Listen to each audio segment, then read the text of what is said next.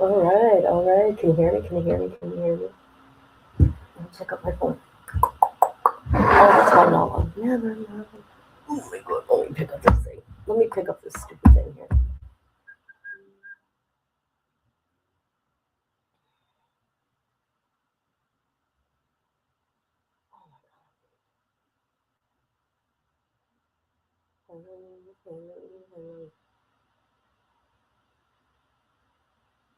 Hello? Oh, here I am. Here I am. All right, people, I'm here. Okay, and they, okay, I didn't get up till about a half an hour ago, but it don't matter. Why is that doing that? Sorry. Hold on, I gotta shut off my notification.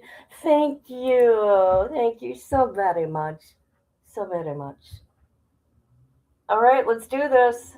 And of course, they're running behind and all that stuff. Well, yeah, because my other accounts, woman, my other accounts, come on now. I'm okay. I'm okay. I got a lot going on, but whatever. All right, let's do this. Hey, hey, hey. All persons having anything to do with the Honorable G. Marion Carroll, First Justice of the District Court, now sitting in Dedham, within and for the Commonwealth, draw near, give your attendance, and you shall be heard. God save the Commonwealth of Massachusetts. This honorable court is now in session. You may be seated. All right, good morning, jurors. Uh, I hope you had a good evening, and I just want to inquire and see, has any member of the jury had any difficulty following my instructions not to discuss this case with anyone, not to visit any areas that have been mentioned in connection with this matter since yesterday? I see no hands raised and all heads going in the right direction. Thank you. And how about, has any member of the jury read, seen, heard, or overheard anything from any source about any aspect of this case outside of this courtroom since yesterday that has affected or would affect your ability to consider this case in any way as a fair and impartial juror? No, thank you all very much. All right, with that, we're ready to proceed. Commonwealth, is the witness available? Yes, I believe we're in cross. We are.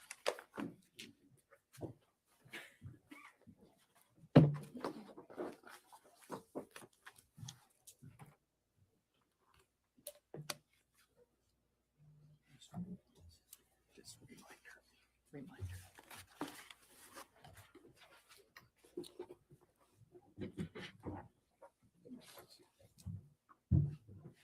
Morning. Just a reminder that you're still under oath. Okay. And Ms. Adams, again, as of the same as yesterday, if you could do your best to keep your voice up, that is appreciated. Yes. Thank you. May I proceed, Your Honor? Yes, thank you. Thank you. Ms. Adams, on January 1st, 2026, you sent Steph's girlfriend a text message that later appeared on TMZ's website, correct?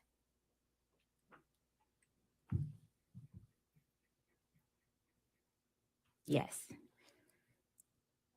And in that text message, you told Steph's girlfriend that you were so sorry, but you couldn't talk to her, right? Yes. And you told Steph's girlfriend in that text message, I didn't say that, especially in the way it was written. Yes. Right? And you were talking about the statement that you made to the Dedham police, right? It was a voicemail, and I didn't listen. I read the transcript, so I didn't know her voice. When you told Steph's girlfriend on January 1st, 2026. I don't understand the question. I'm sorry. So I haven't finished my question. When you told Steph's girlfriend on January 1st, 2026, in a written text message, I didn't say that, you were referring to the statements that were reported in the press that you gave to the Dedham Police Department, correct? I don't understand your question. Did you or did you not write those words? I don't understand your question without further explaining. You can't testify under oath to this jury what you meant by the words you wrote to Steph's girlfriend on January 1st, 2026? I'm sorry, I don't understand your question without further explaining. You also asked Steph's girlfriend to, quote, please call my mediator and she will answer everything you need to know, but only in person and confidentially. Right? Yes, Your mediator's name is Lynette Marie, right? Lynette Marie. Thank you. She's also known as Lynette Marie Turner. I don't know. You don't know your mediator's last name? I don't know her. She's married. I don't know her exact last name. Your mediator works for a company called LMT Global, correct? Yes, that's her company. Your Honor, may I approach? Yes.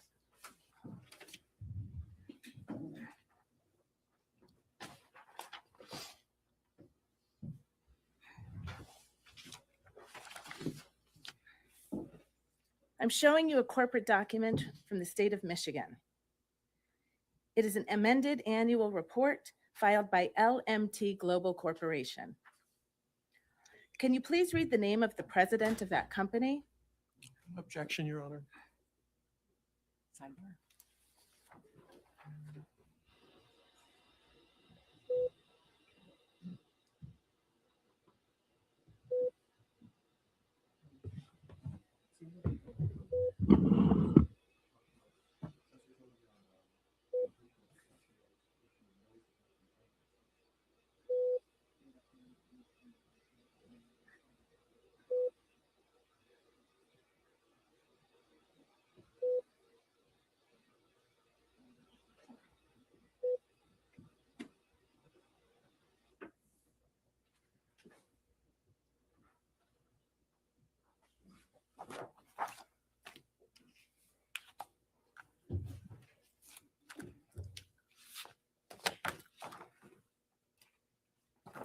Your mediator, Lynette Marie,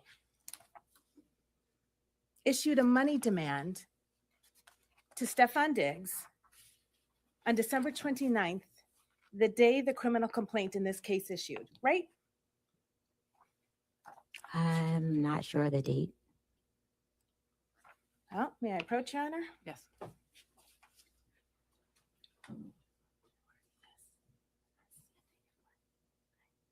If she recognizes it. Do you recognize this email from L. Marie on December 29, 2025 to Stefon Diggs and a number of other people? No, I don't recognize it. You've never seen this money demand before. I seen the money demand after that's it. I don't recognize the email. testimony under oath is that your mediator made a money demand on December 29th for money for you from Mr. Diggs. Money for past The wages. same day the criminal complaint in this case issued, and you didn't see it? I can't answer that question. I'm sorry? I can't answer that question without explaining further. Can't answer that question under oath. Without explaining. Your mediator demanded $19,000 on that date, didn't she? For wages owed, yes.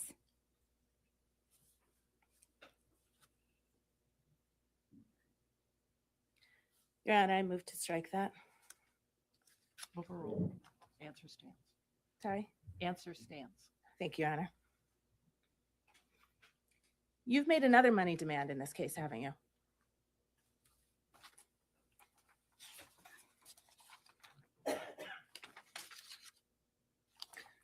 Actually, before we get there, the I didn't get a 19,000, chance to answer the question. before we get there, Are you withdrawing your yes, question, the counsel? question is withdrawn. Thank you, Your Honor. After the money demand for $19,000 was provided to Stefon Diggs, on February 13th, you issued a public statement, didn't you? Yes. And in that public statement, you said, I have never sought money to settle this matter, right? I haven't. And by the middle of April, you had hired a lawyer to represent you, right? For workers' comp. That's a yes or no question, ma'am. Yes, for workers' comp. Your Honor, may the witness be instructed to please answer the questions posed. Witness answered your question. All right. And for workers' comp, the lawyer you hired, is she sitting in this room right now?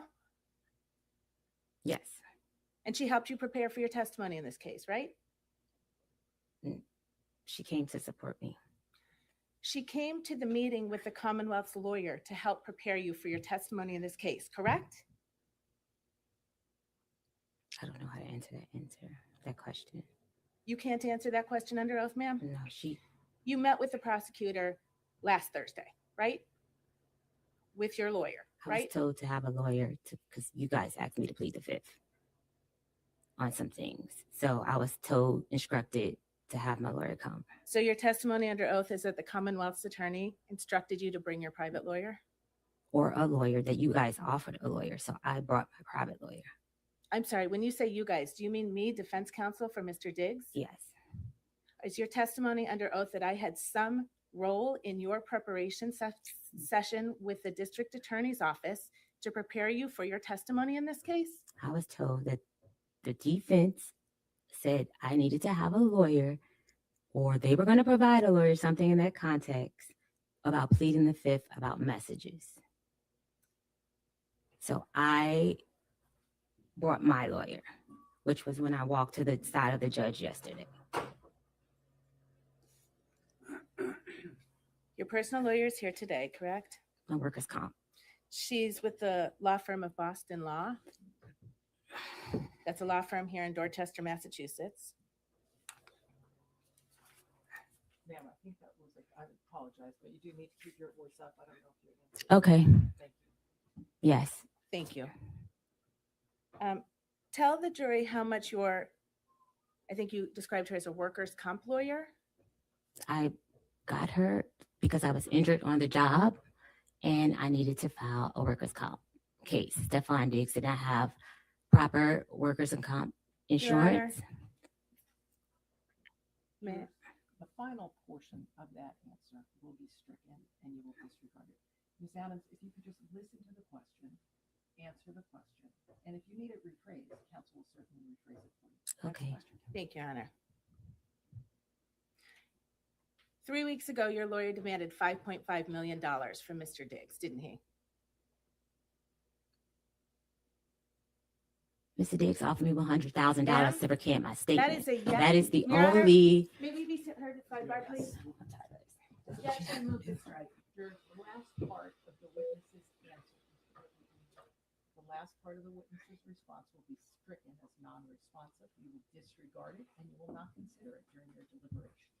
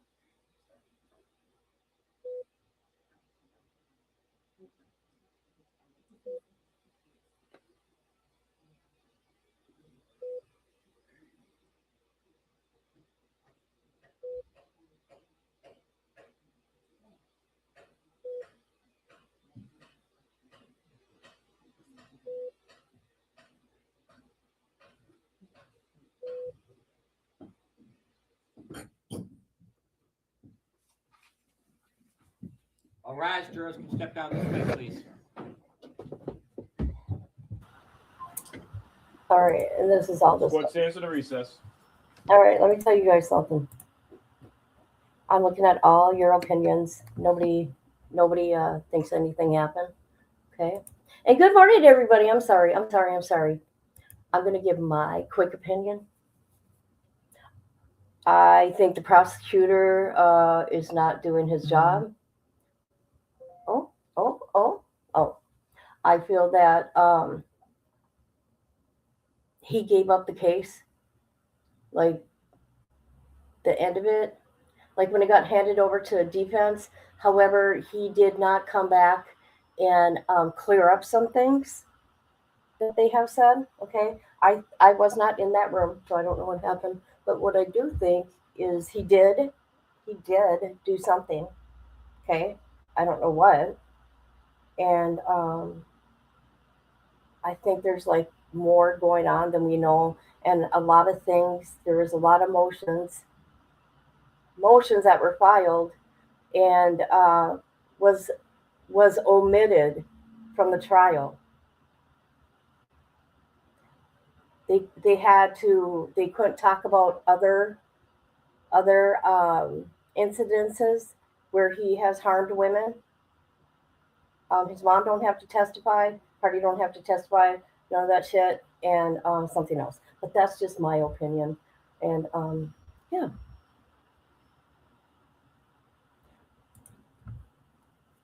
She has no proof. There's no marks on her. I've been beat, right? I've been hurt. My husband actually went to prison for second-degree assault with a deadly weapon. But up until that time, there's ways to not leave marks.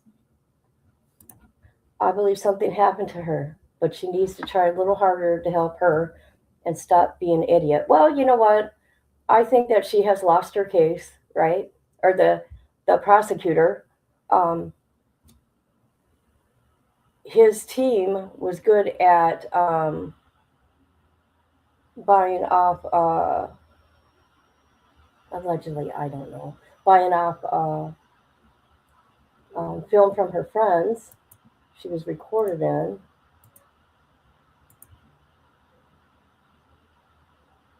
I don't know. Maybe she meant red. I don't know. What else was I going to say? I don't know. Let me look at your comments so I can comment back. Yeah, hit the like or dislike. I don't care. Engagement is engagement, people. And put a fire in the chat. Stefon digs. But there's a lot of secrets going on. There's a lot of secrets going on in that household, okay? There is. All right, so let's speed this up a little bit because there's a lot of this shit going on. But he won the case. The prosecutor, he sucks. Just saying. He just got some good attorneys, and they keep this attorney's good at catching her into things or boxing her in. And instead of having this guy here question her, they decided to have a female do it. Because if a male does it, it'll look mean. Here we go.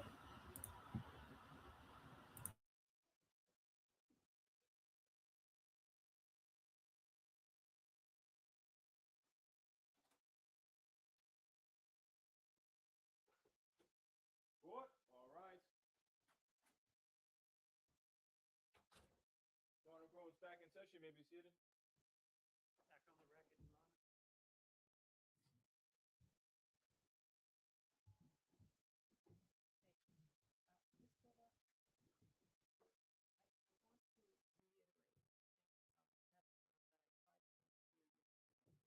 And it's that you're responsible for answering questions that are put to you.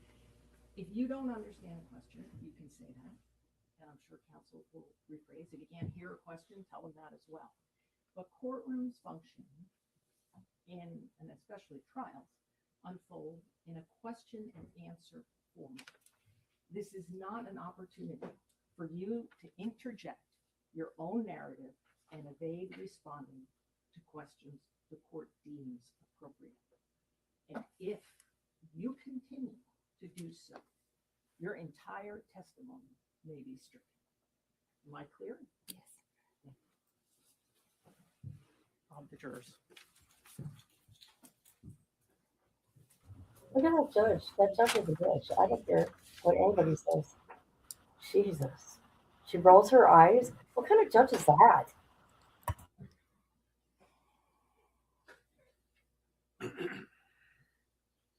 All rise, jurors enter.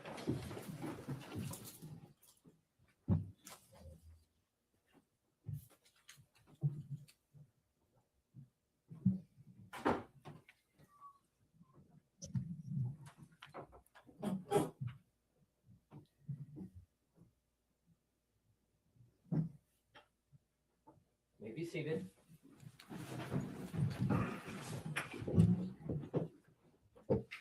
Jurors, at this point, I just want to be clear on one point, all right?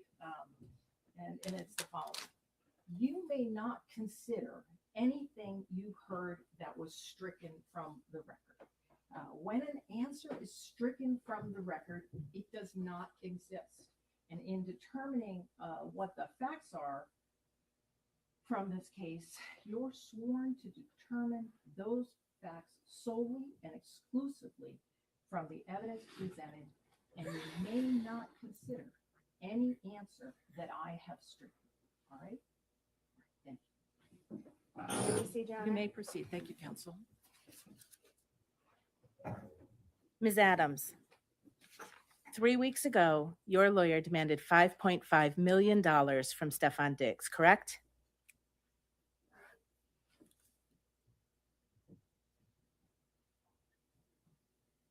That is client lawyer privilege. I cannot speak on that.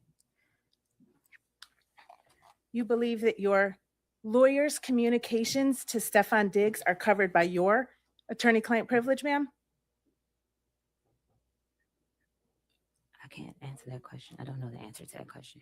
You know that someone on your behalf has demanded $5.5 million from Stefon Diggs, don't you?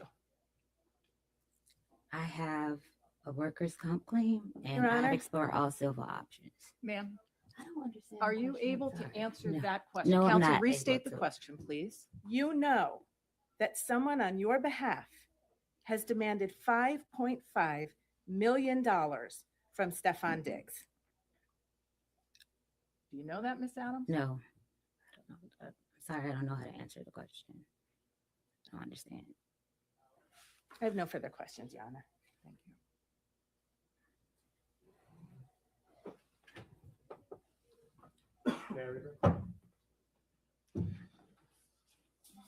Your Honor, before we direct, may we be heard at sidebar? Of course. Thank you.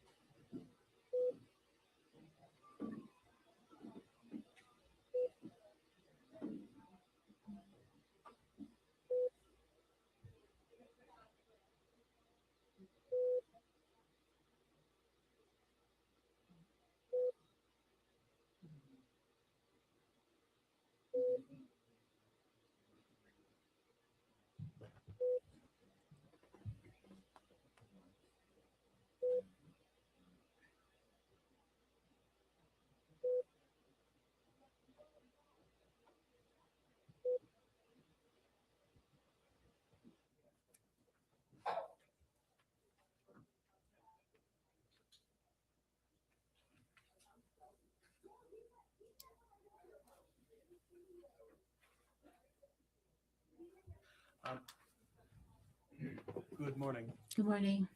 Yesterday, defense counsel showed you a form about that you filled out to the police, Yes. and they made a point that you're the hand, but not the forearm and elbow. May I approach?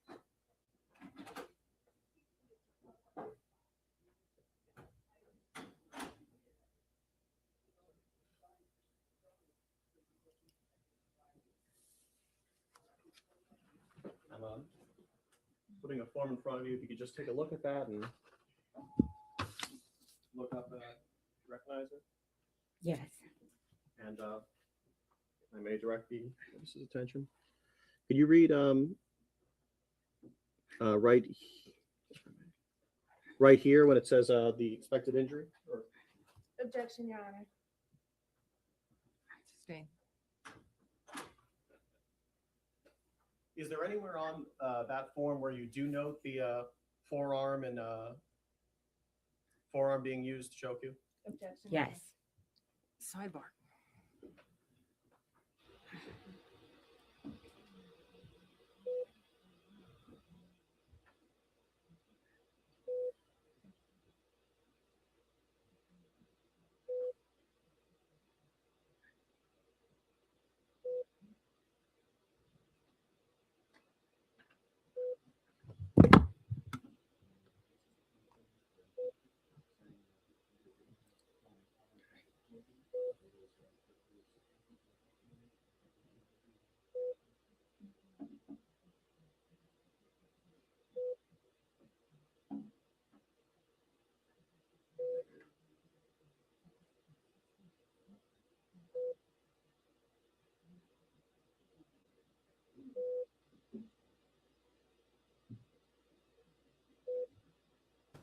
Look at him. Look at him. He knows.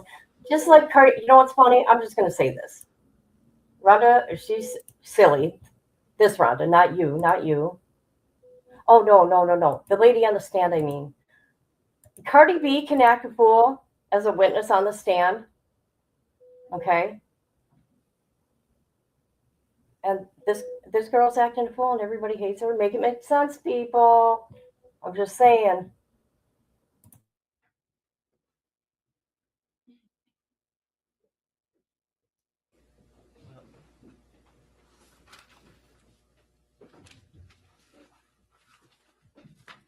On cross, I believe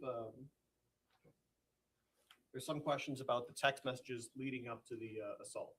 Yes. And, do you have still a binder in front of you? Yes. Do you mind opening to section 3 and to the pages ending in 114?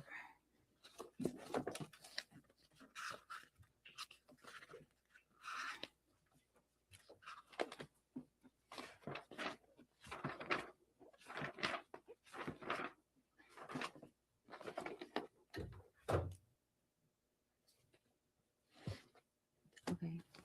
Would you mind reading the text messages from page 114 to 117? Okay. And I'm running that bitch life. The next text message doesn't say anything. I won't be paying you shit. And would you mind just saying who's saying what? Okay, I said the first. I and running that bitch life is what I said. Mr. Diggs said, I won't be paying you shit.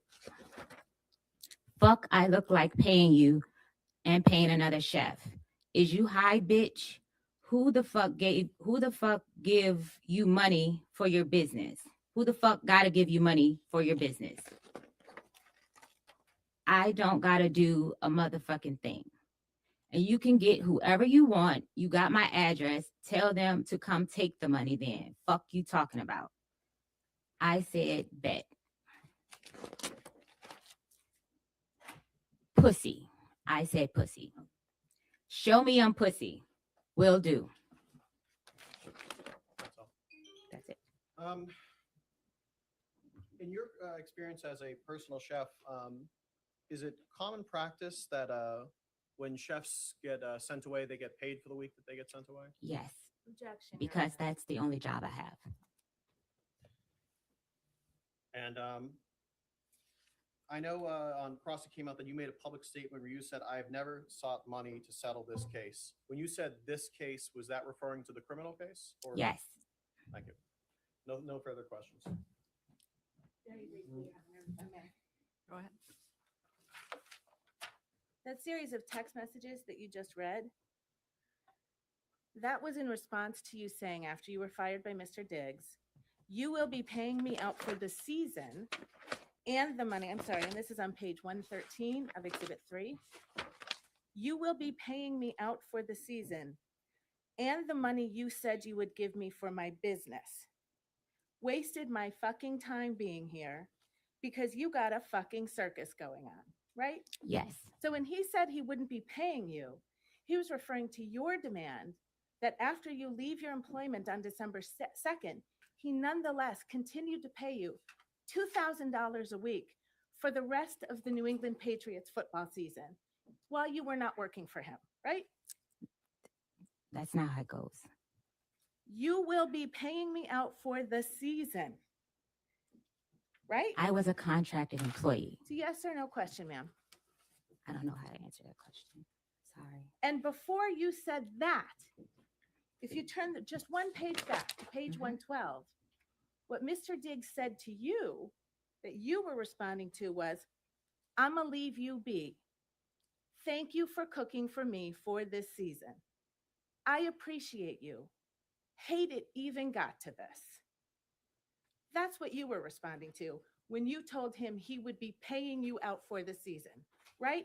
No, it's a other full context of those messages. Ma'am, was the message that came from Mr. Diggs that preceded your demand that you be paid out for the season?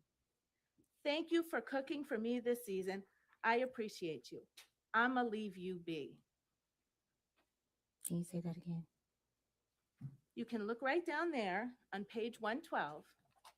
I'ma leave you be. What was your question? I'm not finished. Thank you for cooking for me for this season. You can read along and correct me if I get it wrong. I appreciate you. Hate it even got like this. Right? That's what it says, yes. Okay. And you were really hoping that Mr. Diggs would give you some money so you could open your own restaurant, weren't you? That was our agreement. That was what you wanted him to give you, right? That was an agreement. Ma'am, is this a contract suit? Objection. This is an assault. That objection is sustained. Witness doesn't have to answer. Withdrawn, Your Honor. Thank you. There's no question in front of the witness. You wanted him to pay you to open your own restaurant, right? I wanted to pay me past wages. Okay. Just one moment, Your Honor, please.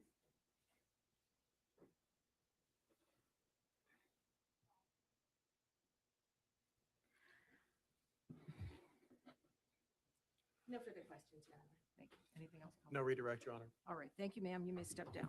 Commonwealth calls Kenneth Ellis of the Devon Police.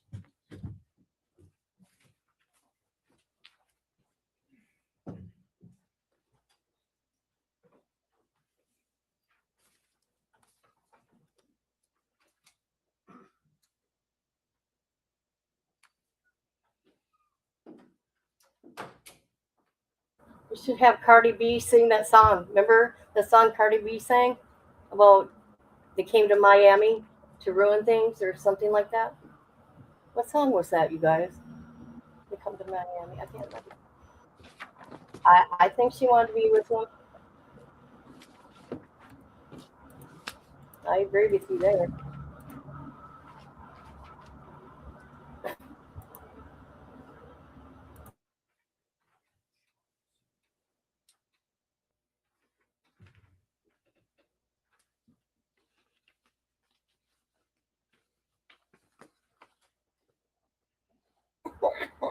I know. Wouldn't that be funny? Oh my god.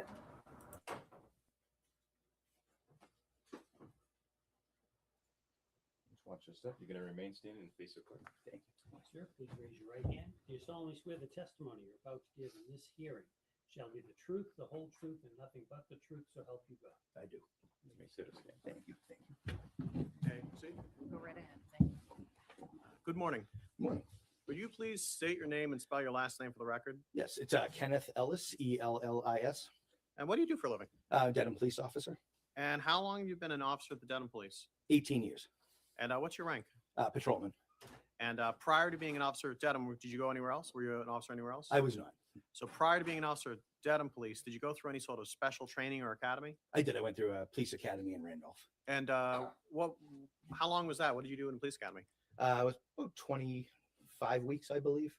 And- Everything from law, different aspects of the law, criminal law, constitutional law, motor vehicle. We had emergency vehicle operation, firearms, report writing, first aid, things like that. Turning your attention now to December 16th, 2025. Do you recall if you were working that day? I was. And do you know what shift? I was working the day shift, 8 to 4. And were you out on duty, patrol? What were you doing? I was assigned to the front desk. Okay. So when an officer is assigned to the front desk, what are their duties? You basically just any walk-ins. Sometimes we have the business phone rings, the non-emergency line. When you say walk-ins, is that just someone literally? Yeah, walking anyone into can the walk. It's people, ranging from, oh, may I use the restroom, or I'd like to make a report, anything. Yeah, anytime someone comes in, we greet them. And during that day, did anyone come in? Yes. And do you know who that person would be? We Mila Adams. And when this person came in, you didn't know who that was at the time. right? No. And she came in. What, if any, observations did you make of her when she came in? She sat down on the bench and she was crying. And did you approach her, or did you wait for her to approach you? How did that? I actually went. Normally, I speak over the phone. There's a phone to talk to people in the lobby. Like behind glass? Yes, Okay. yeah. It's like almost like a smoked glass. But because of her demeanor, I went out to speak to her in person. And did she want to talk to you at first? No, she did not. And why? She asked if there were any female officers working. And what did you say? I actually went back to the shift commander's office and I checked the scheduling sheets, and it appeared that there was not one until 4 p.m. that day. So what did you do? So I went back and I let her know, and I just told her that, she didn't feel comfortable giving me a statement towards anything, then that's okay. And, if she could come back at 4 o'clock. And then I went back to the desk, I believe, for a bit. And then what happened? Then she called me back over and said she would like to give me a statement. And where did you talk? So right after you enter the lobby area, there's double doors, and then to the right of the double doors, there's kind of like an interview room. So we do fingerprints for like civilian things, gun permits, things like that. And what did you talk about? So she just wanted to give me a statement without mentioning anyone involved. So what do you mean you didn't want to mention anyone involved? Well, she said, I'd like to tell you something. Sustain.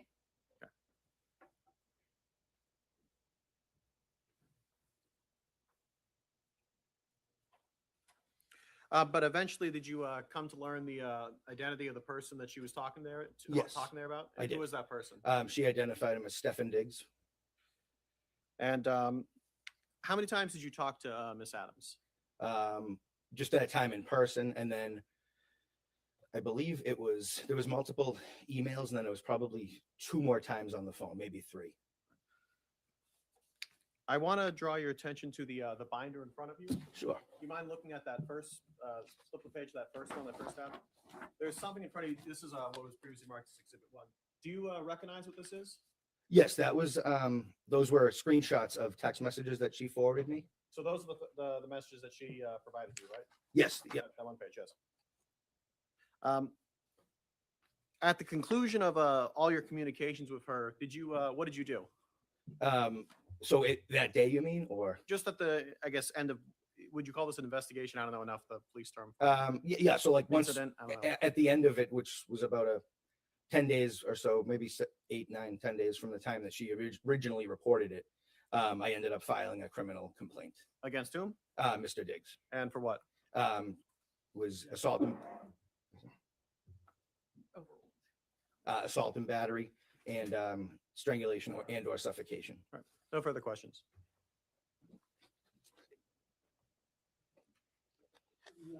Good morning, sir. I'm going to start at the end there. Thank you for being here. Sure. You said you've been a Dedham police officer for 18 years? Yes, sir.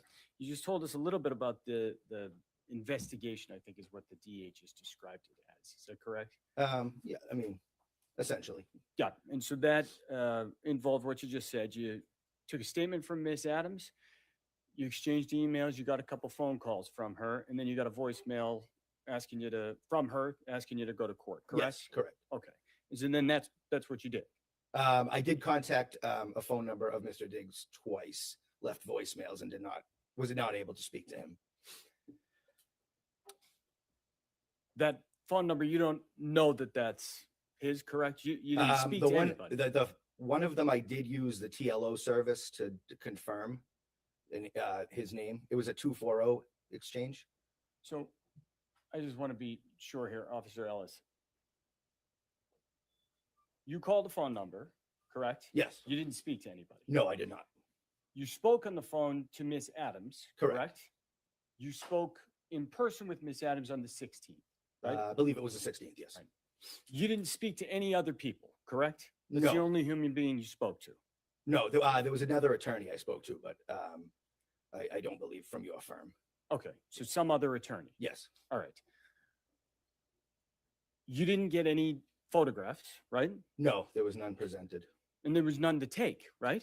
Not for me, no. Right. Absolutely. Because Yeah. when Miss Adams walked in and you observed her, Yep. you didn't see anything on her body that said, I should document that. I did not. No. And your job is to document what's important, right? Correct.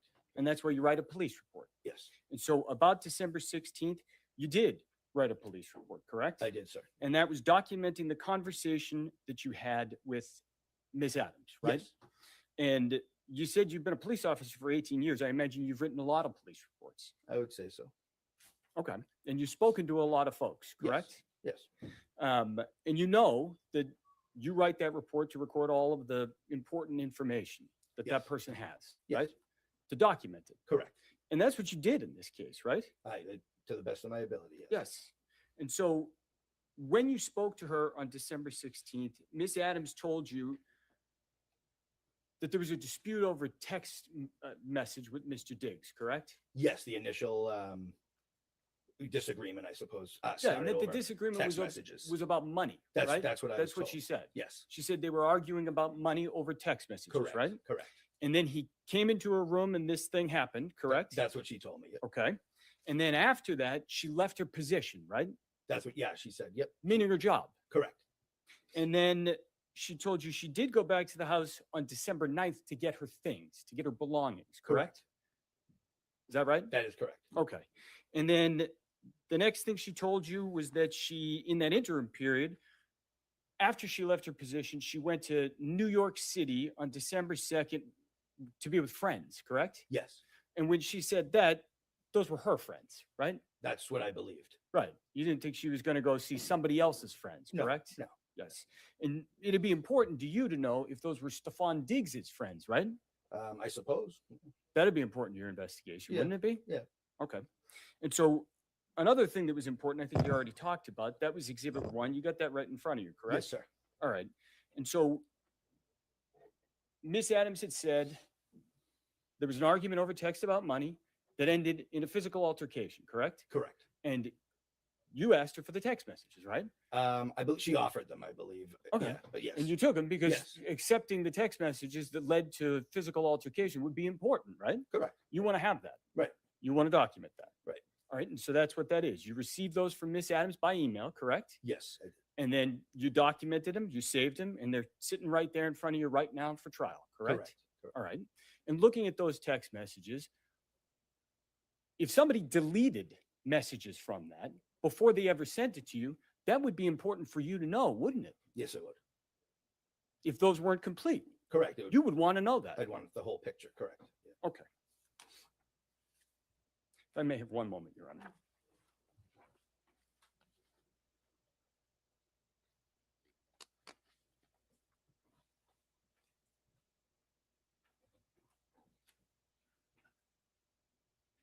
I have no further questions. Thank you. No redirect, Commonwealth rests. All right, thank you. Thank you.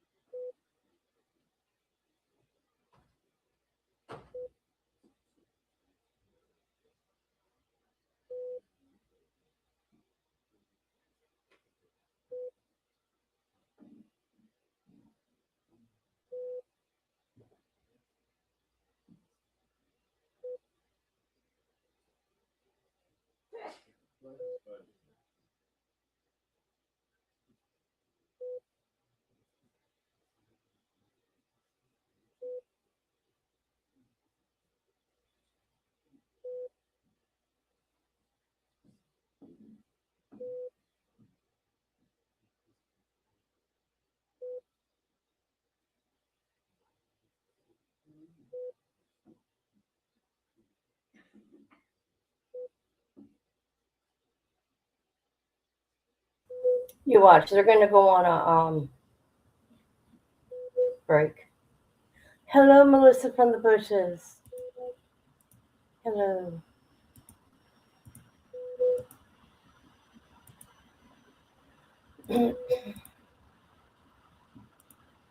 Sure was.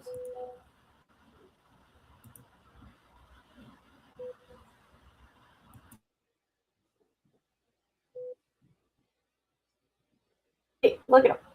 Look at him. He's all smiles. He's all smiles now. Wanna why? Because he knows he won this case. That's why. He is, but you know what? He's not humble anymore like he used to be.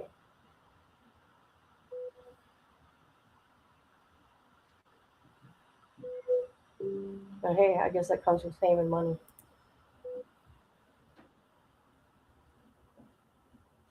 All right, the Commonwealth rests any evidence for the defense.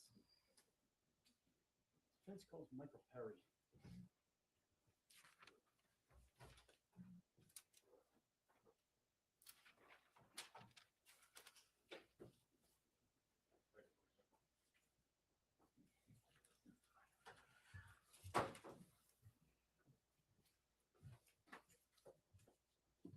If you could just remain standing, watch your step, and face the front, please. Please raise your right hand. You solemnly swear the testimony you're about to give in this hearing shall be the truth, the whole truth, and nothing but the truth, so help you God. I did. You may sit.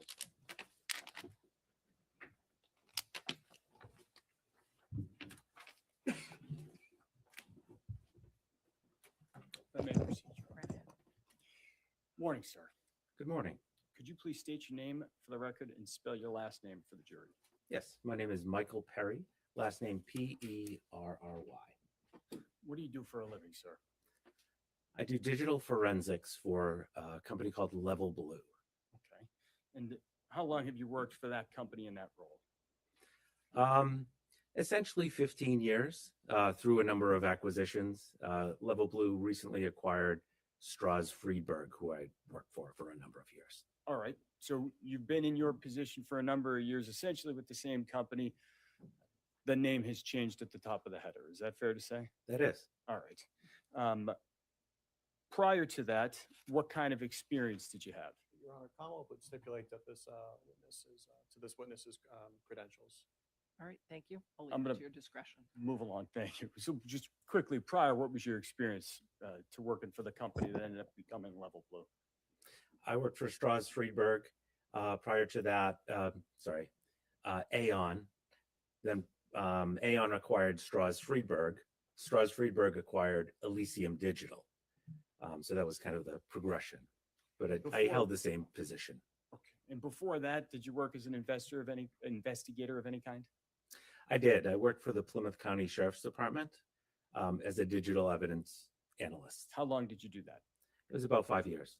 Okay. So my math is correct, you've been analyzing digital evidence for about 20 years then? That's right.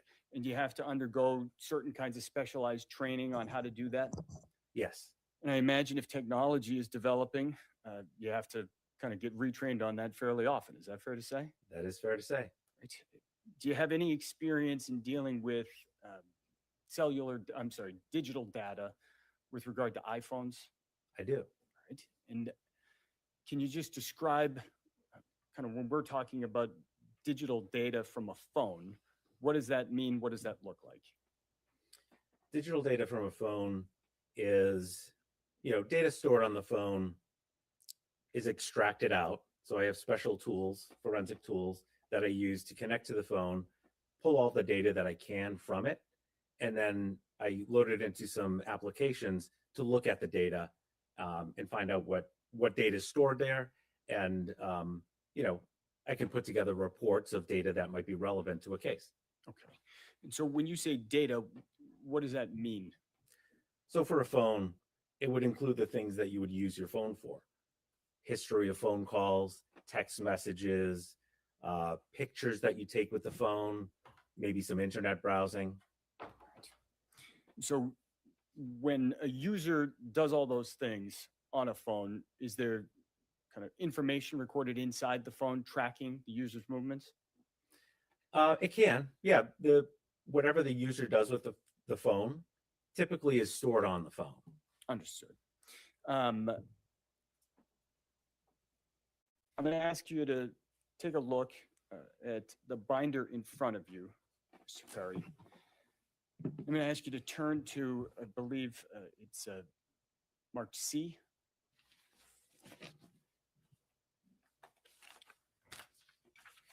Okay. You see that front page there. It looks like it says Celebrate at the top right corner. Is that correct? That's correct. All right. What are we looking at there in Exhibit 3? This is the first page of a report that I put together after preserving one of two of Mr. Diggs's phones. So this is the first page of one of those reports. All right. And so the report you're talking about, fair to say that's a number of pages there in Exhibit 3, correct? It is. All right. And that contains data from the phone that you just mentioned from December 2nd. Is that fair to say? That's correct. I'm going to ask that you turn the page in Exhibit 3 to, there's a little number on the bottom right corner that says 113 on the right. It ends 113, I should say.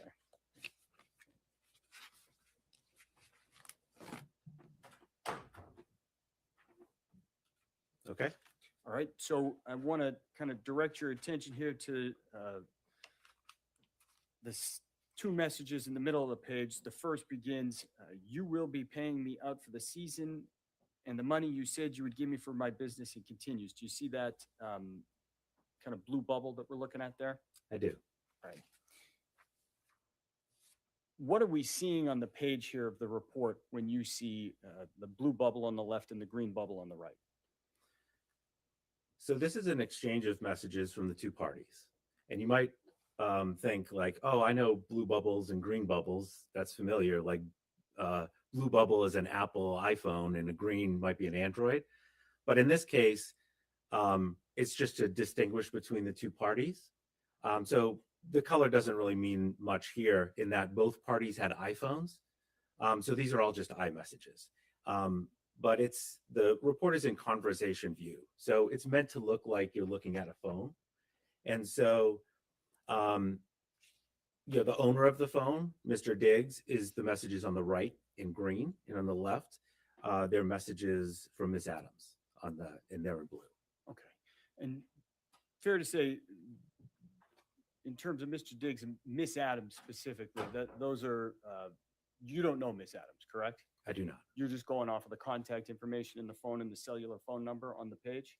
That's correct. Please turn to the next page ending 114. So looking at this box on the top left corner of the box on the left, that page has a bubble that says "in ruining that bitch life." Is that fair to say? Yes. All right. Up in the top left corner of that, there are two phone numbers. What are those two phone numbers? What's the significance of the data in the top left corner? They're it's the contact information for both parties that are in this conversation. So you have a from number. The stored contact name is Mila Chef. And then you have the two, which is the owner of the phone who's receiving the message. That's the numbers in the top left. Okay. And so would those be the two phones having the conversation in the iMessage chat? Yes. Kind of going down to the middle of the page, it indicates there's a time there that says 12/2/2025, 5:35:01 p.m. UTC +0. Can you explain what that means? Yes, that's the time stamp when the message was read. And UTC is it's a universal time coordinated, which just means universal time, which is the time basically in London at the time. And it's kind of like a standard to base timestamps off of, where at the time of this message in December of 2025, we're not in daylight savings time, so our time zone is -5. So Eastern is -5 from that UTC time. All right, so the UTC plus 0, you would need to subtract 5 to get to Eastern Standard? That's correct. All right, and so looking down at the bottom here of that same message, in the bottom right corner, it says 12/2/2025, 5:34, 43 seconds PM, UTC plus 0. What's that? That's the time the message was delivered to the phone. And when you say the phone, that would be the user's phone? That would be the user's phone, Mr. Dix's phone in this case. And again, the same calculation would apply. Is that fair to say? Yes. So that message was delivered to Mr. Diggs's phone at 12:34 p.m. Eastern Standard Time? That's correct. Looking at this box, the kind of corner, the bottom right corner we just talked about, you said that's when it was delivered to the phone, the user's phone. Is there any way any other way, I should say, for one of these blue boxes, one of these messages to appear in an iMessage chat? No, I mean, it's just sent from the user that's part of the conversation that we see here. Okay. And so the user in the right on the green, is there any way that that person could create a message on the other side of the conversation? No, a user is not able to insert a message into a conversation just on one side of, in their own phone. So a user could insert messages into iMessage on their own side of the conversation, but not on the side of the person they're talking to. They can only send the message. They can't go into a conversation and just put a message in there. It has to be sent in that two-way communication. Conversely, if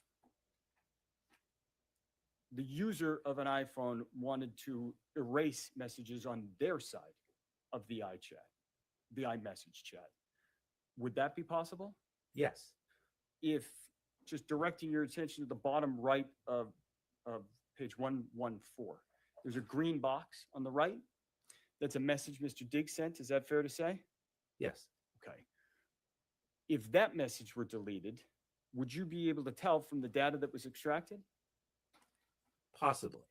Okay. And the reason why is that on an iPhone, if you delete a message, it actually gets retained for 30 days. So if you have an iPhone, you can go back and recover that message. Maybe if you deleted it by accident or something, you can recover it within 30 days. After 30 days, it's not recoverable. All right. And so you could see the data for 30 days if a user deleted it, if you extracted their phone, correct? Within that 30 days. All right.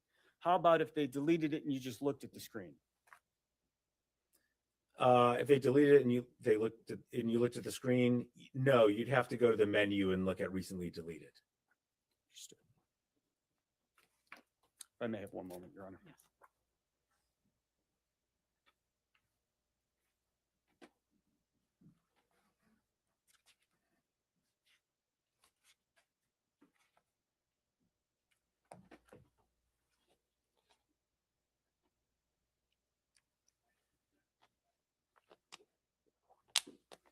Just a few more questions, Judge. Apologies.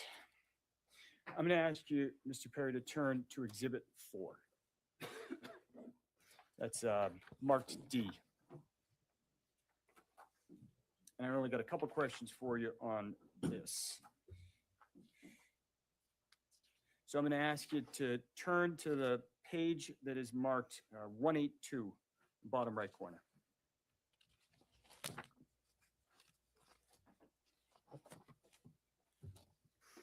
Okay. All right, and so fair to say there's a message there that in the bottom left corner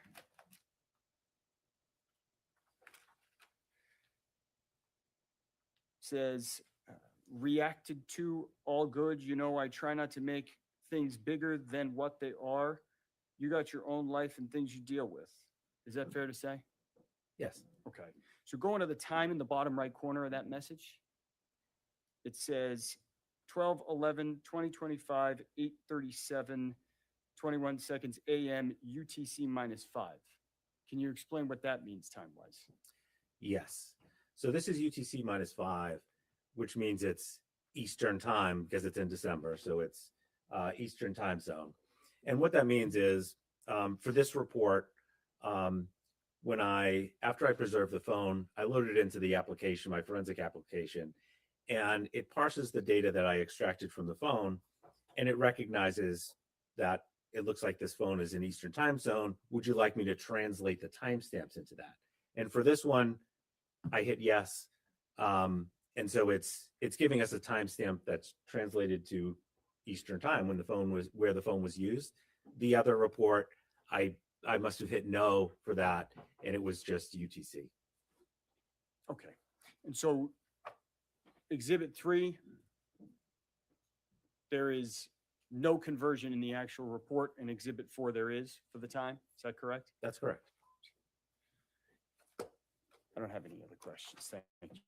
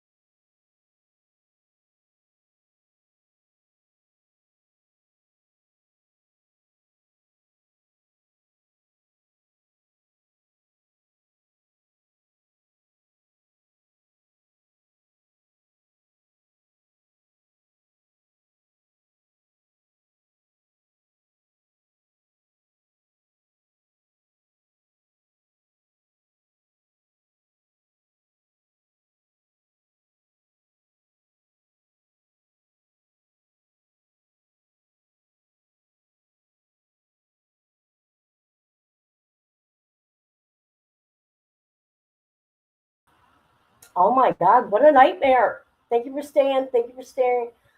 I don't know what happened.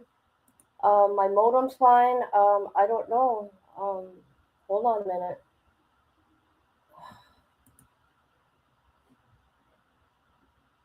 It's got to be my laptop. It's going to piss me off. Oh, I gotta figure out how to do it. Okay, hold on, please. Hold on. Okay, I'm guessing. I'm guessing. That's what I'm doing right now. Thank you for staying with me. I appreciate every one of you. Please hit the like or dislike. All right, there we go. All right. And so the report you're talking about, fair to say that's a number of pages there in Exhibit 3, correct? It is. Right. And that contains data from the phone that you just mentioned from December 2nd. Is that fair to say? That's correct. I'm going to ask that you turn the page in Exhibit 3 to, there's a little number on the bottom right corner that says 113 on the right. It ends 113, I should say.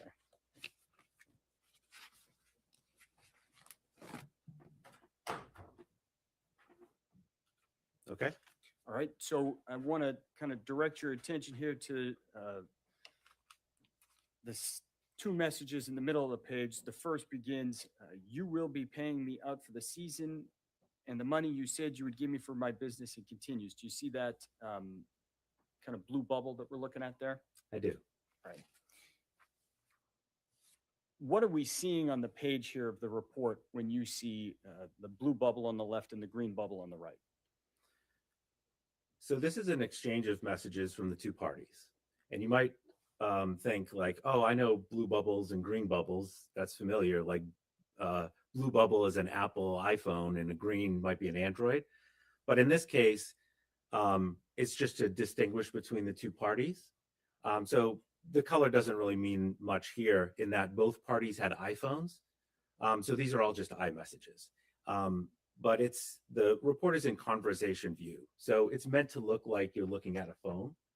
And so, the owner of the phone, Mr. Diggs, is the messages on the right in green, and on the left, their messages from Miss Adams and they're in blue. Okay. And fair to say, in terms of Mr. Diggs and Miss Adams specifically, that those are, you don't know Miss Adams, correct? I do not. You're just going off of the contact information in the phone and the cellular phone number on the page? That's correct. Please turn to the next page ending 114. So looking at this box on the top left corner of the box on the left, that page has a bubble that says "in ruining that bitch life." Is that fair to say? Yes. All right. Up in the top left corner of that, there are two phone numbers. What are those two phone numbers? What's the significance of the data in the top left corner? They're it's the contact information for both parties that are in this conversation. So you have a from number. The stored contact name is Mila Chef. And then you have the two, which is the owner of the phone who's receiving the message. That's the numbers in the top left. Okay. And so would those be the two phones having the conversation in the iMessage chat? Yes. Kind of going down to the middle of the page, it indicates there's a time there that says 12/2/2025, 5:35:01 p.m. UTC +0. Can you explain what that means? Yes, that's the time stamp when the message was read. And UTC is it's a universal time coordinated, which just means universal time, which is the time basically in London at the time. And it's kind of like a standard to base timestamps off of, where at the time of this message in December of 2025, we're not in daylight savings time, so our time zone is -5. So Eastern is -5 from that UTC time. All right, so the UTC plus 0, you would need to subtract 5 to get to Eastern Standard? That's correct. All right, and so looking down at the bottom here of that same message, in the bottom right corner, it says 12/2/2025, 5:34, 43 seconds PM, UTC plus 0. What's that? That's the time the message was delivered to the phone. And when you say the phone, that would be the user's phone? That would be the user's phone, Mr. Dix's phone in this case. And again, the same calculation would apply. Is that fair to say? Yes. So that message was delivered to Mr. Diggs's phone at 12:34 PM Eastern Standard Time? That's correct. Looking at kind of the bottom right corner we just talked about, you said that's when it was delivered to the phone, the user's phone. Is there any way, for any other way, I should say, for one of these blue boxes, one of these messages to appear in an iMessage chat? No, I mean, it's just sent from the user that's part of the conversation that we see here. Okay. And so the user in the right on the green, is there any way that that person could create a message on the other side of the conversation? No, a user is not able to insert a message into a conversation just on one side of, in their own phone. So a user could insert messages into iMessage on their own side of the conversation, but not on the side of the person they're talking to. They can only send the message. They can't go into a conversation and just put a message in there. It has to be sent in that two-way communication. Conversely, if the user of an iPhone wanted to erase messages on their side of the iMessage chat, would that be possible? Yes. If, just directing your attention to the bottom right of page 114, there's a green box on the right. That's a message Mr. Diggs sent. Is that fair to say? Yes. Okay. If that message were deleted, would you be able to tell from the data that was extracted? Possibly. Okay. And the reason why is that on an iPhone, if you delete a message, it actually gets retained for 30 days. So if you have an iPhone, you can go back and recover that message. Maybe if you deleted it by accident or something, you can recover it within 30 days. After 30 days, it's not recoverable. All right. And so you could see the data for 30 days if a user deleted it, if you extracted their phone, correct? Within that 30 days. All right. How about if they deleted it and you just looked at the screen? If they deleted it and you looked at the screen, no, you'd have to go to the menu and look at recently deleted. Understood. I may have one moment, Your Honor.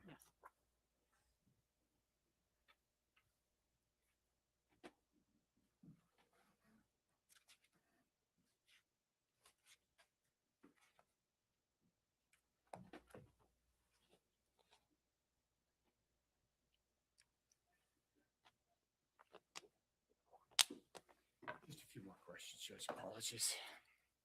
I'm going to ask you, Mr. Perry, to turn to Exhibit 4. That's marked D. And I only got a couple questions for you on this.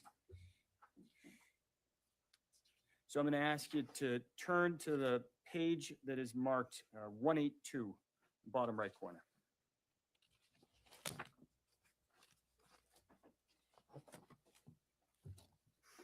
Okay.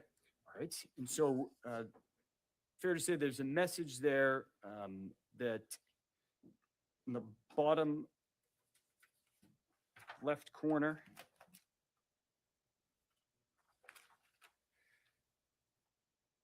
says, reacted to, all good. I try not to make things bigger than what they are.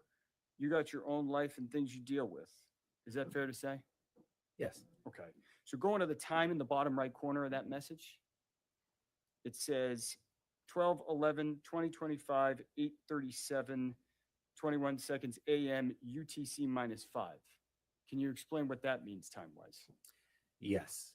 So this is UTC -5, which means it's Eastern time because it's in December. So it's Eastern time zone. And what that means is for this report, after I preserve the phone, I load it into the application, my forensic application, and it parses the data that I extracted from the phone, and it recognizes that it looks like this phone is in Eastern time zone. Would you like me to translate the timestamps into that? And for this one, I hit yes. And so it's giving us a timestamp that's translated to Eastern time where the phone was used.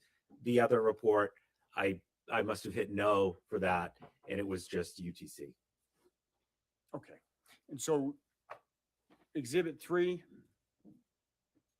there is no conversion in the actual report. In Exhibit 4, there is for the time. Is that correct? That's correct. I don't have any other questions. Thank you, Your Honor. Commonwealth, any questions?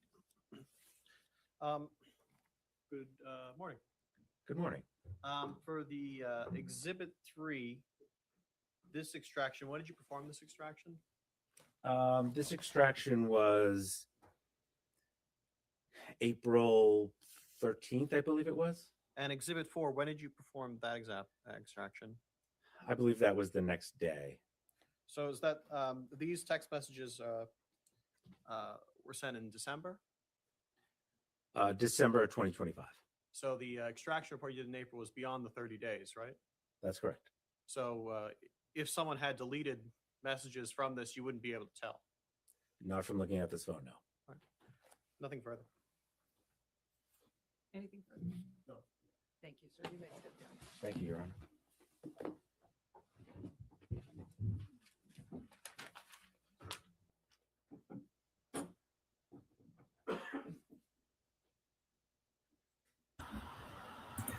Hello, barn dog. How you doing?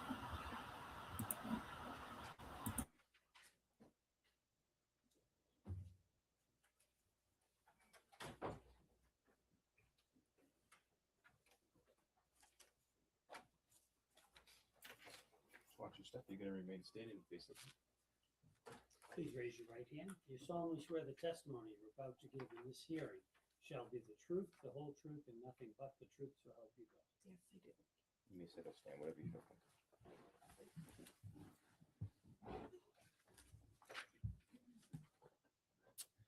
Morning, ma'am. Good morning. Could you please state your name for the record and spell your last name? Janelle Salas, Sales. Where are you from? Maryland. What do you do for a living, Miss Salas? I am the chief of staff to Mr. Diggs. You say Mr. Diggs, is that Stefon Diggs? Correct. How long have you been Mr. Diggs' chief of staff? Since July 2023. What are your responsibilities? What do you do day to day as his chief of staff? I manage all the moving parts. It also varies between during the season or off season, calendar management, vendor management, and I'm pretty much the liaison between his marketing and talent agency. If I need to speak to finance, anything that comes up with his agent, anything personal, family related. Sounds like quite a bit there. Okay. You said it varies by whether it's in the off season or the season. What does that mean? So during the season, the calendar is pretty much structured for about 20 weeks, depending how long it goes, from camp all the way until the end of the season. So there's a strict schedule day to day, pretty much from 7 to 6 p.m. And then off season, it varies between training, traveling, and other business commitments. Okay. And so you've been saying season and off season. Fair to say Mr. Diggs is a professional football player? Correct. And so that would be the football season? Correct. You said that in the off season, in the regular season, there is kind of schedules that you have to liaise with the team on, correct? Correct. Right. In the off season, it's more a schedule that you and Mr. Diggs' consent then? Correct. When is the football season? What time of year? Preseason, I would say July. So that's when we start preparing for camp.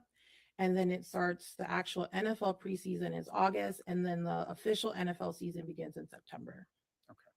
And when does it end? If you go all the way through January and February. All right. So, So December is during the season, NFL season? regular season. Regular season. Mhm.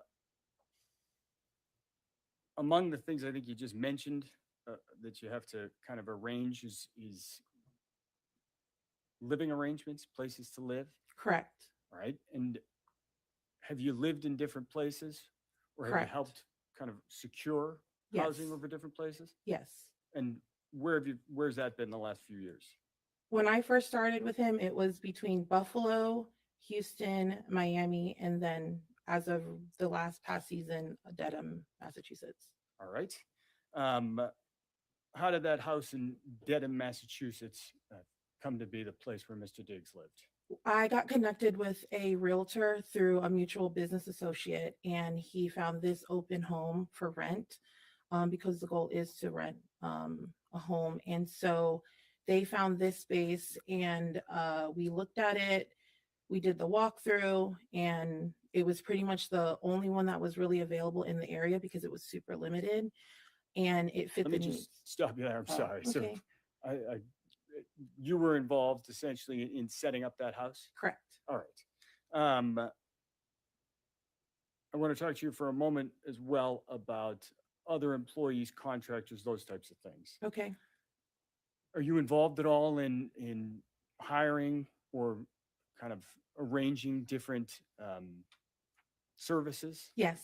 Right. And so what would those be, generally speaking? During the season, it would be his wellness and maintenance schedule. So it's massage therapists, nurses for his IV therapy, hair, nails, esthetician, just pretty much did regular maintenance on his body to just keep him going throughout the season. Okay. And in terms of any other employees, have you had to try to, arrange for flights, Yes. drivers? Correct. What about a chef? This past one, we were just familiar. He was friends with her. All right. Let me go back before. Have you hired chefs before in the Correct. past? Yes, I have. All right. Yes. In terms of just kind of the process of hiring drivers, chefs, masseuses, anybody else, is there a normal process for engaging someone for their services? We vet them out. I typically have I ask someone that was already a trusted resource, and I vet them out through them. We get paperwork, we come to agreements to terms. Sometimes they have a contract, sometimes they don't. Sometimes they have an NDA, sometimes they don't. It really is dependent on the relationship. And also, especially if they're new, they get the full-on package, basically. NDA, All the paperwork you just W-9, described. correct. Okay. So you mentioned you didn't have paperwork for the most recent chef. Is that fair to say? Correct. And what's that person's name? Mila Do you know Mila's last name? Adams, All right. When did Mila Adams start working as the chef? July of 2025.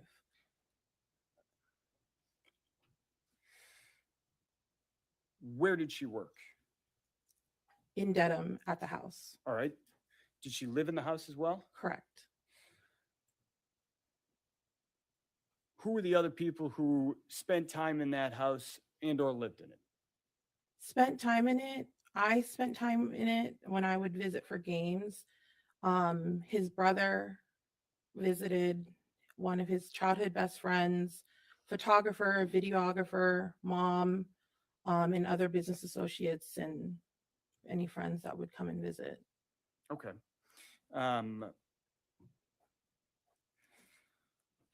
Were there kind of permanent or assigned bedrooms in that house? There was a general understanding of whose room, who stayed in which room, and pretty much if you got there, it's like first come, first serve. So there was only just 2 assigned rooms. All right. Did Mr. Diggs have an assigned room? Correct, he did. And where was that house? It was the main primary bedroom. When you walk upstairs, there's the first immediate bedroom. There's a landing and a laundry room, and it's the first immediate bedroom to your right. All right. You just walked us in the house there for a moment. Could you just describe what the layout of the downstairs looks like? So generally, there's a big grand foyer. When you walk into the house from the front door, there's a formal living room. To the right, there is a office to the left. There, when you walk up, it's about 2 steps and you go up, there's a formal dining room on the right. And then you walk up, it's an open concept. So it's an open living room and an open kitchen to the front of you. To the left of that is the stairs going upstairs to the 4 bedrooms. And then there's a stairs that go downstairs, right underneath the stairs that go up to 2 bedrooms in the basement. Did Miss Adams have a room in that house? She did. Where was that?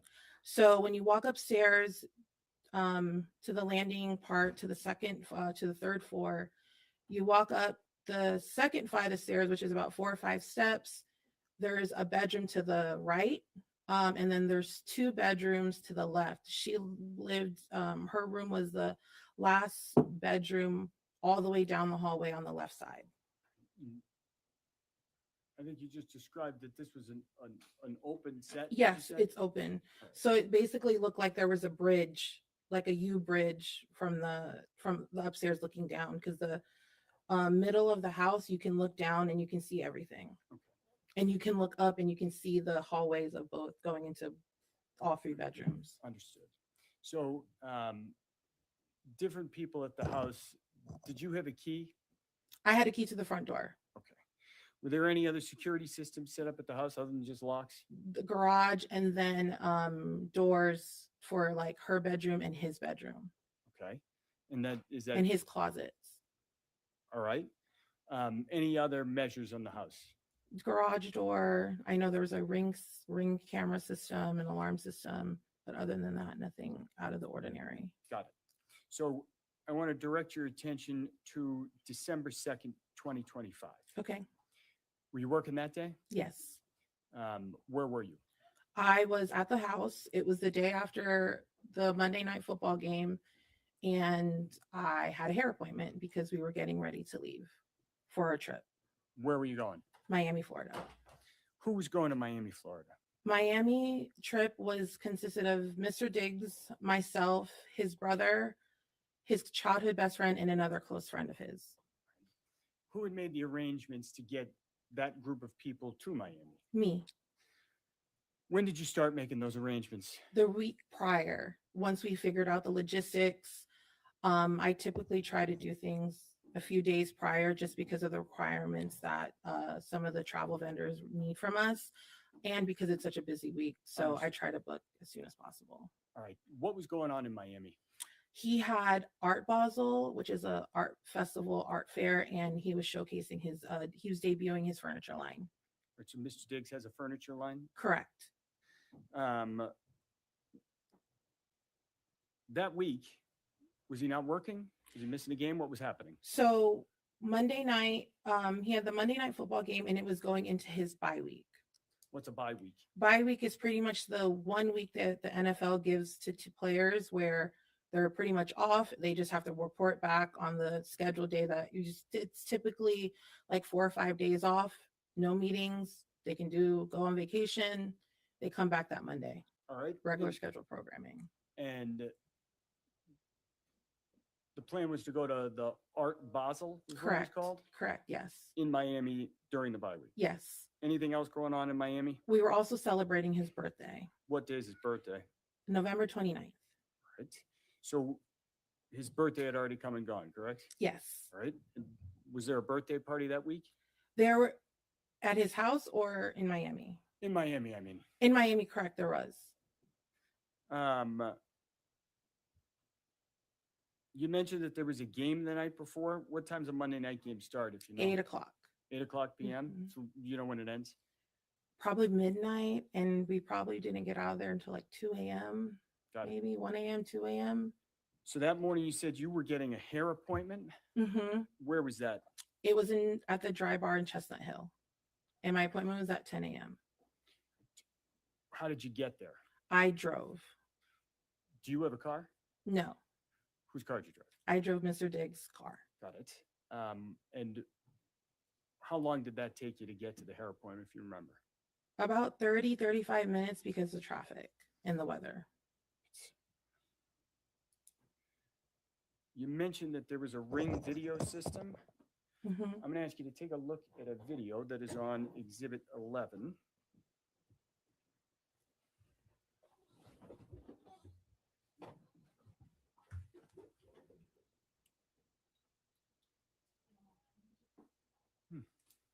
One moment. That's fine.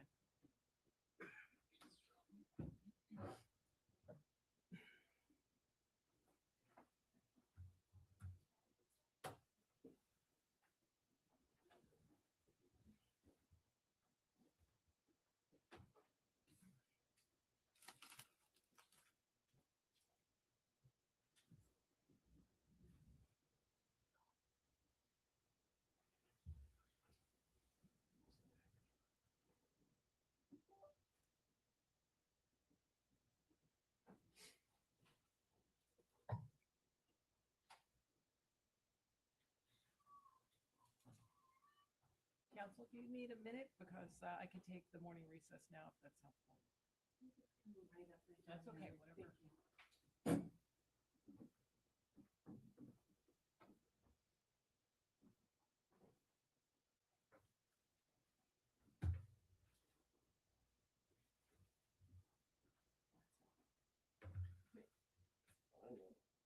All right, let's do this.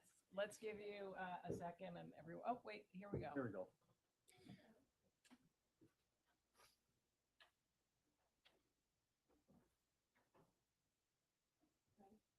Yes, if we could play that.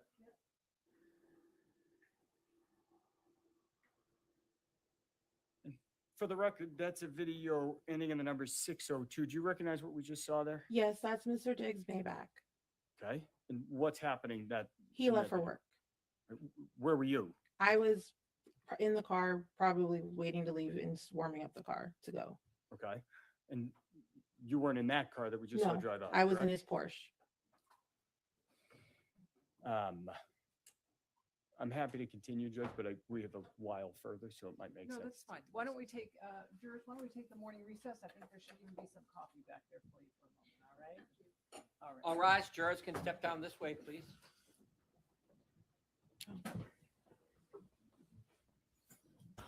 I would not want her job. Heck no. Heck no. All right.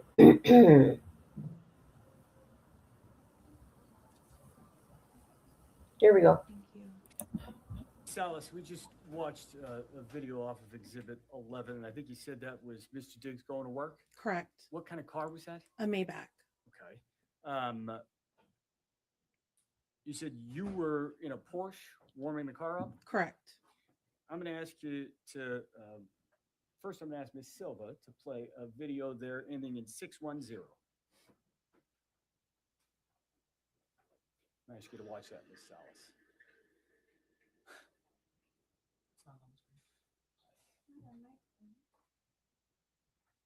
Okay, so if we can replay that, you can get a look at it, Ms. Salas. If we could pause it right there real quick. All right, so do you recognize what that video depicts? Yes. What's that? It's the Porsche leaving the house. Who's driving Me. that? That's you leaving the house? Yes. All right. And if I could direct your attention here. The time on the exhibit is 9:26 Eastern Standard Time on December 2nd, 2025. Correct. Does that sound about right for when you left the house that morning? Yes. Because my appointment was at 10 a.m. Okay. So looking at that image, can you tell us, kind of just orient us on what we're looking at there?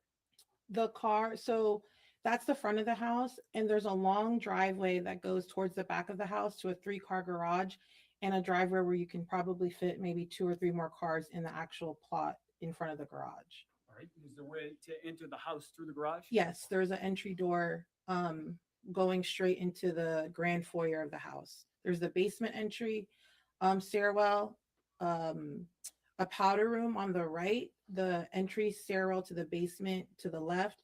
And when you walk straight, there's the grand foyer. In front of you is the dining room, and then the formal living room. And then to the left is the living room and the kitchen. Okay. And the stairwell going up to the third floor. Going upstairs. Yes. All right. And so did you go through the garage to drive that Porsche out that morning? Yes. Do you remember getting back to the house? Yes. Do you remember what time that was? It was in the afternoon after I had ran my errands from my hair appointment. Okay. What I would ask is if Miss Silva could play a video with the last three numbers, 637, off of that same exhibit 11.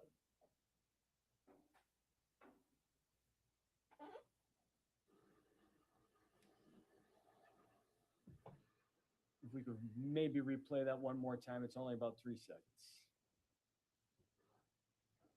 All right, so do you recognize what that depicts? Yes, it's the car returning home. And is that you driving the car? Yes.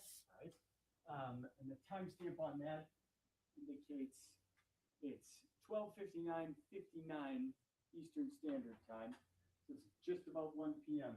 Is that consistent with your recollection when you got Yes. home? Yes. What were you doing that day after you got your hair done? I was coordinating our travels because I was getting updates from the airport regarding the change of airports, change of planes, and trying to just get everybody together Okay. to be ready to leave by the end of the night. So you were working.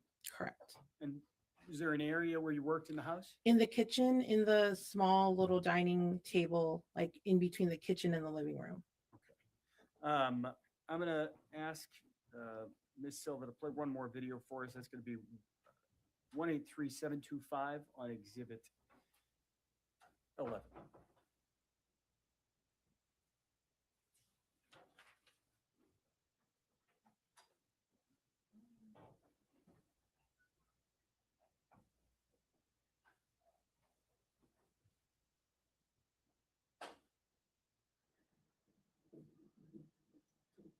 We could try to replay that one more time as well. All right, so it looks like she's paused it here, a second into the frame. Do you recognize what's depicted in this video? It's the Maybach coming home. All right, is that Mr. Diggs? Yes. The timestamp on that looks like it says 15:38 and 51, so maybe 3:39, 3:40 p.m. Yes. Is that consistent with your recollection of when you got Yes. home? Yes. You said you were working that afternoon. Do you know where Mr. Diggs went in the house? He likely went to say hi to his brothers and then went straight upstairs to take a nap because it's the day after a game. Objection. Okay. Where were you sitting? I was probably walking around the house, either the kitchen, probably going up and down to the basement because I was probably doing laundry, just running around the house. Objection. Sustained, that response is stricken from the record. Jurors will disregard. So let me ask you, you mentioned that you remembered doing something with flights and getting to the airport. Correct. What is that? What do you mean? So because one of the airports that we usually travel frequently at, the Norwood Airport, there's limitations on the planes, and especially if the weather is bad, they typically recommend that we fly into another airport, which was Bedford. Bedford, Massachusetts? Correct. So is that to say the weather was not great? Correct. December 2nd? Correct. That day, hmm when you're making these phone calls, sending emails, doing whatever work you're doing to coordinate, you said you were downstairs. hmm Did you see anybody else walking around downstairs during that afternoon? Mila was there, his brother was there, and his childhood best friend, and another friend was also arriving in, who had flown in to go to Miami with us. Okay. You said Mila was there. Did you see her that afternoon? Yes. What did she look like? She looked like she was going to work out. She had workout clothes on. She complimented on my hair. just regular, just walking around the kitchen, probably around the house. Nothing out of the usual. Okay. That afternoon, did you, is that the only time you saw Miss Adams? You see her again as the day Towards went the on? in the evening, closer to the evening. So after dark? Yes, it was because it was getting dark at like 3 o'clock in at that time. So by like 3:30, 4 o'clock, maybe closer to 4:30, it was like dark. Okay.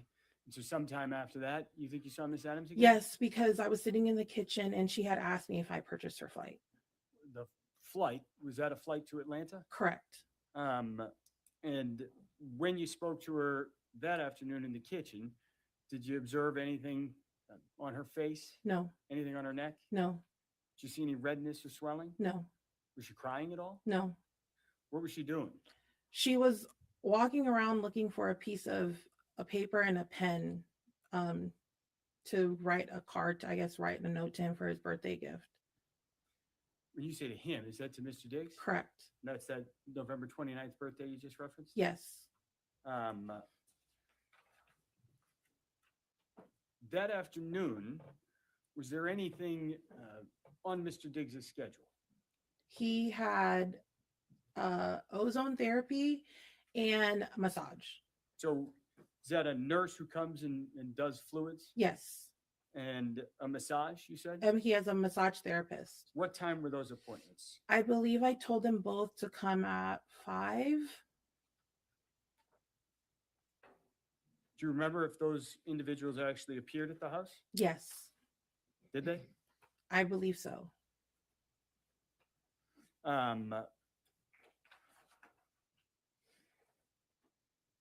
That afternoon, you said you purchased a flight for Mila Adams to Atlanta. Yes. Did you arrange to get her to the airport? Yes. What time did that happen? Probably in the 7 o'clock hour because you have to be there an hour before checking in your bag. And it took about 45 minutes to get to the airport. So probably between 7 to 7:30. You think about 7:30? Yeah. And so did she leave the house around 7:30? She should have left around before 7:30 to get to the airport on time if she was checking in a bag. And you saw her prior to that, Yes. correct? Yes. So is it the encounter you had in the kitchen Yes. with the pen and the card, I think you mentioned? Yeah, she was running to go to his room to put it on, I guess, his gifts that she was giving him. Did you end up speaking to Mr. Diggs later that evening? Yes. And did you see any of those, the card or the presents that you Yes, there were referenced? 2 boxes on his bed from Chanel. One he had opened up and he put on after his massage, and we were getting ready to leave. I told him, we got to pack, we got to go, we got to make this flight. He put the beanie on. There was another box that was unopened, and then there was a green Post-it with whatever note she had on it telling him for his birthday. All right. Prior to speaking to Mr. Diggs, prior to arranging for Yes. Miss Adams' Uber, did you hear anything that afternoon? No, Any screams? no, Slam doors? no, Anything out of the ordinary? no. Do you know if Miss Adams cooked dinner that night? It was like a hot dog. It was like and there was like mustard on it, but it was like left on the counter and it was like dried up. And then in the room, it was like dried up. So there was like 2 that were made. Let me back you up on that. Do you know if she did cook dinner that night? She did Where did she do that? in the kitchen. And what time did you see that? I just remember the food being like prepared Okay. already. And you mentioned it was a hot dog or something like Yeah, that? it was like a hot dog, or like, like Auntie Anne's when they have like the pretzel dogs. It kind of looked like that, but it just looked dried up. Okay.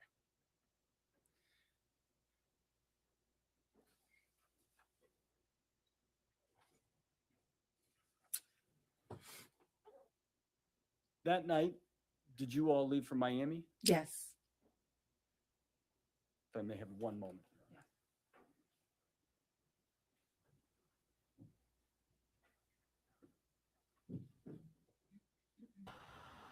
There's a lot of shit going on in that home, people.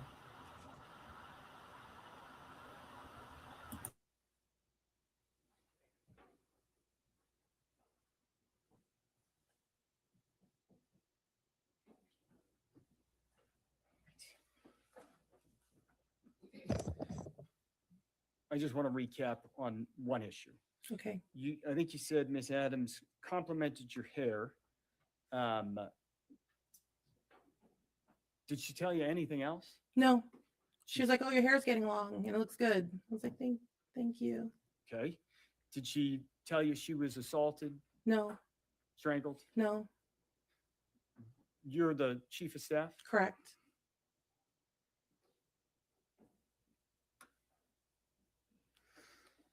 I have no further questions. I'm over here to apply. Thank you. Good morning. And it's is it Sunny? Yes, that's my nickname. And that's is that SUNNYNIE? Is it SUNNY and then SUNNI. okay? So both ways. Mark? Yes. Okay. So right now you are the chief of staff. Is that right? Correct. And how long have you been Mr. Diggs' chief of staff? Since July 2023. And prior to that, what was your position? I manage his household, but it was part-time Where in how long- Maryland. And how long did you do that? September 2022 up until July 2023. And prior to working for Mr. Diggs, what did you do? I have been an independent consultant. I have been a project manager, event producer, and I consulted for companies for almost between at that time since 2017. And right now, how much do you get paid by Mr. Diggs? I would say between 90 to 100,000 a year. And when you were, what was the term of the previous job? The house manager? Yes. Oh, how much did you get paid when you did that? I was on retainer for 5,000 a month. And you mentioned you went to Art Basel? Correct. And how long was that? That was from we got there Tuesday evening up until the events were all the way through the weekend that Sunday. And what kind of events were there? There was a showcase of his furniture line, his birthday party, just, showcasing his new furniture line. But and you went to these events? Yes. Did you have to pay for any of these events? No. Like physically? Like my own money? Yeah. No.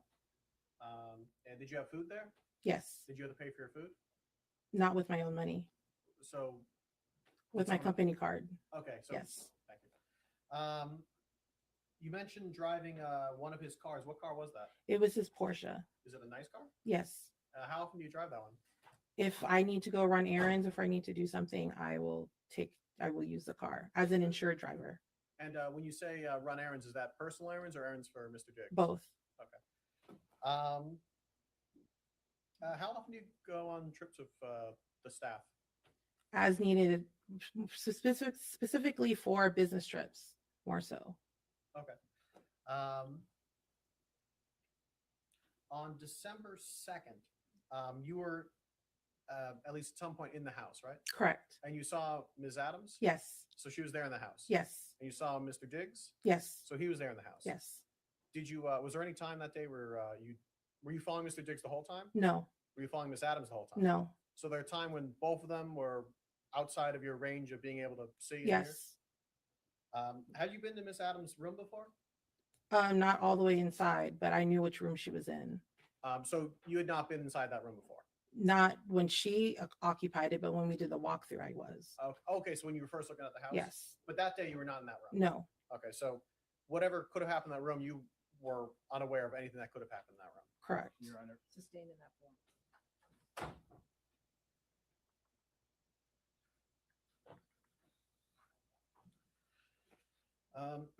Is it fair to say that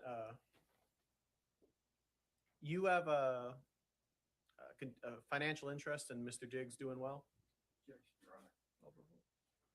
What does that mean? If he does well, do you do well? I think we collectively do well. Do you? Yeah, even outside of financially. Is he a good boss? Yes, he's great. Do you want to continue working for him? Yes. Nothing further. Anything else for your witness?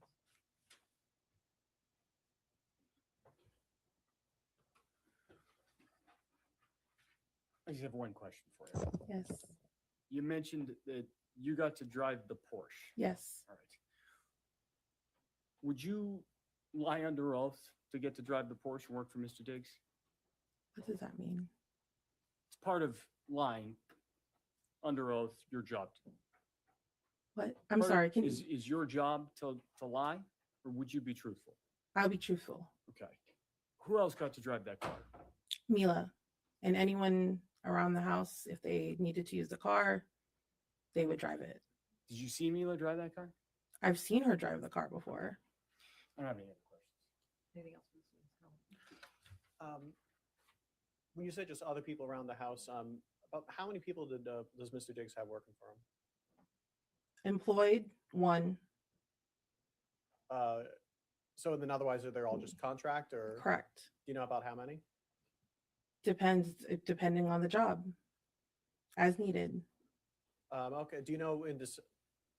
Objection, Your Honor. We're not outside the scope of the redirect. Just in December, do you know? I couldn't give that to you on the top of my head. Nothing further. Thank you very much. You may sit down. Thank you.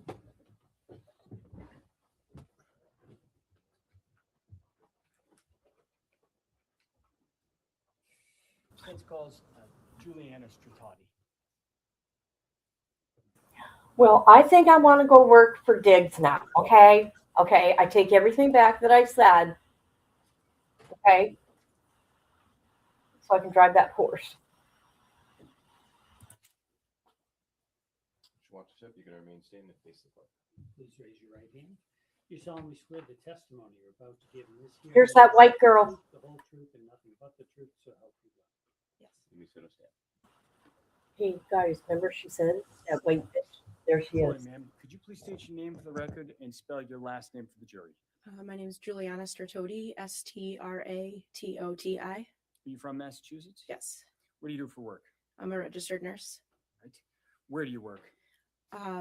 Full time, I work at Mass General Hospital, and then I have a Oh, a but per you're diem not. job at the Drip Bar. What is the drip bar? Drip Bar is a wellness and hydration service. It's a franchise, but we have a location in Foxborough. Okay. And so what do you do as a nurse for the drip bar? Provide like wellness services, hydration, like extra therapy for people that you don't get prescribed, like at a hospital or through your primary care physician. Does some of that involve making house calls? Yes, On December 2nd, 2025, did you do some kind of treatment, a house call that afternoon? I did. And where was that? At Mr. Diggs's house. All right. And had you been to that house previously? I had. And that was at 7 Schoolmaster Street in Dedham, fair Yes. to say? Do you remember what time you got there? Most of my appointments were 4, 5, or 6 o'clock. I think that day I got there at about 5 o'clock.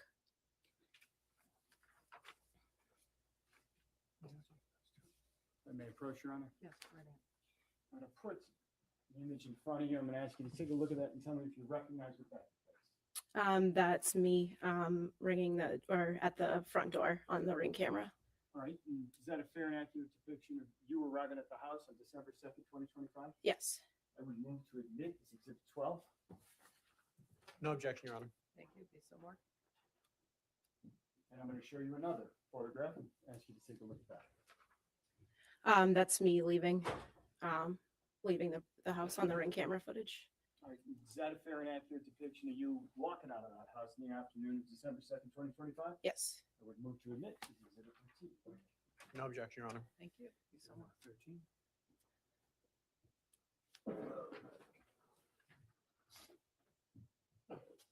I'm going to put Exhibit 12 back in front of you and ask you, there's a timestamp at the bottom right corner. Your Honor, may we be seated in sidebar? Yes, of course.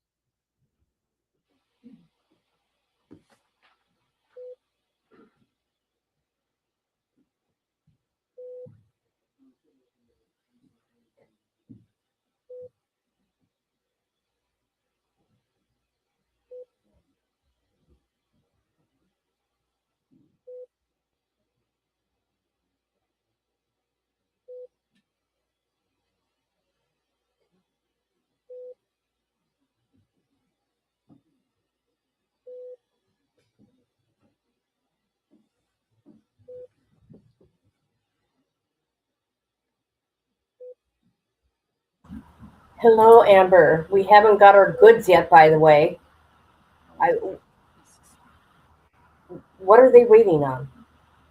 A moment ago, I think you described when your appointments routinely were. Do you recall what time you got to the house in Dedham that afternoon on December 2nd? That day I got there at 4:50 PM? p.m. And do you remember when you left the house? According to the ring camera footage, it was. Let me ask you this. Do you remember when you left the house? I don't remember exactly the time, but all of my appointments were roughly 45 minutes to an hour long. All right. And so on December 2nd, 2025, do you think, how long do you think you were in the house? Probably about an hour. In the house, when you were doing the treatment, where did it actually occur physically inside the house? In the living room. So then fair to say you were in that house that afternoon for about an hour, maybe a little less? Yes. Okay. Anything out of the ordinary that day? Not that I recall. Hear anything unusual? No. Did you see anything unusual? No. I have no further questions. Matt? Yes. Good morning still. Had you gone to Mr. Diggs' house prior to this date? I had And how many times have you done this before? a handful of times. I think before that was 2 or 3. Okay. After that was a couple. And without you saying the actual names of any of your clients, what kind of clientele do you have with this job? It depends on what services they're looking for. So kind of all across the board.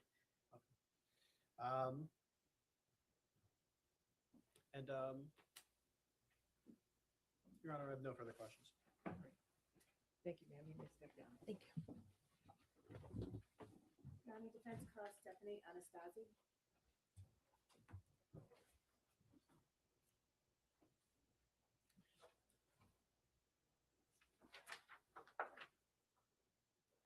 This is insane. See? I mean, come on. Come on. That prosecutor sucks. Just watch your step, and if you could just remain standing, please. Please raise your right hand. Do you solemnly swear the testimony you're about to give in this hearing shall be the truth, the whole truth, and nothing but the truth, so help you God? Yes. You sit or stand, whichever you prefer.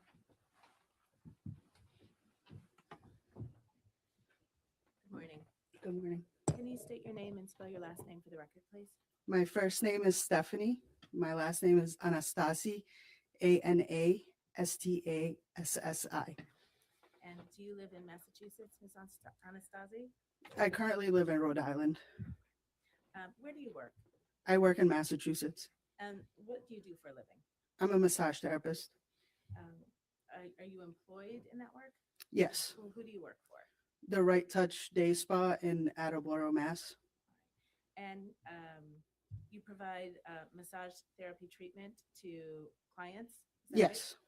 right? And as part of your work, do you need to visit clients in their home? I do that separately on my own on the side. I No, see. it doesn't have anything to do with where I work currently. Okay, all right. And as part of your work treating clients, are some of your clients professional athletes? Yes, sometimes. All right. And was one of your clients in December of 2025, Mr. Dix? Yes. And how did it come about that you were providing treatment for Mr. Diggs? I used to work for the Celtics back in 2019. And whoever I used to work for, he's a physical therapist. He connected me with Mr. Diggs. Okay, thank you. And you would provide massage therapy for Mr. Diggs at his home? Correct. About how often per week would you do that? Twice a week. All right. And where in the home would you provide that treatment? Sometimes it was in the living room area, and sometimes it was in his bedroom. Did you need any special equipment to provide your treatment? He provided that. I do need some special equipment. Yes. I see. So there was the equipment in the house? Yes. I take it you used a table? Yes. Any other equipment? No, just a massage table, and I would use my cups, which is for cupping. I see. Okay. Thank you. How long did a typical treatment take? Between a 90-minute to 2 hours. And did you give Mr. Diggs a treatment on December 2nd, 2025? Yes, I did. Do you remember approximately when you arrived at his home for that treatment? It was between 5:45 and 6 o'clock in the evening. Okay. And how did you get into the house? I rang the doorbell and Sonny opened the door for me. Okay, thank you. And what happened next? Then I asked Sonny where he was or where he would like his massage at.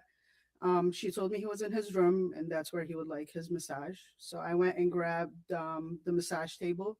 It was in like a computer room. And I brought it upstairs and he was laying in his bed and I started setting up the table. All right. And was Mr. Diggs, do you remember what he was doing when you walked in other than laying in his bed? I think he was falling asleep a little bit, but I wasn't sure. It was just laying down. Okay. And so I take it you began the treatment? So I set up, I grabbed the blankets and stuff, and then he fell asleep. So I texted Sunny and I was like, hey, can I wake him up? And she said yes. So I ended up waking him up and then he got on the table. Okay. And about how long was the treatment that day, if you can recall? It was between 90 minutes to 2 hours usually. It was more towards the 2 hours than the 90 minutes. All right. And did anyone come into that while you were performing that treatment in that 90-minute to 2 hour window? Yes. Mila Adams came in the room at the time. Okay. And how did you know Mila Adams? I seen her in the house. So you met her before? I've seen her multiple times in the house. Okay. Have you ever spoken to her? Yes, we've had conversation. Okay. So while you're performing the treatment, can you just explain to the jury what you saw? Yeah, so I was working on his right side leg, and I can, because the door is in front of me, and I can see whoever was walking in. She was walking in. She saw that he was asleep, left, and kind of came back at a later time. When she came back at a later time, he kind of woke up because he was asleep, and she kind of went over to the bed, and she asked him. There was something on the bed. She asked him if he was going to keep it, and then he said yes, and then she turned around and left. And were you able to see what was on the bed? It was a black box, but I'm not sure what it was or what was in it. Okay. And did you ever have any occasion to look in that box? No. All right. How did Ms. Adams appear to you when you saw her come into the room those two times? She seemed to be okay. It's nothing that I wasn't used to seeing in the past. So she looked to your eyes the same as she had in the every time you past. saw her? Yes. Okay. Did you see any marks on her face? Not that I recall, no. Did you see any marks on her neck? No, she had a black jacket on, so I don't think I could see her neck, but I didn't see anything on her face at the time. And did she seem upset at all to you? Not that I know of, no. Okay. All right. And Miss Anastasi, do you remember when you left the house that day? It's probably between almost 8 o'clock, 7:30 and 8 o'clock that day. Okay. Thank you very much. No further Of course. questions. Good afternoon, Miss Anastasi. Oh, sorry, good morning still, actually, Miss Anastasi. Hello. You said you had previously worked at the Celtics, and is it like kind of word of mouth that you got a job working for Mr. Diggs? Yes. In your line of work, how important is word of mouth in order to find new clients? It's very important. And outside of just actual, I guess, technique and skill, is discretion and care of how you, because you're working with some high-profile people, is that also an important aspect to have? I don't understand the question. I'll withdraw it. Nothing further. Okay. All right, thank you so much, ma'am. You may step down.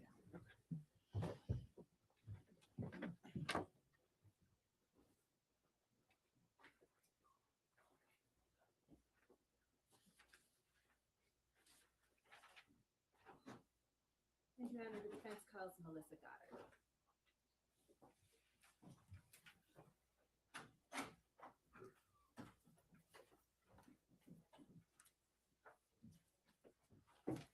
Just watch your step. Remain standing. You can face the clock. Please raise your right hand. You solemnly swear the testimony you're about to give in this hearing shall be the truth, the whole truth, and nothing but the truth, so help you God. I do. Let me sit down. Good morning. Morning. Can you state your name and spell your last name for the record, please? Sure. Melissa Goddard, Goddard. Thank you. And what city do you live in? City and state, please. Boca Raton, Florida. Right. And are you employed? Yes, I am. Where are you employed? At PMG Private CFO. And what is PMG Private CFO? It's a boutique financial service company. So we do accounting, tax planning, tax prep, budgeting. We handle everything financial, data collection.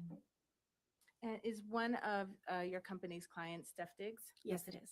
Right. And do you work on Mr. Diggs' account? Yes, I'm his client manager. All right. And how long have you been the client manager for Mr. Diggs' account? Since 2023. Okay. And can you just briefly describe how Mr. Diggs' account is structured? Sure.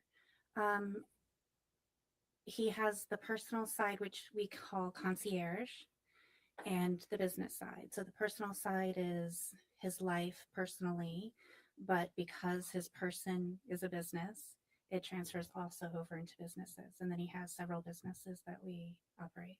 Can you just very briefly identify the different businesses? Sure.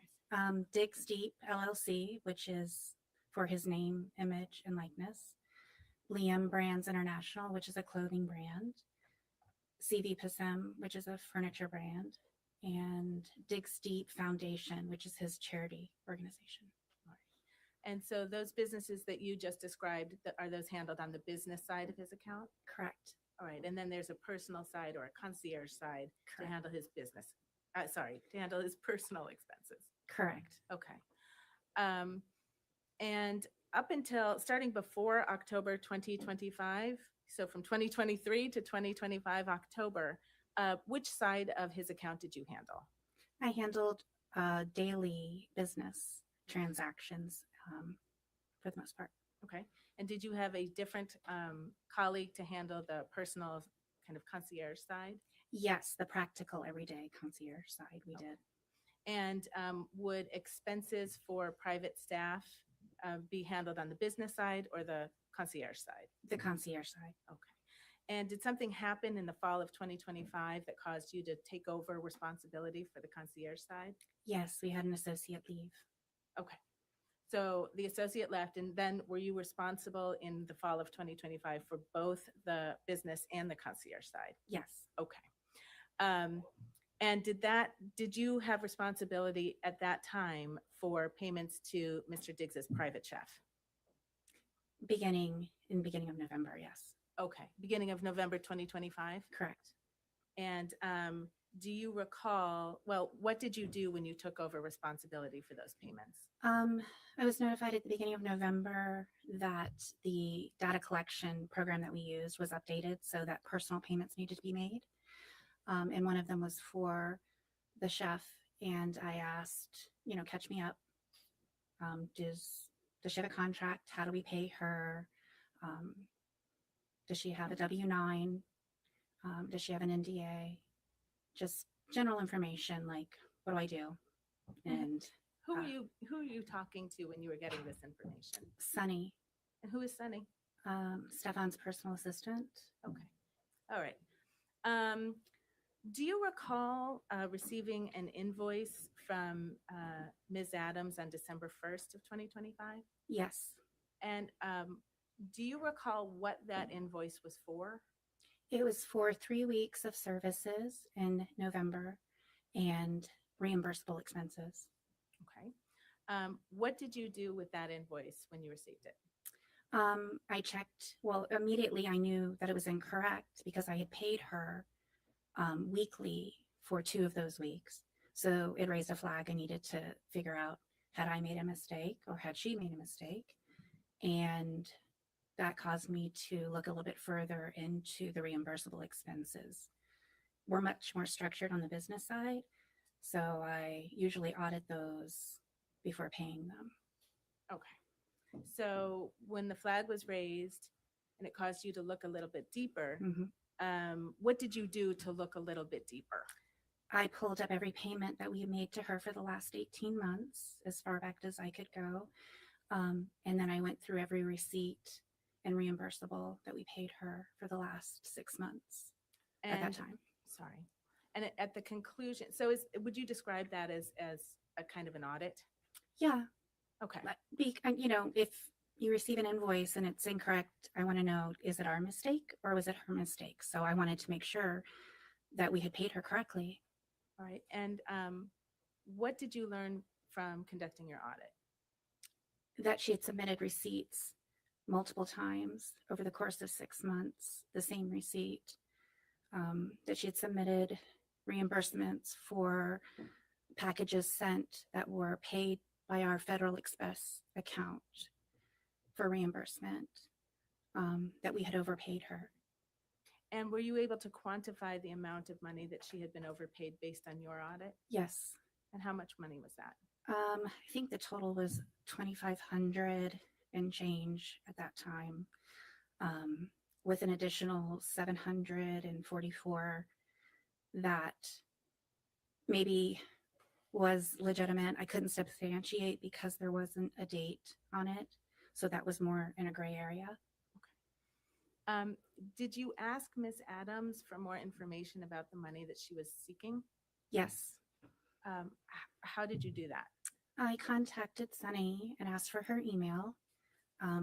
I gave my phone number, even my personal phone number, so that she could reach me because sometimes they're in different time zones.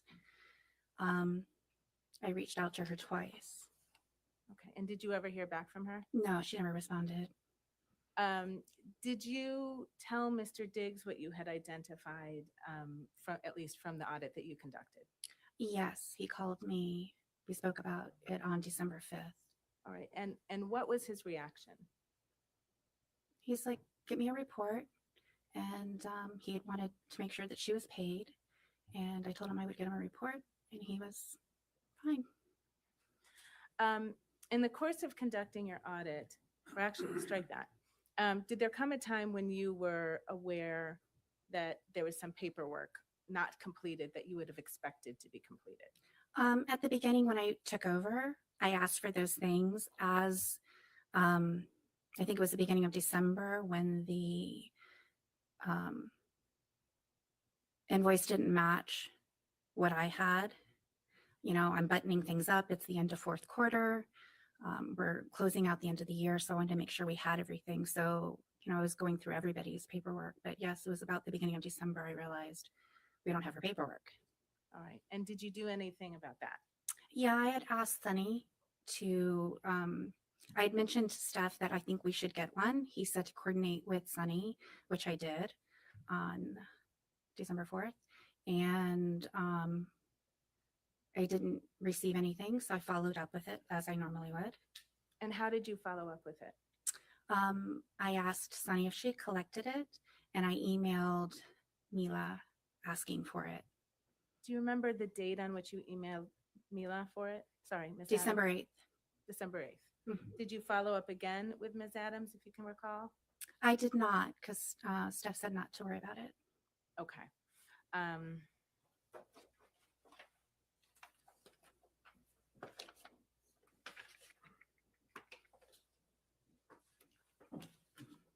Just one moment, I'm sorry, Heather.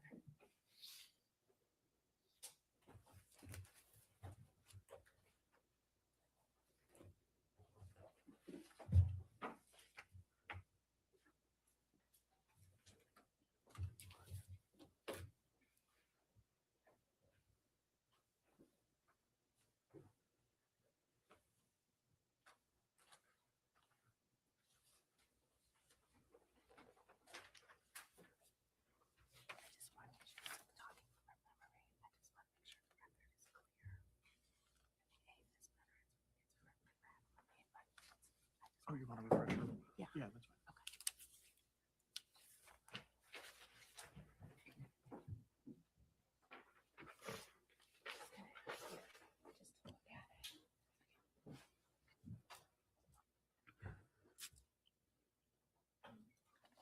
fine. Ms. Goddard, you just testified that you followed up with Ms. Adams asking for the NDA on December 8th. Oh, I'm sorry, I was incorrect. It was December 13th. Okay, thank you. Right, no further questions. Council, care to report? Just briefly, good afternoon now. Miss Goddard, have you ever been to Mr. Diggs' house in Dedham? No, No further questions. Thank you, ma'am. You may step down. thank you.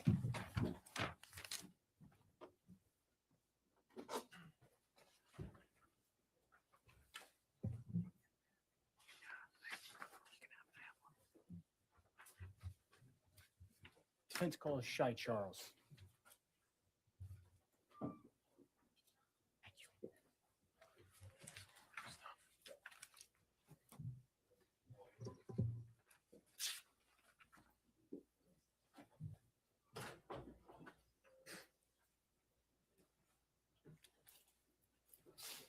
Just watch your step. You remain standing and face the front. Please raise your right hand. Do you solemnly swear the testimony you're about to give in this hearing shall be the truth, the whole truth, and nothing but the truth, so help you God? I do. You may sit or stand.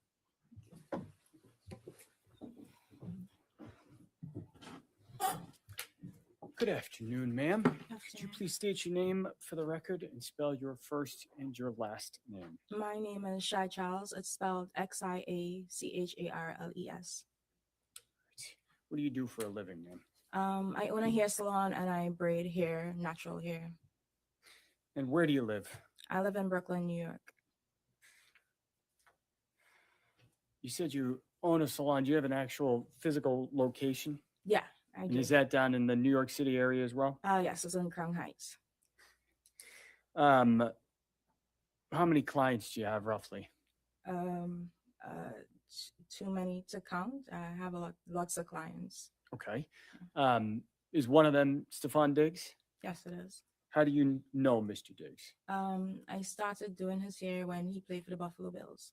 Do you know how many years ago that was? I'm not good with dates, but whenever he last played for the Buffalo Bills. Okay. Yeah.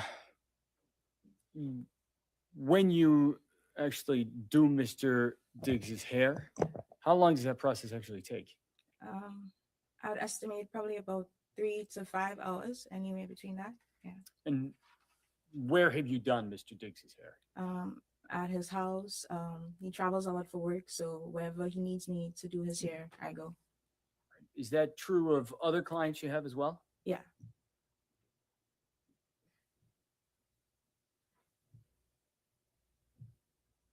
Have you been inside Mr. Diggs's house in Dedham? Yes, I have. All right. Do you know when he lived there? I don't know when he occupied the space, but I can tell you the first time I went there to do his hair. When was that? It was when the season started with the Patriots. Probably about July, September, around that time last year. So that'd be 2025? Yeah. Okay.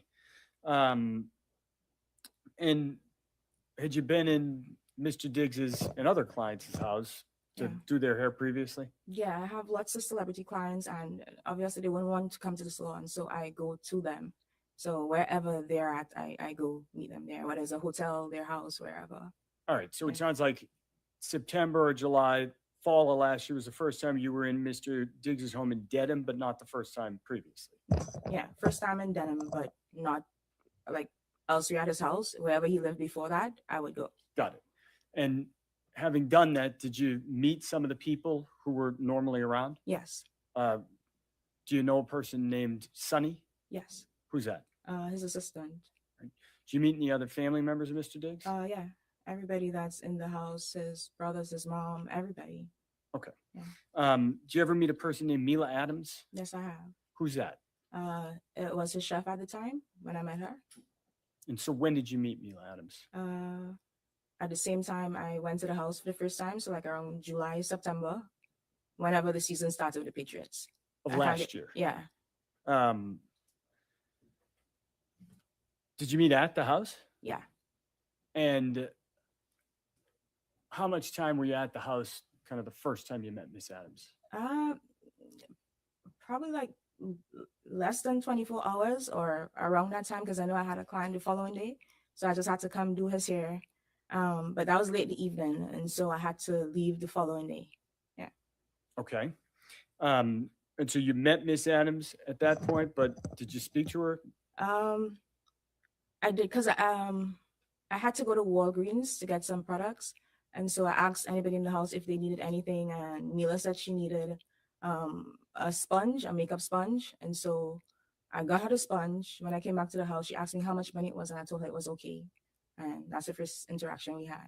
Okay. Yeah. Do you have any other further interaction with Miss Adams after that kind of initial 24-hour stay? Yeah, when I came back to the house. When was that?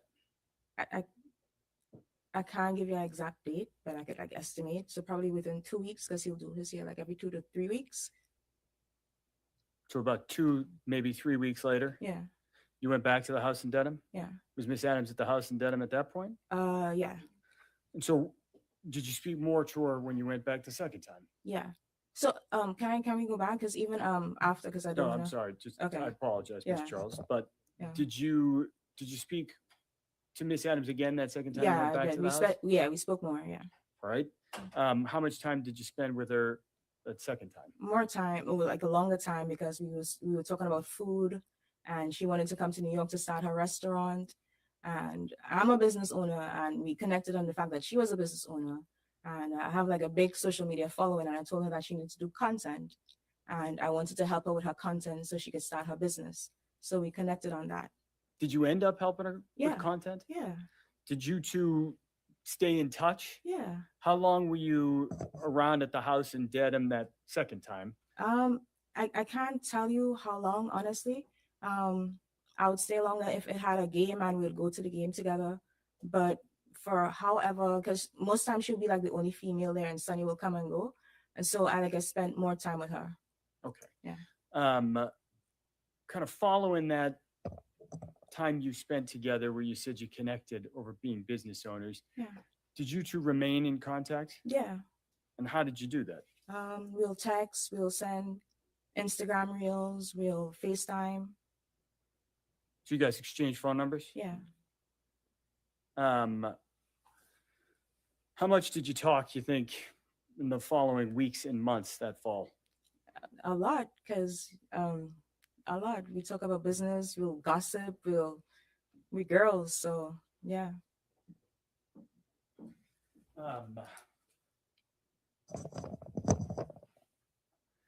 Did you ever spend more time together in person with Miss Adams? Yeah, I took her back to my country. I'm from Trinidad and Tobago, so I took her to Tobago. She spent time with my family, with my grandmother. Yeah, I actually bought her ticket to go to Tobago. So yeah. When was that? This was probably around Thanksgiving time. End of November then? Yeah. Whenever Thanksgiving was. Okay. Yeah. Following that trip, do you remember where you went after that? I came back to New York. We came back on the same flight. I came back to New York and she went to Boston. Okay. Do you remember where you were on December 2nd? Yeah, actually. I was in Target, like late evening. What were you doing in Target? I was shopping for ingredients because I was spending too much money on Ubers. So I was buying ingredients to cook, like groceries. You're buying groceries at Target? Yeah. What were you cooking? So I wanted to make this like Cajun pasta with shrimp and like sausage. Mila had made it at the house and it was healthy. And so I wanted to cook that because I didn't want to buy Uber Eats. I didn't want to spend money on Uber Eats. And I just wanted to be healthier and cook. And so I wanted to make it like her. So I was going through the aisles and like picking up stuff and calling Mila or message, like I texted her a picture and asked her if it was this one, but she wasn't responding quick enough. So I FaceTime her. All right. So let me break that down there for a minute. You're in Target. You're trying to purchase ingredients for a dinner that you had seen Mila cook. Yeah. You said at the house. Is that at the Dedham house? Yeah. All right. Did you say you were looking for, what was the ingredient you were looking like for? shrimp, but so she makes matcha as well. So I was trying to find out like what matcha to get. That specific one from tea dealers. Shrimp, pasta, sausage, Okay. everything like that. So you just said a moment ago that Yeah. as you were trying to find ingredients, you Yeah. started by taking a picture Yeah. and sending it Yeah. to Mila. Yeah. Do you remember what time that was at? It was before 6 p.m. for sure because I remember leaving my cart in Target to go pick up some dry cleaning for my boyfriend because I had to get it before it closed. So I actually left Target and came back to Target. So it was before 6 p.m. Okay. Yeah. What about a specific time? Do you remember exact times? So the dry cleaners was in Brownsville, Target was at Gateway. So I got there probably minutes to 6. So probably like the end, like ending of 4 or 5 p.m. somewhere there. Okay. Yeah. You mentioned a text message or a photograph of an ingredient you sent. Yeah. Was there any record of that? Yeah, I took a picture and sent it to her. All right. Would that have had the actual time? Yeah. And the on location. the message? Yeah. Do you think taking a look at a record might refresh your recollection of what time Yeah. you sent that photograph? Did you Yeah. say yes? Yes. I may approach her. Yes. What I'm going to ask you to do, Ms. Charles, Yeah. just take a look at that photograph. Okay? And I want you to look at that. Yeah. After you've reviewed it, take a look up. Yeah. Having looked at that, does that refresh your recollection on what time Yeah. you actually began communicating with Miss Adams when you were in the Target? Yes. And what time was that? It says 4:38 on the picture. Okay. Is Yeah. that consistent with your recollection of when you reached out to Miss Adams? Yeah. Now you said you started by texting and then you FaceTimed with Miss Adams? Yeah. What's FaceTime? A video call app on every iPhone. Had you FaceTime with Miss Adams previously? Yeah. And so describe how that looks. What's happening at that point when you're Um, FaceTiming? So I FaceTime her, I told her what I was doing. We spoke about the pasta, and all the ingredients I needed to get. And she was like, "Girl, I'm not going to Miami." And she said she's gonna go home to Atlanta for a couple of days. Then she's gonna come to New York. Well, she's gonna go home to Atlanta, but she's gonna stop off in New York for a couple of days. All right, let me actually stop you there. I Yeah. apologize, Ms. Charles. It was Yeah. not a specific question. So you said you're in Target while this conversation is happening? Yeah. Okay. Could you see where Miss Adams was? Yeah. Where was she? She was in the kitchen. Kitchen of what? Of the denim house. And how do you know that? Because I've been there before, so I know the layout of the house. And the faucet was running, and I could see the island in the background. Okay. You just said she mentioned Miami. Did you notice anything about her face, her physical appearance when you had this FaceTime call? No. I'm sorry? No. Did you see any redness, swelling? No. Was she flush? No. Was she teary-eyed? No. Were there any bruises on her? No.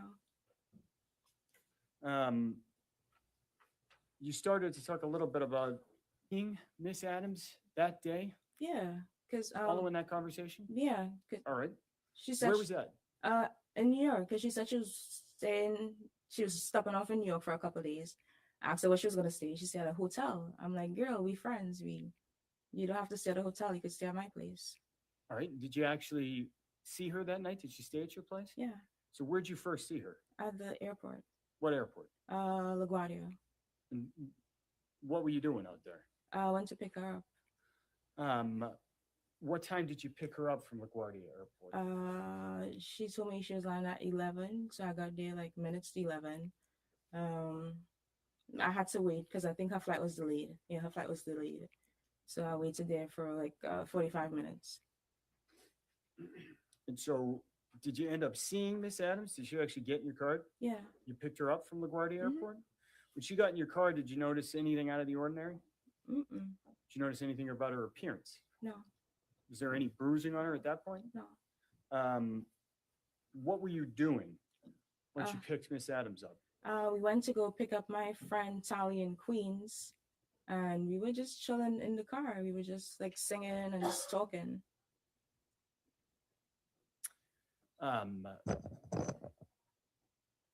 anything out of the ordinary about either Miss Adams or your friend Tali's demeanor? No.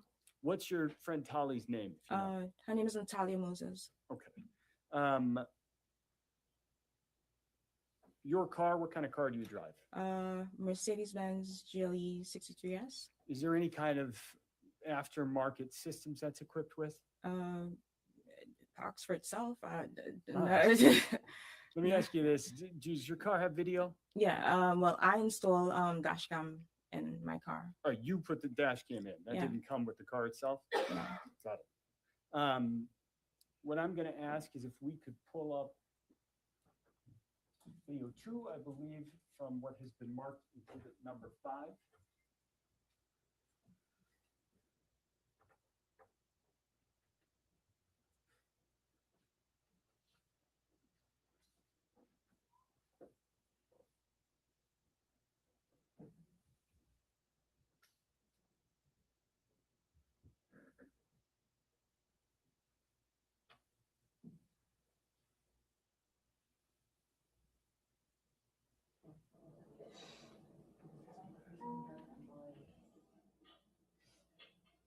Clean voice, though. They get an honest check. Broken voice, more like If we could pause it right there. All right. So this is actually, for the record, the first video in exhibit number 5, Mr. Charles. Looking at this, we've played 14 seconds. Do you recognize what we're looking at? Yes. What is that? That's me in my car. Dash cam video. All right. And that video, does that fairly accurately represent kind of the drive you guys had? Yeah. All right. There's a timestamp down here at the bottom. It says 11:48 and 18 seconds p.m. Yeah. Is that consistent with your recollection of kind of after you had picked Mila up from the airport? Yeah. What I'm going to ask Ms. Silva to do is go to the next video down on that list.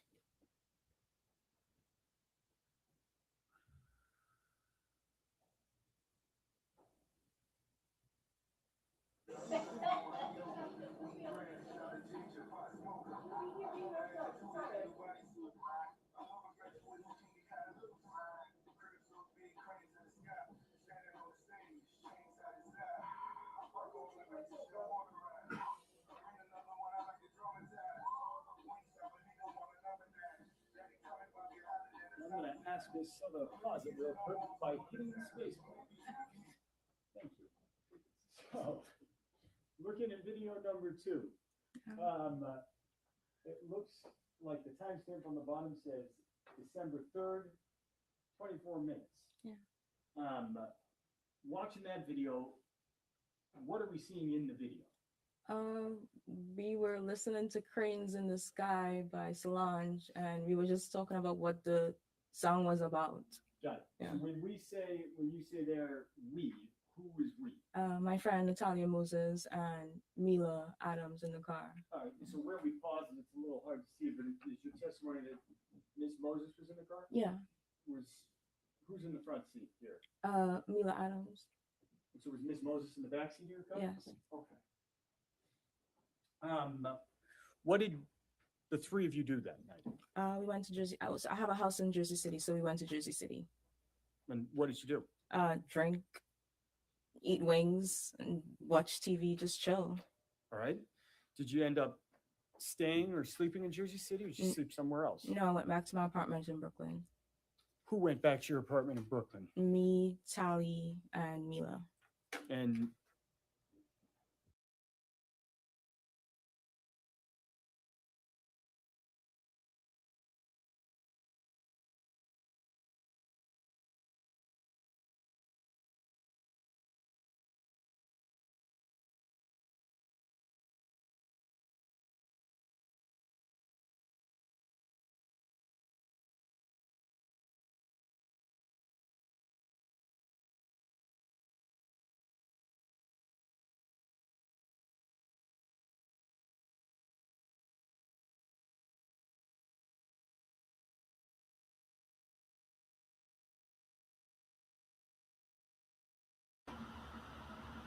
Okay, so I don't know what happened.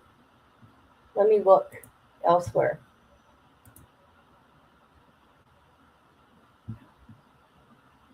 Hmm.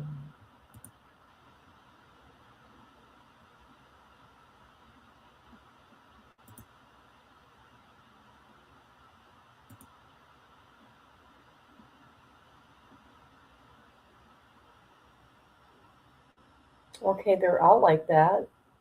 Oh, no, no, no, no. Hold on. Hold on, people. Well, that's strange. They must have had to start a new live, you guys. That's what happened. So let's go. Here's a new one. Oh, where were we here? I went Oh, that was twice when I was in okay. Okay, okay. Dedham. Where's the video of them?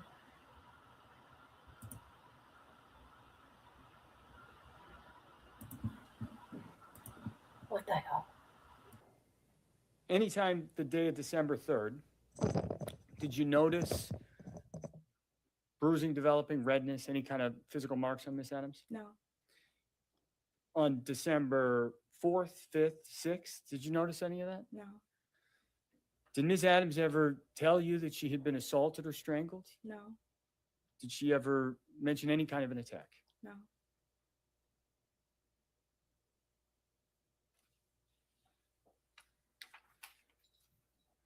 Do you remember when she left? I can't give you the exact date, but probably like somewhere between the 9th, 10th, or 11th. Either one of those dates. Okay. And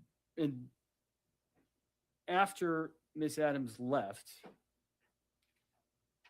actually, let me back up, strike that. So if she got there on December 2nd and she left on the 9th, 10th, or 11th, this is fair to say she was down there for a week, maybe a little bit more. Yeah. All right. After she left, did you see her again? Yeah, I saw her afterwards. Soon afterwards? Where was that? In Boston. And in Boston, where were you? Where was I in Boston? Yeah. At the house in Dedham. Oh, apologies. Yeah. I understand. So you saw her again at the house in Dedham? Yeah. And when was that? Probably the 13th. Yeah, the 12th or the 13th, because I had to go do his hair. Okay. Yeah. What was there some sort of time sensitive pressure about doing his hair? Because he had to leave to go to Miami, so I had to go do his hair. Yeah. Okay. I had to do his hair. Probably had a game. He probably had a game. Okay. Yeah. So let me back you up. Miss Adams leaves New York. Yeah. 9, 10, 11. Yeah. And your testimony was that you think it was on the 13th. You saw her again? Yeah. Either 12, 13, 14, somewhere there. I'm not good with dates. Okay. Yeah. And that was at the house in Dedham. All right. Yeah. What were you doing in the house in Dedham? I had to do his hair. Who was in the house in Dedham? His mom, Mila, me. I think Marshawn was there. Yeah. Yeah, that's where I can remember being in the house. Okay. Did you do Mr. Diggs's hair that day? Yeah. What time of day? It was late evening. In the evening then? Yeah. Is that what you said? Yeah. How long did doing his hair take? Between 3 and 5 hours. And so, do you remember when you finished doing his hair roughly? It was late that night. Yeah, like probably 10, 11, somewhere there. What did you do after you finished doing Mr. Diggs's hair that night? I slept on the couch because I had a flight 6 a.m. that morning. 6 a.m. the following morning or that morning? So I did his hair the night. I stayed downstairs on the couch. I was laying on the couch on my phone. I stayed down there because I had a flight early the next morning. Got it. Yeah. When you were down on the couch, what happened? Like later into the night, Mila came downstairs and she was just talking about stuff that happened earlier in the day. All right, let me back you up there for a moment. Did you see anything unusual on the evening of December 13th when you're Uh, doing Mr. Diggs's hair? yeah, so I was behind the couch. He was on the couch with Miss Stephanie. We were watching a Netflix comedy special, and we were just there kicking it. He was on his phone. Mila was in the back of us, like in a little dining area. She was on her phone, and she shouts over to him, "Yo, Steph, when am I gonna get my money?" And he responds, "I think you spoke to the accountant." And her demeanor changed, his demeanor kind of changed, but I wasn't paying any attention to it. I was just doing my job. So after a while, she moves from behind on the dining table and she comes to the front, like on the side, like a love seat area thing. And she was there on her phone and she was just like laughing really loud. You, I don't want to imply anything, but like, No, tell, so okay, let me yeah, stop you right there. You said she's over on her phone. She was laughing really loud. yeah. Was she watching the comedy special? No, she was just on her phone. Okay. So you said later that night or the Yeah. next morning, you spoke to her again? Yeah, like in the like probably midnight, 1 a.m. ish. Yeah, she came downstairs and we were talking. When yeah. she came downstairs, was there anybody else downstairs? No, just me and her. And what did she tell you when she came downstairs? She asked me if he was annoyed. But She asked you if he seemed, yeah, if he was annoyed. and that's Mr. Diggs? Yeah. Did she tell you she was going to do anything? Yeah, she was trying to antagonize him while she was on the couch, like trying to get beneath his skin, and she was Sustained. okay. So let me ask you this way. Did she indicate when she came downstairs that she was going to do anything? Did she tell you she was going to take any action? Yeah, she said she was gonna sue him For what? for the money that he owes her, and like she gonna take it to the blog. She gonna Take it to the block? blogs. Got it. Yeah.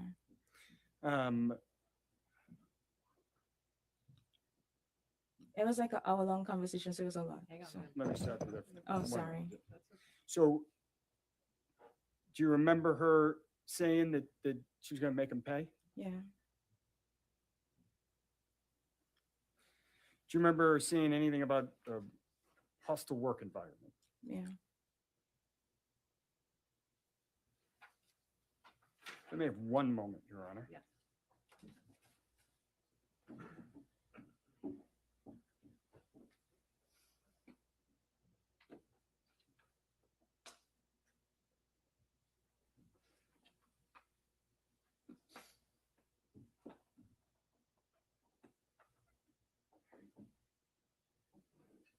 A couple things I want to follow up with. Miss Charles.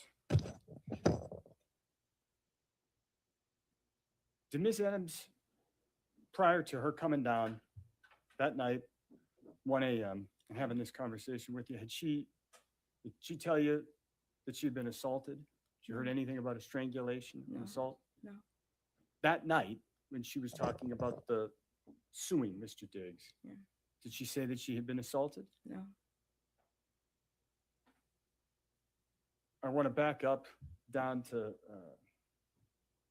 kind of early in your testimony. You said you have a dash camera in your car. Mhm. How long have you had that? Probably a little after my birthday, which is September. So, yeah. Probably end of September, beginning of October. Okay. Why do you have that? Because people are scamming in your insurance fraud.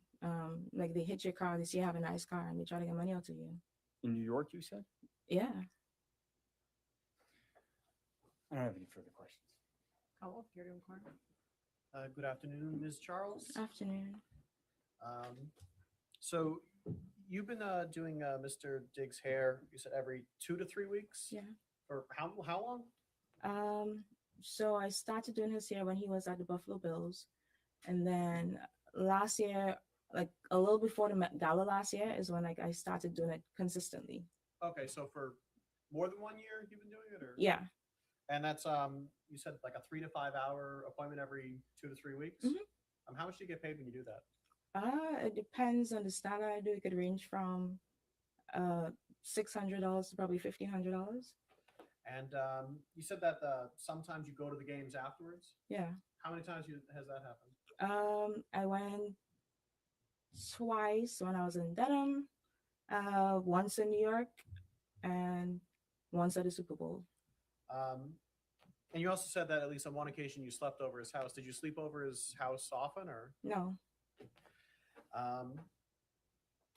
When did you meet Ms. Adams? Probably August, September. So at the time when she went to New York, you known her for 2-3 months, something like that? Probably, yeah. And you'd known him for over a year? Yeah. And you'd seen him every 2 to 3 weeks for 3 to 5 hours? Yeah. So is it fair to say you knew him better than you knew her? No, because we have a client service provider relationship. So I wouldn't say that's subjective. When I you're think so. doing his hair, do you talk to him? I keep it professional. So just how's the game, stuff like that, nothing in his personal life. If I may, one moment.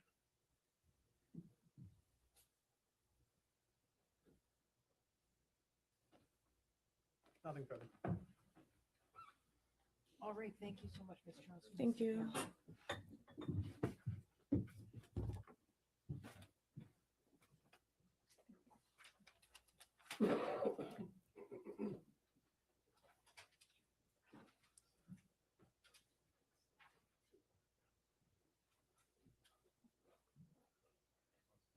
Your Honor, the defense calls Natalia Moses.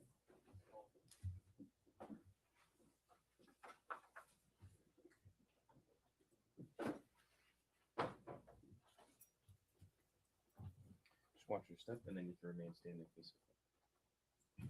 Please raise your right hand. Do you solemnly swear the testimony you're about to give in this hearing shall be the truth, the whole truth, and nothing but the truth, so help you God? I do. You may sit or stand. Good afternoon, Ms. Moses. Good afternoon. Can you state your name and spell your last name for the record, please? Sure, my name is Natalia Moses, Moses. All right, and I'll just ask you to keep your voice up a little bit so that everyone in the court can hear. Sure. Do you also go by a nickname? Yes, Tali. Tali is your nickname? Yes. Where do you live? I live in Brooklyn, New York, and I've just moved. I live in Florida. I go between Brooklyn and Florida as I have a business in Florida as well. Okay, and what do you do for a living? I'm a hairstylist. Do you work for any particular salon or on your own? No, I have my own business. Okay. Do you know Shy Charles? I do. How do you know Shy? Shy and I met in 2018. I started off being her assistant, her braiding assistant. Okay. Do you still work with Shy? No. All right. What about Stefon Diggs? Do you know Stefon Diggs? No, not personally. Have you ever met Stefon Diggs? No. Is Stefon Diggs a client of yours? No. Okay. Do you know Mila Adams? I do. How do you know Mila? I know Mila through Shy. Okay. When is the first, have you ever met Ms. Adams? I have. When is the first time you met her? I want to say December 2nd into December 3rd. Around that time, that was the first time I met her in person, but I would have spoken to her on the phone on multiple occasions before. Okay. And did you talk to her, just the two of you before December 2nd? No, not just the two of us. We would always speak on with Shy in the middle, so it would always be on Shy's phone. So I never spoke to her one-on-one prior to December 2nd. I see. Okay. So Shy and Ms. Adams had a relationship. That's correct. And then sometime, and you and Shy have a relationship. That's correct. And sometimes the three of you would talk. That's correct. Understood. And were these calls professional calls, business calls, personal calls? Personal calls. Okay. All right. So what were the circumstances under which you met Ms. Adams on December 2nd? So she said she was passing through to New York, and Shy told her, well, she could stay at her house. I just came from Atlanta because I had a job in Atlanta, and Shy told me that she would pick me up as we were coming in from the same airport. I, however, came in before Ms. Adams, so I went to my family's house, and Shy picked me up from there with Ms. Adams in the car. Okay. And where was your family's house? In Queens. All right. And that was the first time you met Ms. Adams? In person, yes. In person. Mhm. Okay. Now, I take it you had been in Shai's car before. That's correct. All right. And can you describe her car, the outside of it? It's a white AMG. Okay. And can you just describe the inside of her car? She has a red interior. All right. Does she have any recording devices in her car? Yeah, she has a dash cam in her car. All right. And can you describe what that dash cam looks like? It's a rectangular shape. She has it on the top of the windshield. Okay. So you can see it when you're sitting in her car? That's correct. All right. And did you know that that dash cam was in there? I did. All right. Did you know that on December 2nd? Yes, I did. And you could see it when you were sitting in the car on December 2nd? Yes, I did. All right. After Shai and Ms. Adams picked you up in, I think you said Queens? Yes. What did you do after that? We went to New Jersey. And what did you do in New Jersey? We was just chilling at the house. We bought food, and girl time. We was just hanging around, watching music videos and stuff like that. And during that time, strange question, were the lights on? It was. Okay. When you were with Shai and Miss Adams at the house in New Jersey, did you notice any marks or bruises or redness on Ms. Adams' face? I did not. Could you see her neck at that time? Yes. Did you notice any marks or redness or bruises on her neck? No, I did not. Did she complain at any point about soreness or stiffness or, soreness or stiffness? No, she did not. You testified, did you see her eat? I did. Did you see her drink? I did. Did she seem to have any difficulty swallowing? She did not. Did she complain about difficulty swallowing? No, she did not. Or a sore throat at all? No. Did her voice sound hoarse? No, it Did her not. voice sound any different than it had sounded when you previously spoke with her? No. Did you notice anything out of the ordinary in her appearance or her behavior on December 2nd? I did not. Okay. How long did you end up spending time with Miss Adams in New York City? Approximately a week. Okay. Did you spend that whole week? And I'm sorry, I should have asked this question. Did you stay in that house in New Jersey on December 2nd? No, we went to Shai's house in Brooklyn. Okay. And did you end up staying there that night? We did. Did you stay there also on the night of December 3rd? I did. And did you stay there all the way up until December 9th? I did. Okay. And did Miss Adams stay there as well? She did. Where did you sleep in the Brooklyn house? We all slept in Shai's room. Okay. By all, you mean you, Miss Adams, and Shai? And Shai. Okay. Sometimes Shai would go to her boyfriend's house, so sometimes it would just be Miss Adams and myself. Okay. I take it you at some point woke up on December 3rd. Yes.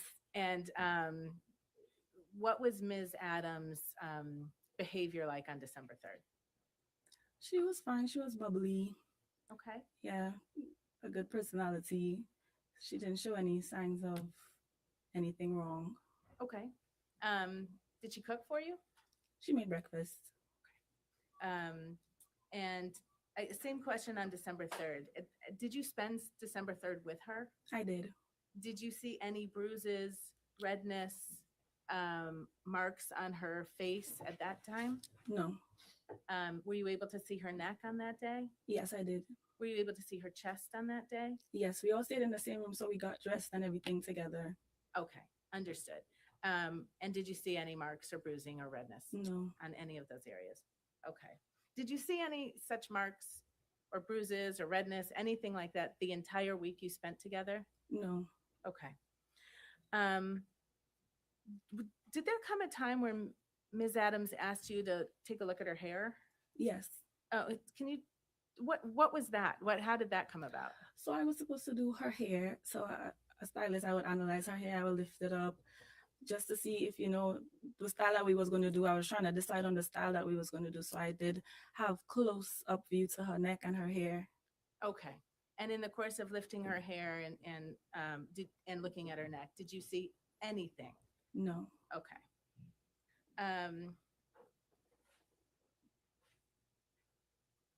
Do you remember taking a couple of videos of Ms. Adams while you were together in New York? Yes, I do.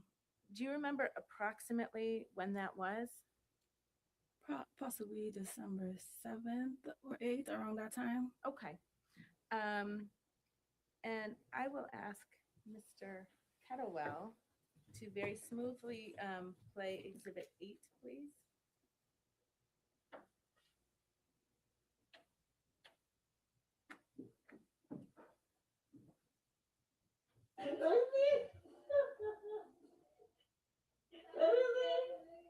Okay, and we could just pause that. Sorry. Ms. Moses, is this one of the videos that you took of Ms. Adams? Yes, it is. All right, and can you just describe where you are? We were in Shire's room there, and we were just goofing around, listening to music and dancing and stuff. Okay. And then if you could just complete that video, please.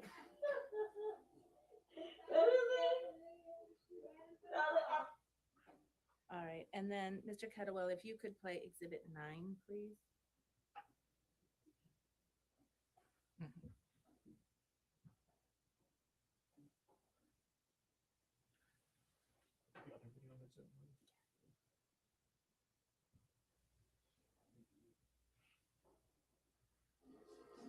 And can you just hit pause for a second? Thank you. Is this the other video that you took of Ms. Adams? Yes, it is. And that was on that trip in New York? Yes, it is. Between December 2nd and December 9th? Yes. Okay. And was this close in time to the first video? Yes. Okay. All right. Mr. Kettlewell, if you could keep playing.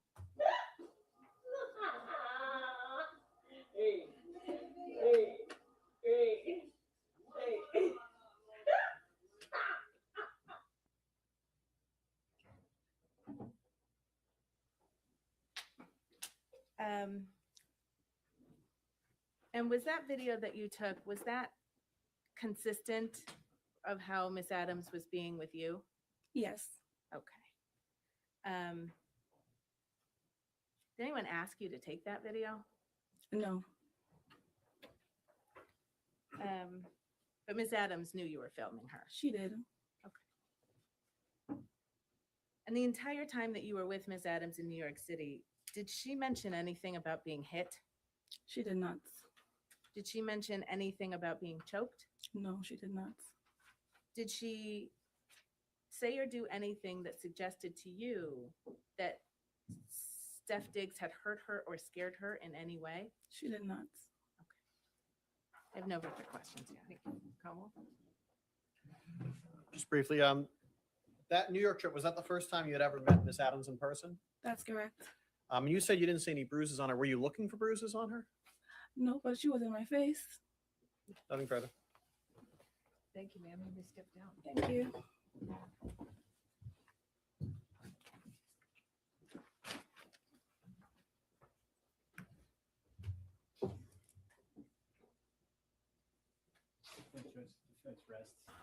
Sure is a lot going on in that home. Oh my God.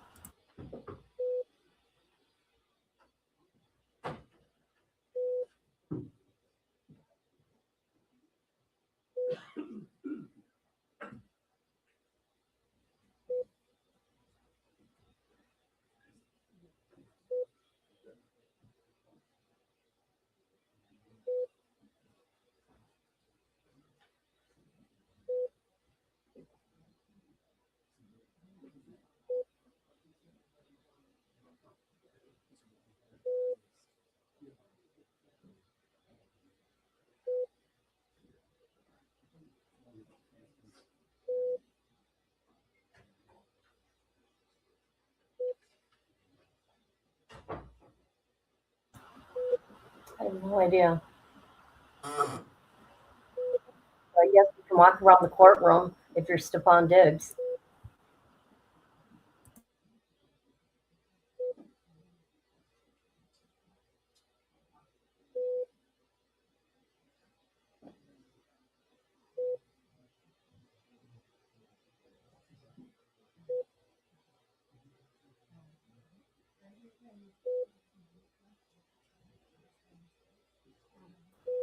I want to say he has a very good defense team.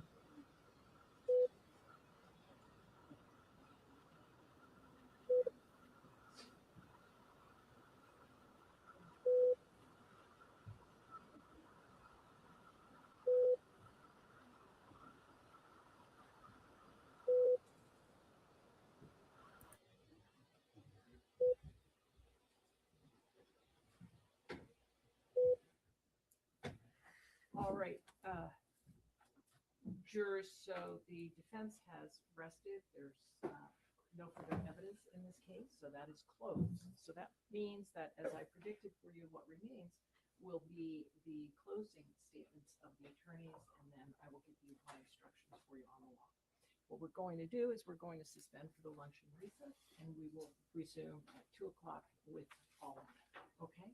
So there should be, your lunch order should be ready, hopefully, and we'll see you back here in a little over an hour. Thank you. Arise, jurors can step down, please.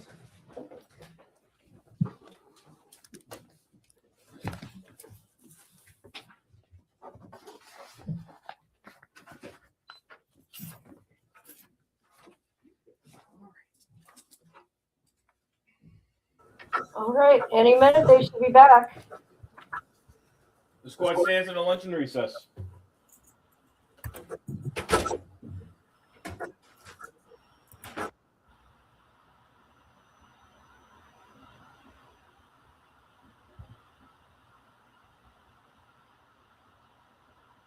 Yep, it's been an hour. This is closing. What is everybody doing? Want to know what I'm doing? I had to step away for a minute, and I shouldn't be doing this, but I did it. My dad went to the grocery store, and he called me, "What do you want?" And I said, "Well, I don't want anything from the grocery store, but I like to have some smoked pork chops from the meat market." So he got me some. So I was peeling potatoes so I could make mashed potatoes to go with it. I know I shouldn't be doing all this. Couldn't help it. Oh, yummy. And then I'm going to cut up some strawberries. I don't know what else.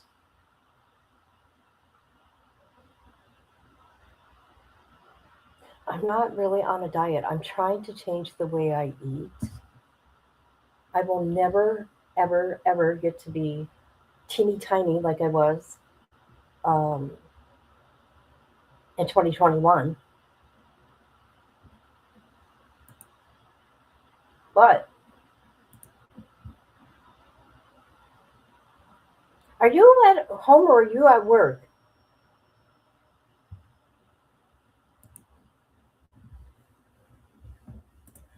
So Rhonda said it's closing statements. Let's look for Athena.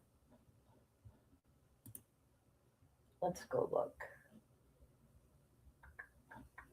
Stefon Diggs. Hey, guess what happened? Somebody shot at the vice president's motorcade. And Secret Service shot back and neutralized the threat. Now, let me tell you something. Why don't people just quit taking their lives? I mean, why don't they just stop it already? For real? I've never seen so many attempts, okay?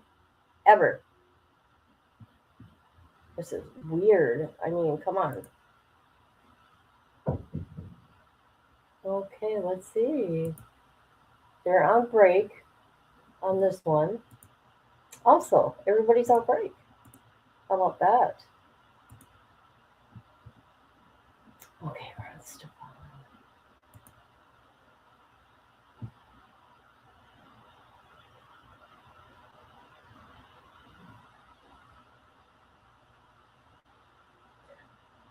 But you know what? With Athena, we know where he's going. We know where he's going. He's going to hell. What's going on? Are you okay? Hey, your son left a nice comment for me on TikTok, and now it's gone. Now it's gone. Let me look. Let me look.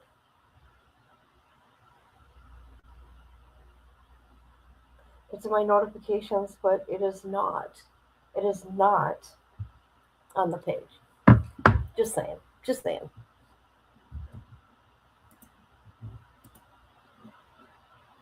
Missy, are you at work?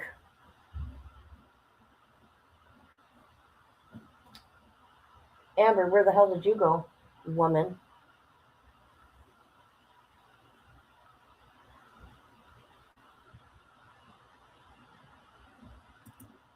I couldn't watch any of that trial. I couldn't either. I did one day, and I'm like, nope, nope, nope, nope. I can't do it. You're at work. Okay. Okay, you guys, you're eating chicken nuggets. I'm going to eat a smoked chop, and I cannot wait. And mashed potatoes. I know, didn't it? I have 2 appointments this week, guys. I had my hair yesterday, which I cut off too much. Okay, 3 inches. She talked me into it. Okay, and anyways, oh, coming back on, coming back on. Yeah. That's correct. I see. Before this, we couldn't get anything. And this is the best. Unreal. Before this, anything It unreal. really is. All right, let me tell you something else. I had my appointment yesterday. Guess what? Well, tomorrow's my dad's birthday. He made it to his 75th birthday.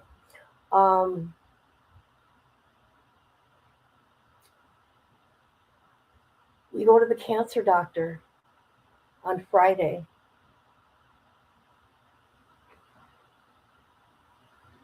And then we will see which way he's going to go for treatment or not. I could care less one way or another. Okay?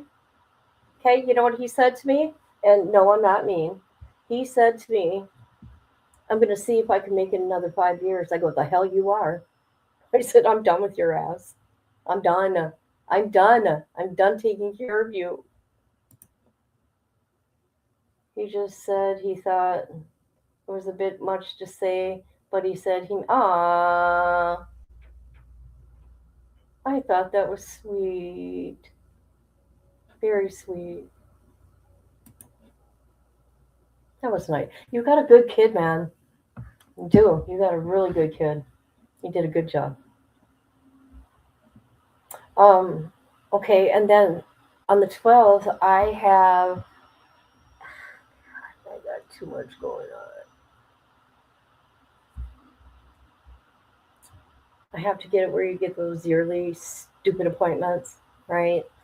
And I got to go in, and then I go in for, they got to test me for cancer every year, or just, they're just taking x-rays.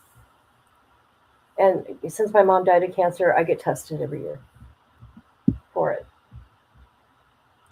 Yeah. And then my surgery is next Friday. You're welcome. He's so sweet. Hey, he's more mature than I am. I can tell you that. He's more intelligent than I am. The way he talks, I'm like, oh my God, listen to this kid. Listen to this kid. Let's see, are they still talking? Oh, we got a hot mic moment.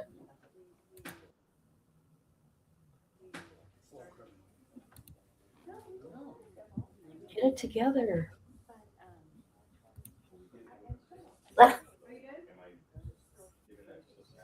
Okay, let's. All right. So here we are going to have closing statements.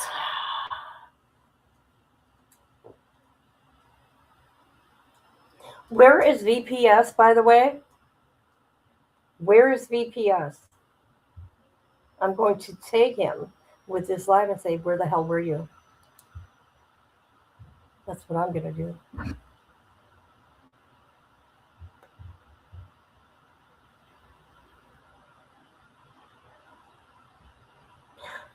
Oh boy.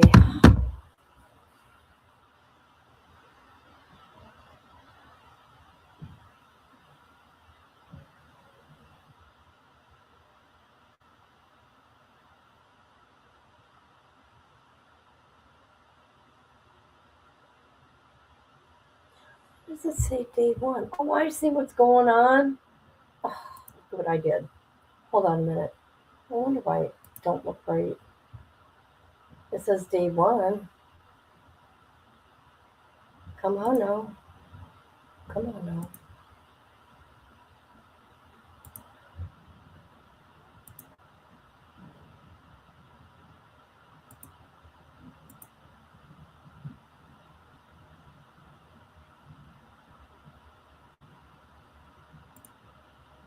There we go.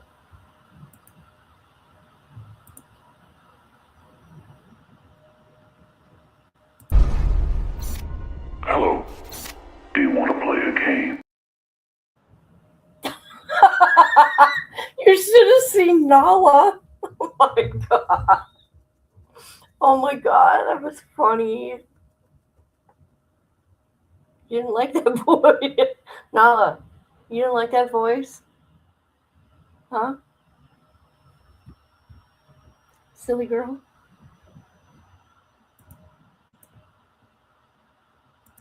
Right? Right? Let me try it again, see what she does. I just want to see something. I just want to see if she just popped her ear up because it was noise or what. Hold on. Hello. Do you want to play a game? Okay, she didn't move that time. Okay, she didn't move. I was just checking. I'm like, okay, that thing freaked her out.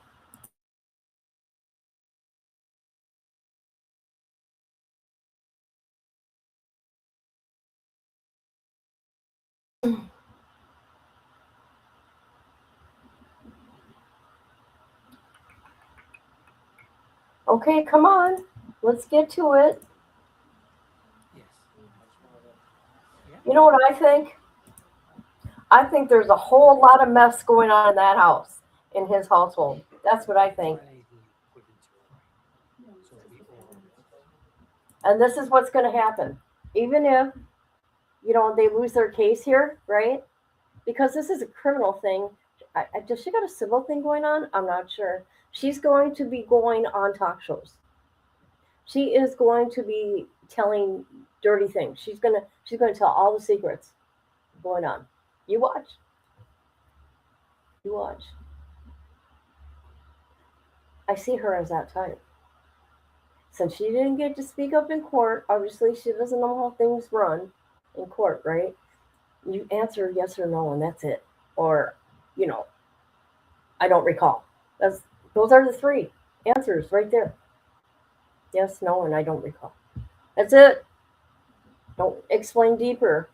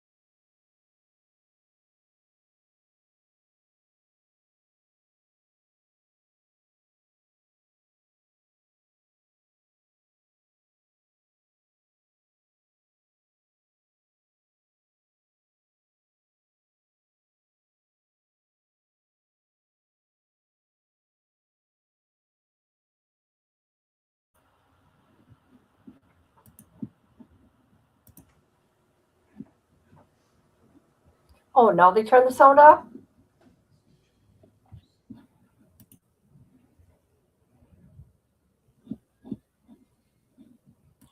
Yeah, I wonder too. Because if she does speak, she can get sued. Remember, she's being nice because she wants her money. I truly believe something happened. I don't think that it was as bad as she's saying. Maybe, he pushed her or something, and that scared her. I don't know. But there's some like love triangle going on and jealousy. I don't know. That's all I'm saying. I don't know. I don't know.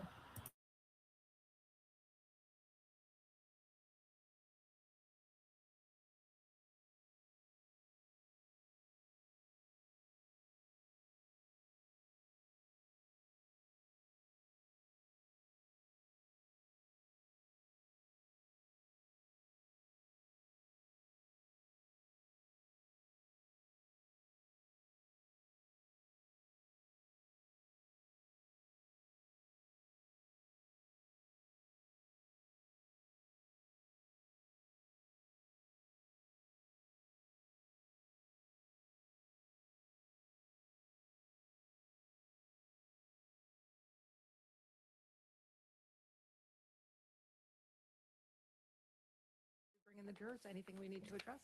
Maybe we can see inside. Yes, of course.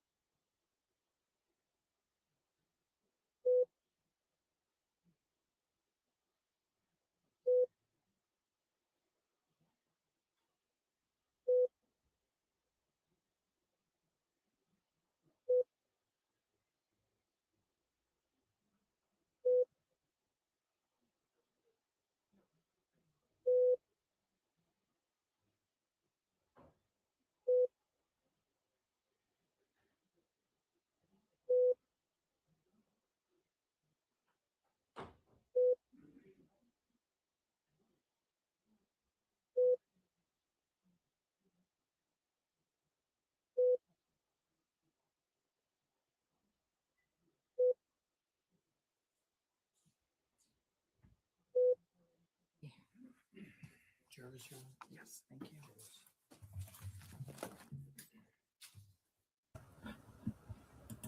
I was talking about you. It's about time you get here. And thank you.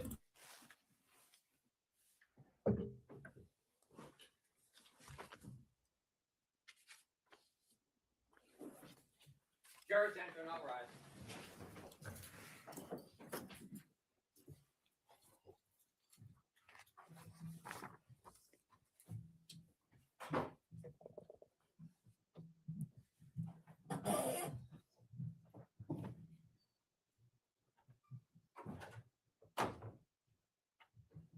May be seated. All right, jurors, good afternoon again. As I told you, the evidence in this case is closed, and you're about to hear the closing statements of the attorneys. And what I want to say to you about that is that this is an important part of the trial because it is the final opportunity given to the lawyers to address you. It's an opportunity for the attorneys to summarize the evidence, to call your attention to certain parts of the evidence that they regard as important, and based on the evidence, to try to persuade you to reach a certain result. However, what you are about to hear is not evidence. Lawyers are not witnesses. All the evidence in this case has been presented through the testimony of the witnesses and the exhibits, which you will have an opportunity to examine and consider during your deliberations. Our rules are designed to ensure that the parties receive a fair trial, and they therefore prohibit the attorneys from making certain types of arguments in an effort to persuade you to reach a certain result or to favor or disfavor either side. For example, the attorneys are not permitted to refer to facts that are not in evidence in this case. If based on your memory and understanding of the evidence, a lawyer does this, you should disregard that comment. The attorneys are not permitted to express their personal belief in the credibility or lack of credibility of any witness who testifies in this case. That determination is entirely for you to make. If a lawyer makes such a comment, you should disregard that comment. Attorneys are not permitted to persuade you for or against either party by appealing to human passions or prejudices. If you become conscious of any passion or prejudice as you consider the evidence or engage in your deliberations, you must put those feelings aside and not permit them to influence your thinking. And if a lawyer makes such a comment, you must disregard that comment. Better proceed. Bless you.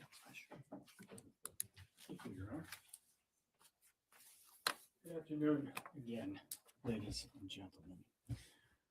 As I said to you in my opening statement, there was no assault, no strangulation, no incident at all on that day or any other day. You didn't see any injuries. You didn't see any photographs. You learned there were no medical records, no statements, no nothing between December 2nd and December 16th. You have not been provided with a single shred of credible evidence to determine that any assault actually occurred in the house on that day. The Commonwealth's case is nothing more than the words of Miss Adams.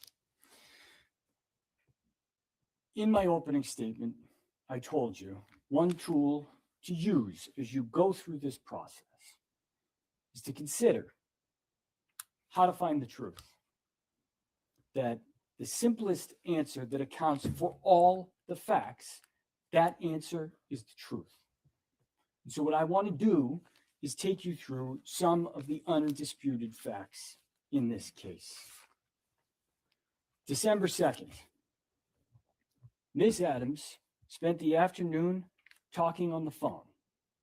She got a ticket to Atlanta. She cooked Stefon Diggs dinner. We learned this morning that it was a hot dog. She went into Mr. Diggs's bedroom to provide him birthday presents and to deliver those birthday presents. Timeline wise, all of this, every single fact that I just mentioned, all of those would have occurred after what Miss Adams says was a violent assault that occurred sometime that afternoon. That night, Miss Adams left the house at 7:15 and she flew to New York City. You heard that she told the police that she stayed with friends. You heard her describe whose friends they were. But you also heard her say that she had a ticket to Atlanta, purchased before she ever changed it to go to New York City.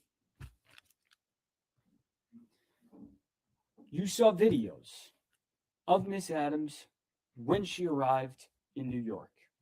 You heard from the woman who picked her up from the airport, who also saw Miss Adams when she arrived in New York. You saw video and heard from Tali Moses, who spent the entire week with Miss Adams in New York. And you got to see how she looked. You got to see her face, you got to see her neck, you got to see the way she moved during the course of that week. One thing I'll say about that, Miss Adams, she might define bruising, however, is expedient or convenient for her, but we all know what bruising looks like. You saw the videos and you heard from the witnesses. On December 5th, Miss Adams texted Stefon Diggs, "Hi, can you please approve my pay with finance, please and thank you." That would have been 2.5 days after he violently strangled her in her bedroom. December 6th, you saw the video of her dancing. That's 3.5 days after this assault allegedly occurred. You heard that throughout the course of that week, from December 2nd to December 9th, Miss Adams didn't mention a single thing about any assault to anyone. The one thing you heard her mention was on the afternoon of December 2nd, she told Shy she wasn't going to Miami. You heard that on December 9th, she went back to the house. And I told you the details were going to be important about her going back to the house in my opening statement. She got back to the house at 11:30 p.m. alone and walked into the house. But what did she do? She didn't just go to Stefon Diggs's bedroom door and knock on it. She tried to punch in the code, and it didn't work. And those are her words. That's what she told you. None of that is consistent with a violent assault having occurred the last time they interacted with one another. Not one piece of that. And those are undisputed facts. On December 11th, Miss Adams texted Mr. Diggs her apology. She said she was sorry she was being emo, and she didn't want him to feel that way. She didn't want him to think she was trying to quit her job. And she told you she was trying to keep her job. She was trying to get back. She also told the police 4 days later, 5 days later, that she had quit her job on December 2nd. We know that that was a lie. Not just from the fact that she actually told you that that was a lie, but from the actual evidence that you have in this case that is undisputed.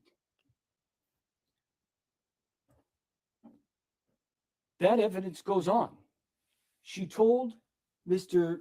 Diggs's girlfriend that she didn't say any of that to the police, meaning what she told the police, that she didn't accuse Mr. Diggs of assault. And that wasn't true.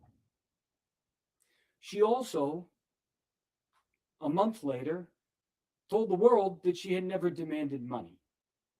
And that also wasn't true. Now, more undisputed facts. Miss Adams was paid for November. At first, she didn't admit that. She ended up saying they worked it out. She got paid for 2-3 weeks. And we actually got an answer today on why she wasn't paid for a full month. Because she was in Tobago with Shy Charles. You heard from Melissa Goddard. Miss Adams was paid up. The non-disclosure agreement. Miss Goddard talked to you about that. And you heard about that from Miss Adams.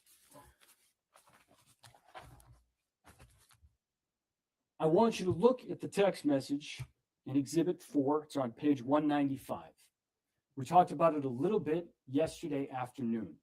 But this is another undisputed fact, and it's very important. Because despite what Miss Adams told the police on December 16th and told you at times yesterday, on December 13th, 2025, Miss Adams says what she thinks the NDA is about. And she says, you sitting here playing in my face, 700 comments. If I told someone why it's not in the blog, you believe it, meaning Mr. Diggs, and now sign an NDA. Send me my money.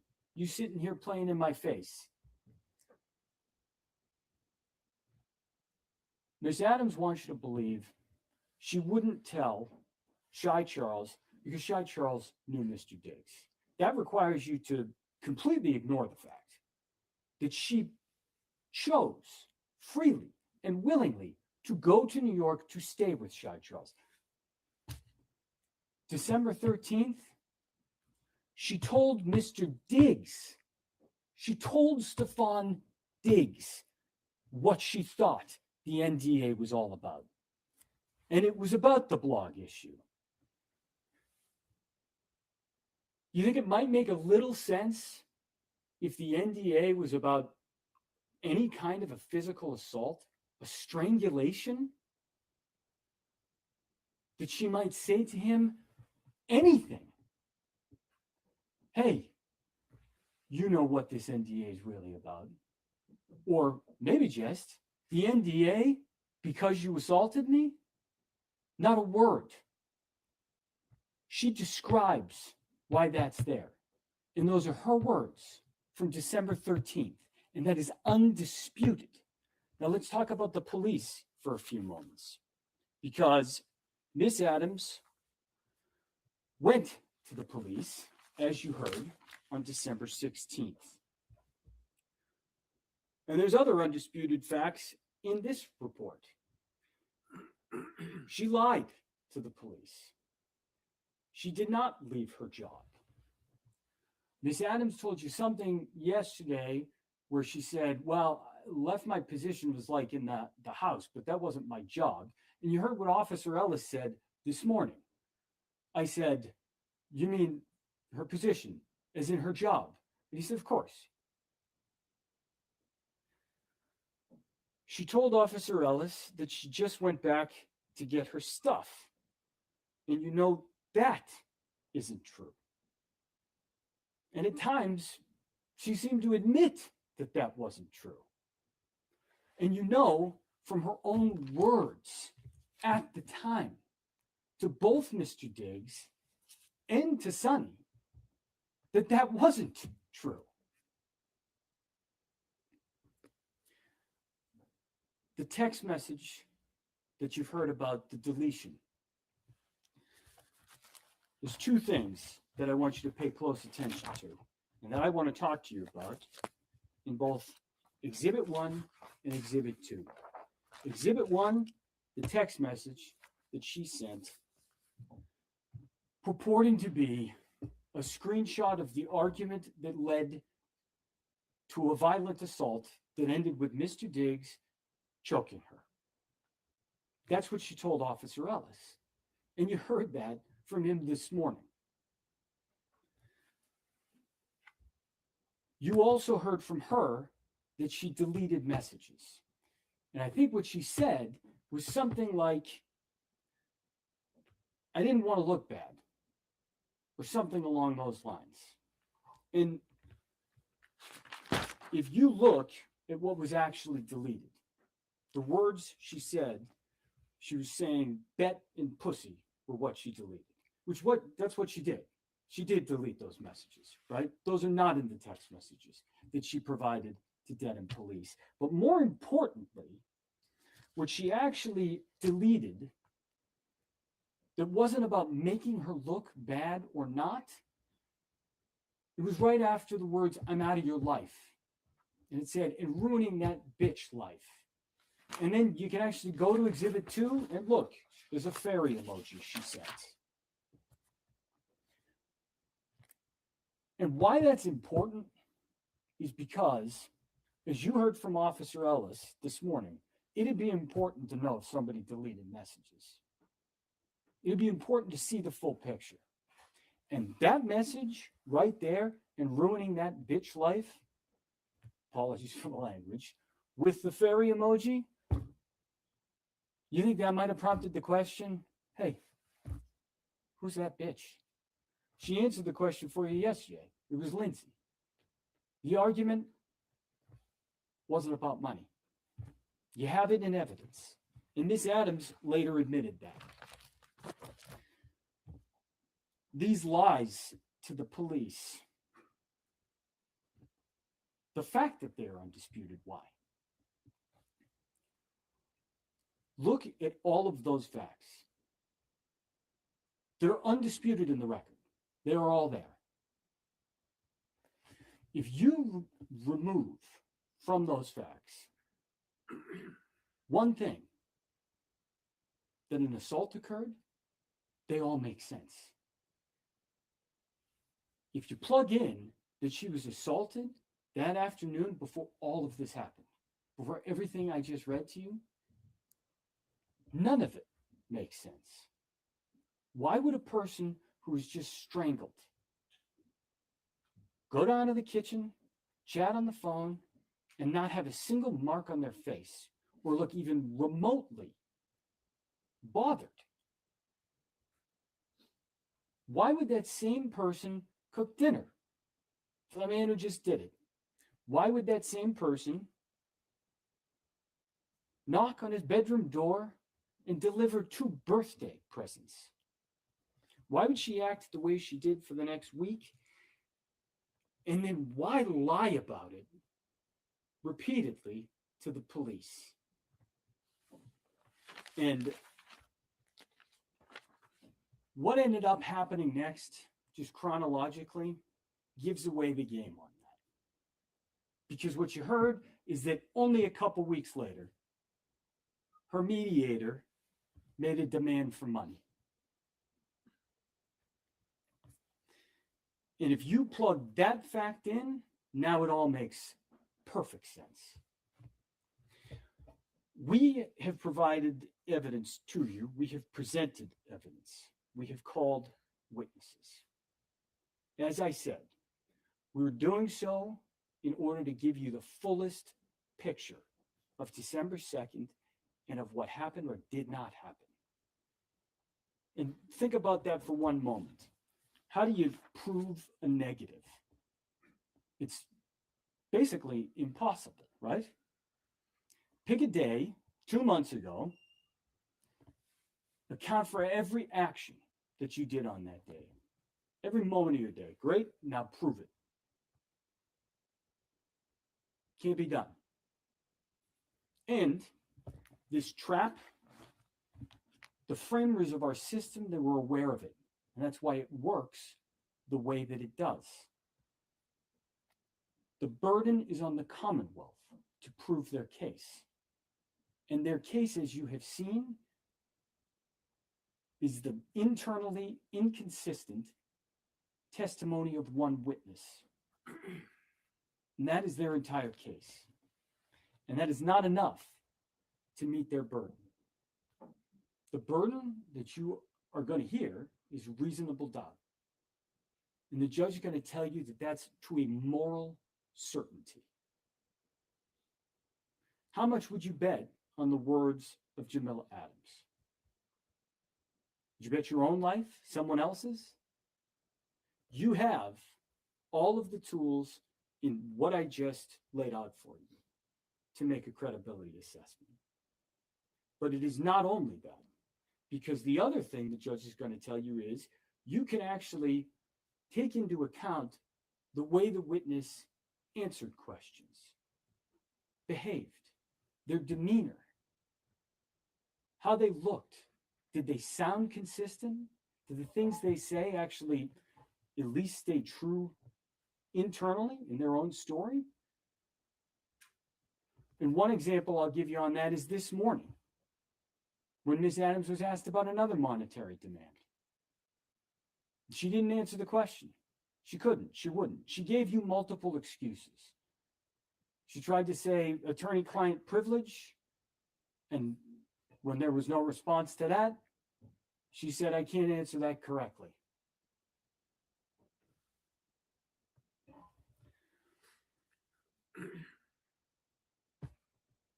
Take the way she answered questions into account, but line it up against the facts that you know that you have, because that's how you got to make a decision, on facts, on evidence.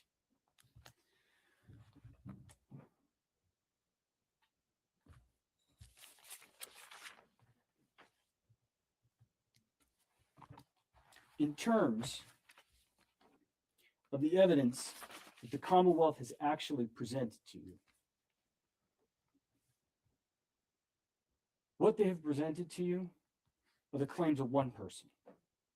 Their second witness undermined their first. And there's a reason for that. There's a reason they had absolutely nothing to corroborate this allegation, which one thing I will say about the assault and battery, she described Mr. Diggs slapping her on the right side of her face with his right hand. And she actually demonstrated it for you. But the problem is that's a physical impossibility. And the reason I would suggest to you that that demonstration didn't go quite well is because sometimes people miss their mark. Sometimes actors forget the script. What you do not have before you is anything that you can base a firm decision on, unless that decision is that the Commonwealth has not proved its case. The Commonwealth has an opportunity to speak to you after I do. And you heard the Commonwealth question some witnesses about working for Mr. Diggs. There's a number of people who were called as witnesses. We tried to be as quick as possible. It's not terribly exciting to hear a witness talk about how they heard and saw nothing.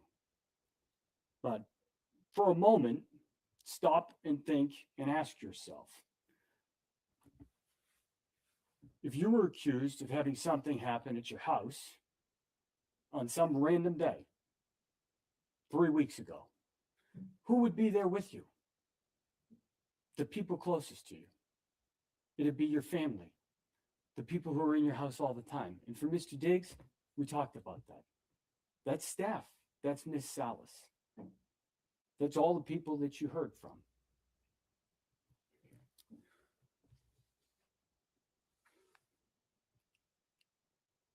One thing that I want to talk about is a reason for bias. Because when Mr. Virtue asked, I think the first witness she was Miss Salas. Mr. Diggs paid her salary, isn't that right? The one witness who has the most significant financial interest in this is Jamila Adams. You heard her talk a lot about money yesterday, and that was the Commonwealth's only witness to even touch on what they claim this assault was. That's their evidence. They cannot, and they have not, proved this case because no assault occurred on December 2nd, or as I said, any other day. And it's your obligation to hold them to that burden and to decide the case on the evidence that you have in front of you. And that evidence provides one answer alone. And I would suggest to you that that is that Miss Adams made this accusation as a means of trying to leverage and humiliate and to punish Stefon Diggs. And you heard that he has been living with this case and these accusations since December of 2025. And it is time to end. The evidence that you have heard that has been put before you is not enough for the Commonwealth to sustain their burden. It is your obligation to return a true and a just verdict. And the evidence that you have heard requires that you go back into that room and that you lift this burden off Mr. Diggs' shoulders and that you tell him and the world that Stefon Diggs is not guilty of this incident that never occurred. Thank you.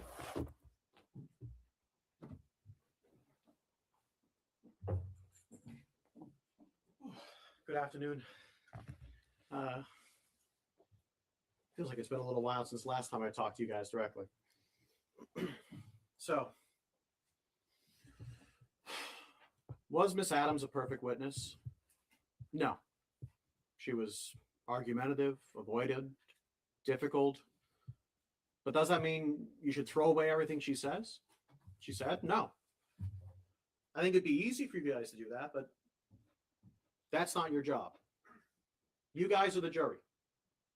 It's your job, your sacred duty, to comb over every bit of evidence you heard, to consider it, to give it the attention it deserves. The attention, the scrutiny, the weight it deserves. You don't have to like Miss Adams. You don't have to like the way she testified today and yesterday, but you do have to give her and her testimony the attention it deserves. You heard from her about what happened in that room on December 2nd.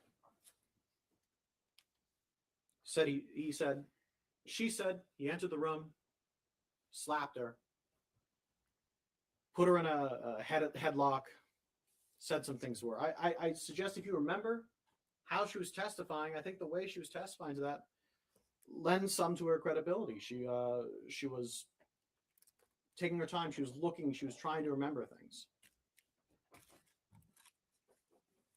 As the defense counsel predicted, one of the things I'm going to say is that Miss Adams was the only witness you heard from about what happened in that room. You have defense's witnesses who said what happened afterwards, but if you remember Miss Adams' testimony, she said that was after she had an opportunity to kind of put herself together. She said she cried, she changed her clothing, she kind of started packing. The question you may be having is, why would she act that way? Why was she going out and smiling? Well, I'd suggest to you that all the people she was around are people that have known Mr. Diggs much longer than they've known her. I suggest you even consider the relationship she had with Mr. Diggs. He was sometimes lover, a boss, landlord. He was a athlete, a celebrity, financially powerful, surrounded by people that were all on his payroll that liked him. That when you put that all in consideration, her behavior does make sense in that it was her way of continuing on past that. And she told you that they had a complicated relationship. She said they argued all the time. So that might also make sense as to why she texted them afterwards saying, hey, trying to make amends or trying to figure things out, why she gave the birthday present afterwards. In this case, you heard four kind of things, right? You heard things that weren't evidence. The openings, these closings, questions, things that were stricken, those are things that aren't evidence. They can kind of give you some context, but those aren't the evidence in and of themselves. You heard the actual evidence. That was the testimony from the witnesses, the videos, photos, and you'll be able to see also all those text messages. The third thing you're going to hear, so things that aren't evidence, things that are evidence in the law. The judge gave you some preliminary law at the start of the case. She's going to now, once closings are done, instruct you on the full law. I ask that you give her the same attention that you've given to all the evidence, and you give the same attention to both attorneys during their closing. You give the judge that attention when she reads the law. And there's a fourth thing that you're going to need to pay attention and listen to and consider, and that's each other. When you guys are done here, once I finish, once the judge reads the law to you guys, it'll be your job to go into that room and deliberate on this case. When you go in that room, it's up to you guys how you want to run it. There's no manual, there's no guide, there's no schedule of how you guys are going to come to your decision and reach your verdict. And no one is going to make sure you're doing it one way. What I would suggest you guys do, and you guys can do whatever you want, this is just my suggestion to you. What I suggest you guys do is you don't go in there and just say, all right, let's take a poll right off the bat. I suggest you guys take the time, go over all the evidence, go over each witness, talk about each witness, try and do it both ways, back and forth, for every witness, not just the Commonwealth's defense as well. Go over every bit of evidence. Really take the time that this case deserves. And also listen to each other. I'd suggest as much as you can, make sure if there's someone that's that's not saying anything, make sure you get to hear from them as well. As I said at the start of this case, that every bit of evidence is important, and that's true. I'd hope that if you guys fairly treat every bit of evidence the attention it deserves, give the analysis, the scrutiny for all the witnesses, all the evidence, and talk amongst yourselves, that you guys will come to the correct verdict. And I would suggest that that verdict is the verdict of guilty on all counts. Thank you very much. Very briefly. Sure.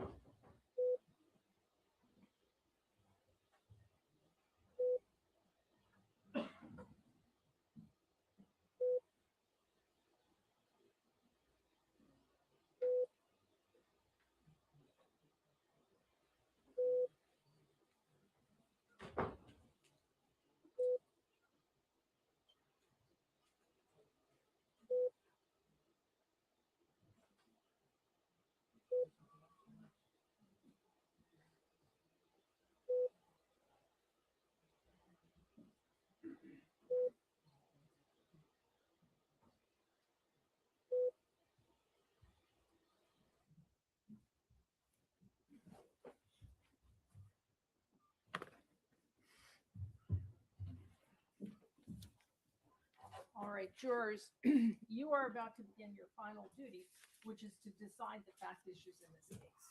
Before you do that, I will instruct you on the law. It was obvious to me throughout this trial that you faithfully discharged your duty to listen carefully to all the evidence and observe each of the witnesses. I now ask you to give me that same close attention as I instruct you on the law. My function as the judge in this case has been to see that this trial was conducted fairly, orderly, and efficiently. It was also my responsibility to rule on what you may consider as evidence and to instruct you on the law which applies in this case. It is your duty as jurors to accept the law as I stated to you. You should consider all my instructions as a whole. You may not ignore any instruction or give special attention to any one instruction. You must follow the law as I give it to you, whether you agree with it or not. It was the duty of the attorneys in this case to object when the other side offered evidence which that lawyer believed was not admissible under our rules of evidence.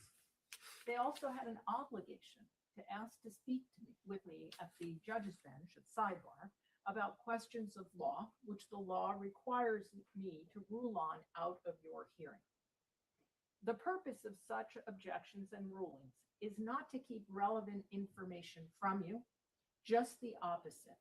It's to make sure that what you hear is relevant to this case and that the evidence is presented in a way that gives you a fair opportunity to evaluate its worth. You should not draw any inference, favorable or unfavorable, to any attorney for objecting to proposed evidence or asking me to make such rulings. That is the function and the responsibility of the attorneys here. Now, your function as the jury is to determine the facts of this case. You alone determine what evidence you believe, how important any evidence is that you do believe, and what conclusions to draw from that evidence. In making these determinations, you are to use your common sense, life experience, and good judgment. You are to decide what the facts are solely from the evidence admitted in this case. In evaluating the evidence and determining the facts, keep in mind that we all tend to perceive information and form opinions based on our own personal experience and background. This tendency may cause us to hold bias, of which we may or may not be conscious. And as I previously instructed you, you must not allow bias, whether held consciously or subconsciously, to interfere with your ability to fairly evaluate the evidence, apply the law as I instruct you, or render a fair and impartial verdict based on the evidence before you. The evidence consists of the testimony of witnesses as you recall it, any documents or other things that were received into evidence as exhibits may also be considered. Of course, the quality or strength of the proof is not determined by the sheer volume of evidence or the number of witnesses. It's the weight of the evidence that is important. Some things that occurred during a trial are not evidence, and you may not consider them as evidence in deciding the facts of the case. The complaint itself is not evidence. A question put to a witness is never evidence. Only the answers are evidence. Also, you may not consider any answer that I struck from the record and told you to disregard. Do not consider such answers. Anything that you may have seen or heard when the court was not in session is not evidence. The opening statements and the closing arguments of the lawyers are not evidence. They are only intended to assist you in understanding the evidence and the contentions of the parties. If your memory of the testimony differs from the attorney's, you are to follow your own recollection. You should not consider anything I have said or done during the trial as any indication of my opinion as to what your verdicts should be. In evaluating a witness's testimony, you have to decide what testimony to believe and how much weight to give that testimony. You should give the testimony of a witness whatever degree of belief and importance that you judge it is fairly entitled to receive. You are the sole judges of the credibility of a witness. You may believe everything a witness says, part of it or none of it. If there are any conflicts, discrepancies, or inconsistencies in the testimony, you should examine them carefully. You may consider whether a witness was candid or guarded, responsive or evasive, and whether the testimony is reasonable or unreasonable, probable or improbable. You may take into account how good an opportunity a witness had to observe the facts about which the witness testifies and whether the testimony seems accurate. You may also consider evidence, if any, about a witness's motive for testifying, whether a witness displays any bias in testifying, and whether or not a witness has any interest in the outcome of the case. In deciding whether to believe a witness and how much importance to give a witness's testimony, you must look at all the evidence, drawing on your own common sense, life experience, and good judgment. Consider the evidence as a whole. Do not make up your mind about what the verdict should be until after you have gone to the jury room to decide the case and you and your fellow jurors have discussed the evidence. Keep an open mind until then. Once you have determined the facts, apply the law as I explain it to you to the facts in order to decide the verdicts.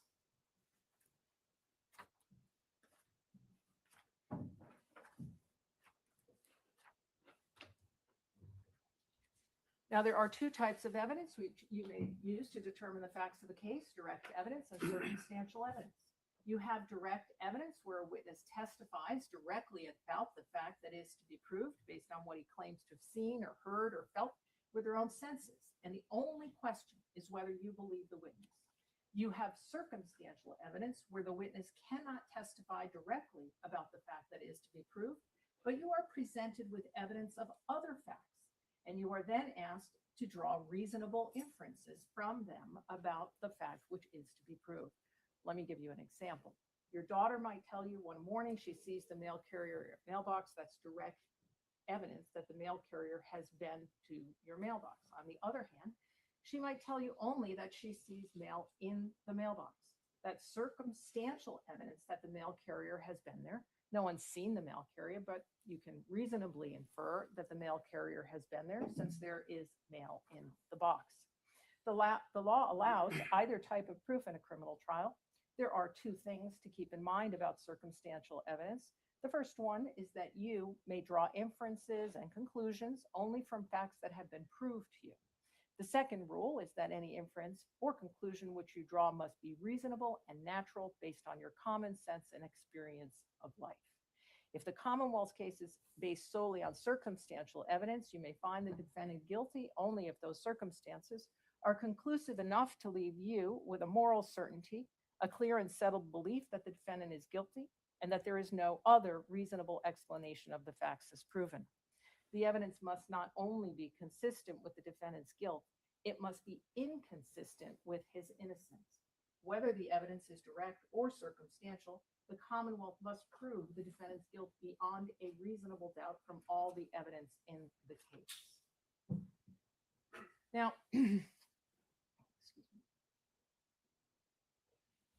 when you consider whether to believe a witness or how much weight to give their testimony, you may consider whether that witness said or wrote something earlier that differs in any significant way from their present testimony in the courtroom. It is for you to say whether there is a difference and how significant any difference is. Please note that you may not use the witness's earlier statement as proof that something said in it is true. So, for example, if a witness testified here that she found a donut but had earlier written that they found a bagel, that earlier statement would not prove they found a bagel, but it might raise doubt as to whether they were accurate or truthful when they testified that they had found a donut. So the earlier statement is brought to your attention for the sole purpose of discrediting or casting doubt on the accuracy of the witness's present testimony here at the trial. It's for you to decide whether it does so. Normally, you may not consider any statement that a witness made in the past which is similar to that witness's testimony at trial. The rule rests in part on our common experience that saying something repeatedly doesn't necessarily make it any more or less true. But we make an exception to that rule where there has been a suggestion that a witness may have recently contrived their testimony.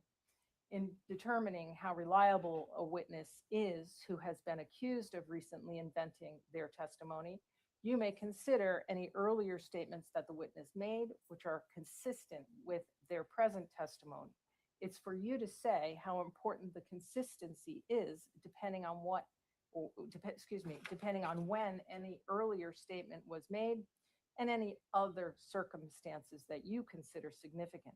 The earlier statement is not itself evidence of any fact that is mentioned in it.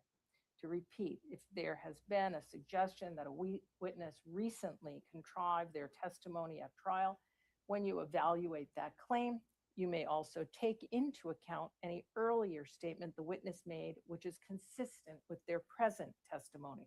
The prior statement is relevant only as to the witness's credibility, and you may not take it as proof of any fact contained in it.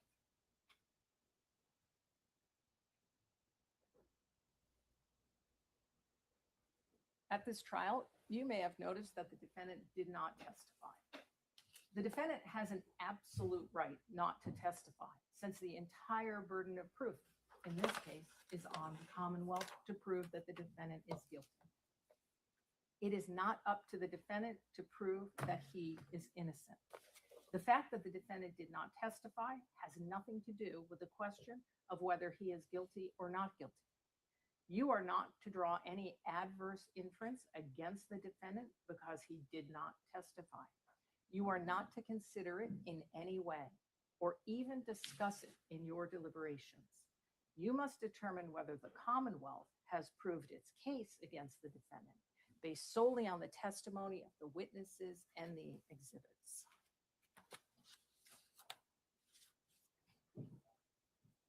As I have told you, the complaint against the defendant is only an accusation. It is not evidence.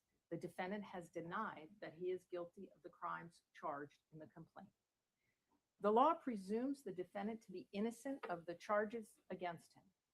The presumption of innocence is a rule of law that compels you to find the defendant not guilty unless and until the Commonwealth produces evidence from whatever source that proves that the defendant is guilty beyond a reasonable doubt. This burden of proof never shifts. The defendant is not required to call any witnesses or produce any evidence since he is presumed to be innocent. The presumption of innocence stays with the defendant unless and until the evidence convinces you unanimously as a jury that the defendant is guilty beyond a reasonable doubt. It requires you to find the defendant not guilty unless his guilt has been proved beyond a reasonable doubt. Your verdict, whether it is guilty or not guilty, must be unanimous.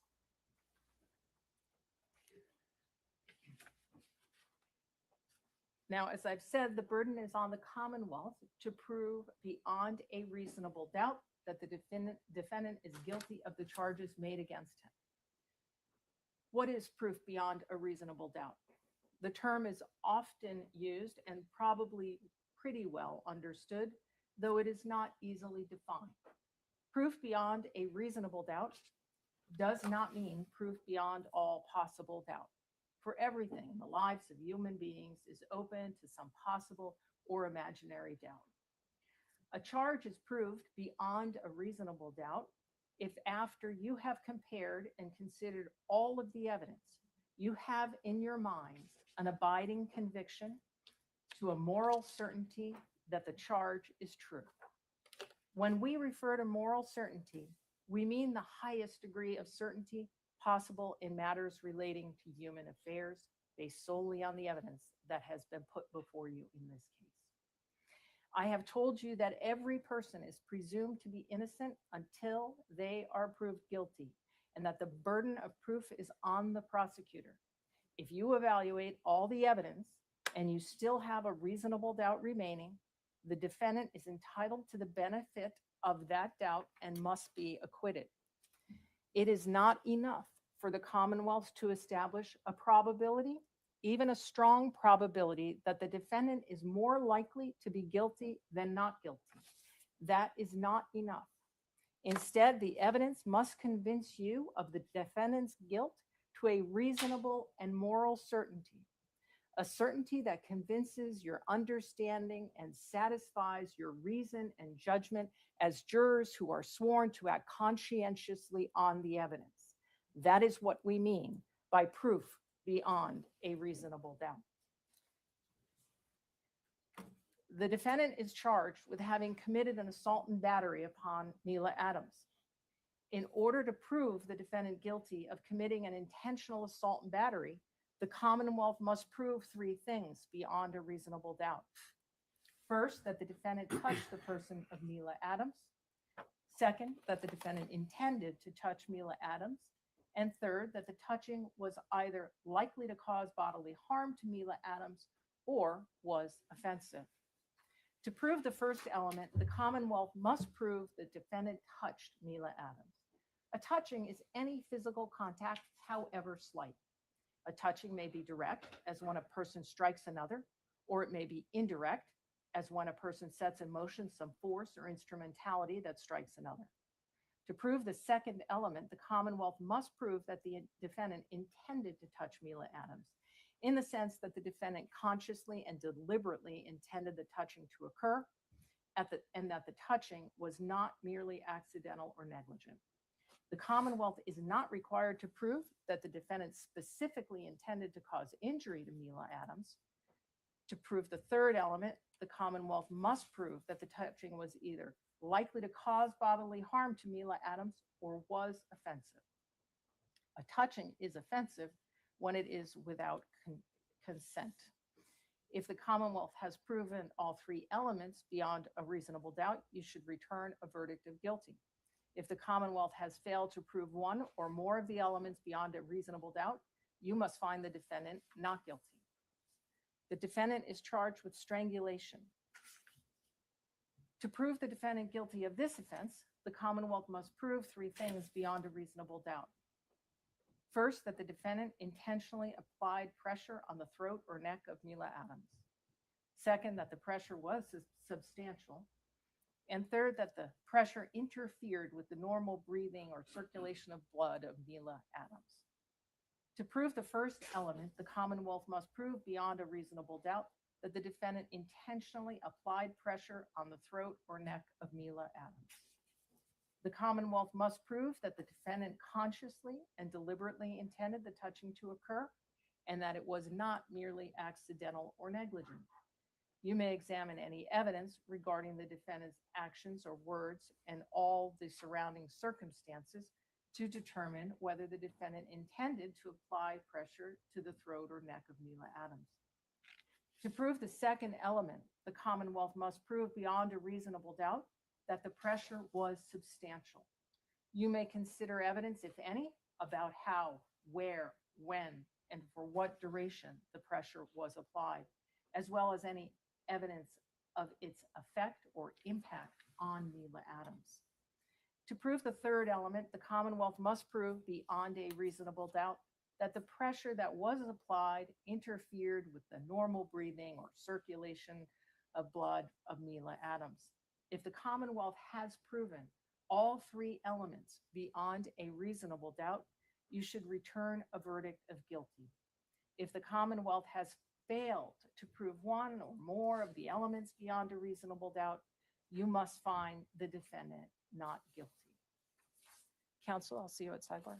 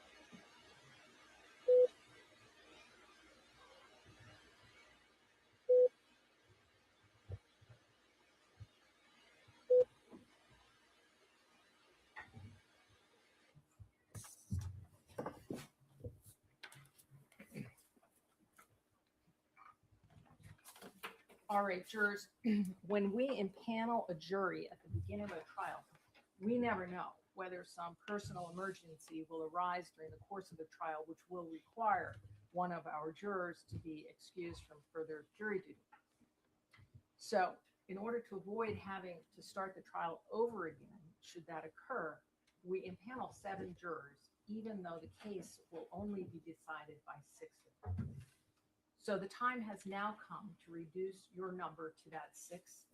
And I am going to ask Mr. Clerk to draw one of your cards at random, and that juror will be designated as our alternate juror and will not take part in the deliberations unless necessary to provide a substitute for one of the other jurors. So if fate makes you the alternate juror, please don't take it personally. Your service up until this point, your willingness to serve is appreciated by all of the parties, and we will make sure that you are kept as comfortable as possible in an area isolated from the deliberating jurors.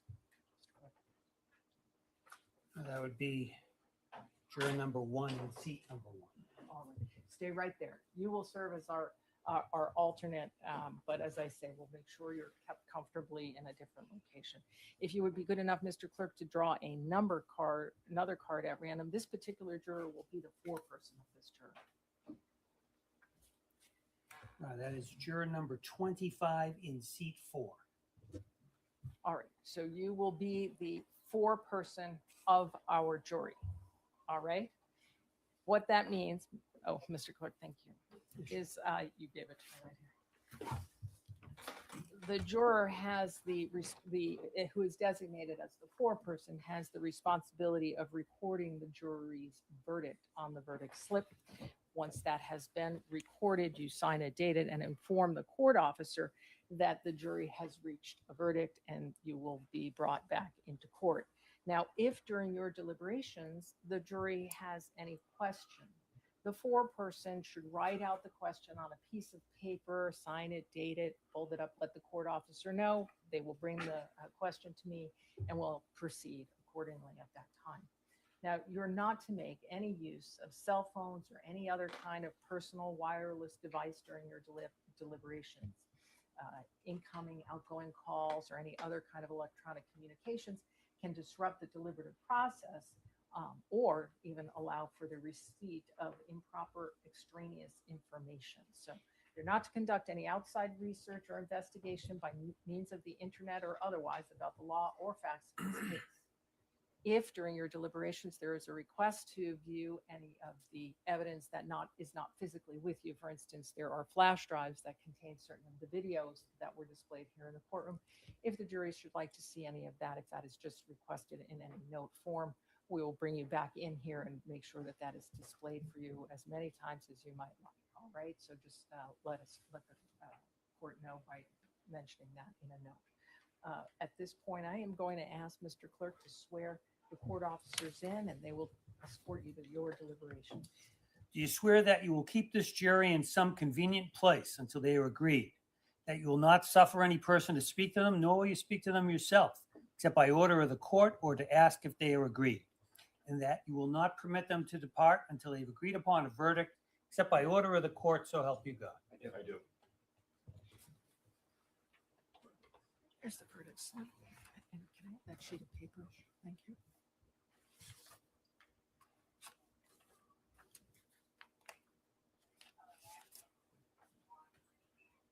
All rise. Jurors can step down this way.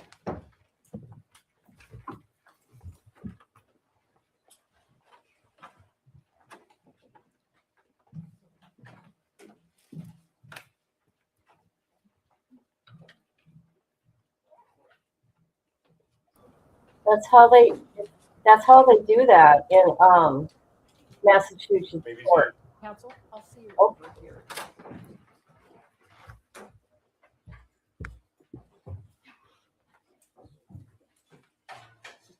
Yeah, just a little bit of housekeeping.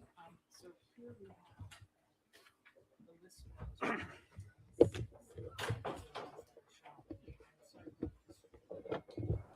Okay, let's take a poll. I say an hour.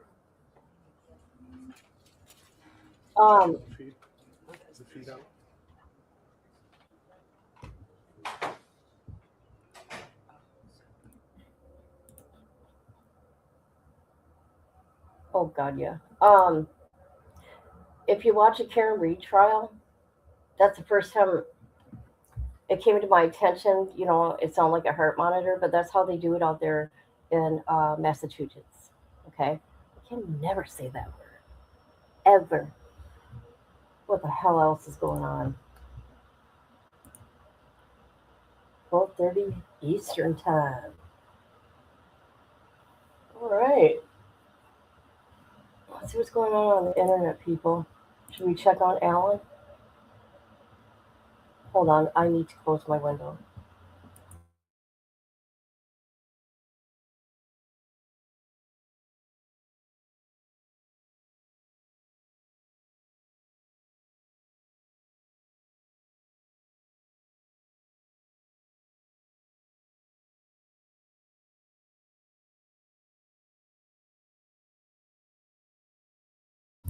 All right.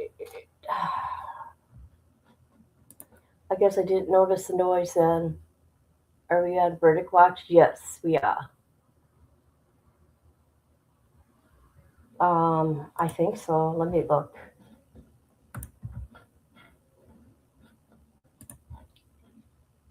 Oh, let's go.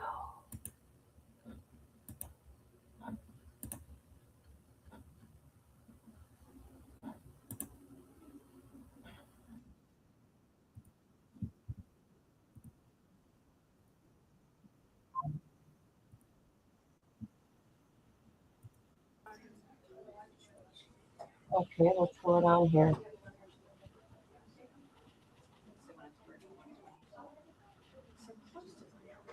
Where did everyone see there's a verdict? There's a verdict?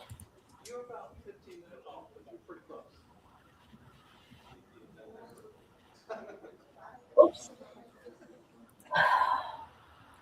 Let me go to X to see if there's a verdict.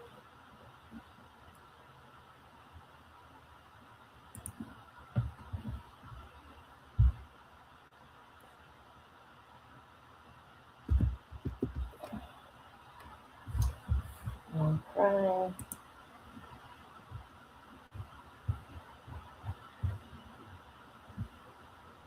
Hmm. I don't see it anywhere.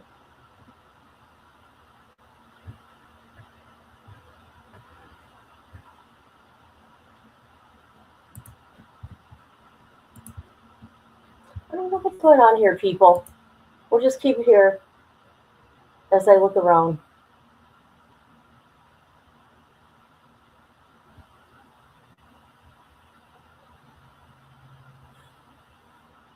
I definitely think he should get the DP, by the way.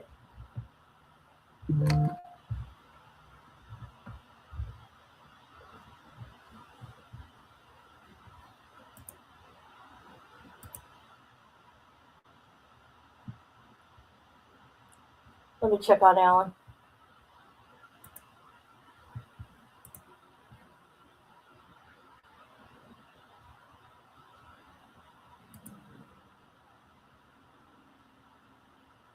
Alan. Here we go.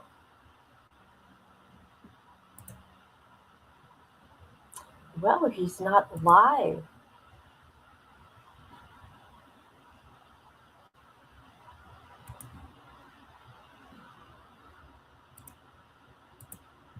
All right, we're checking on Alan. Nothing going on. Nothing's going on. He's sleeping in his van down by the river. That's what he's doing.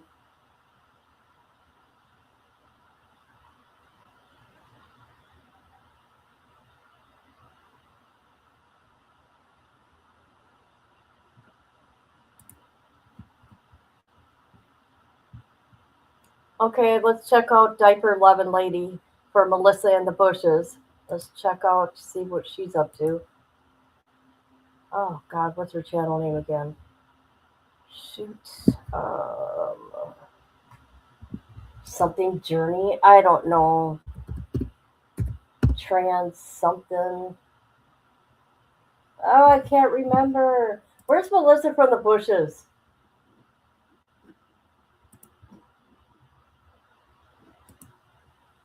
I'm trying to find it. Oh my god, oh my god, oh my god. Here we go.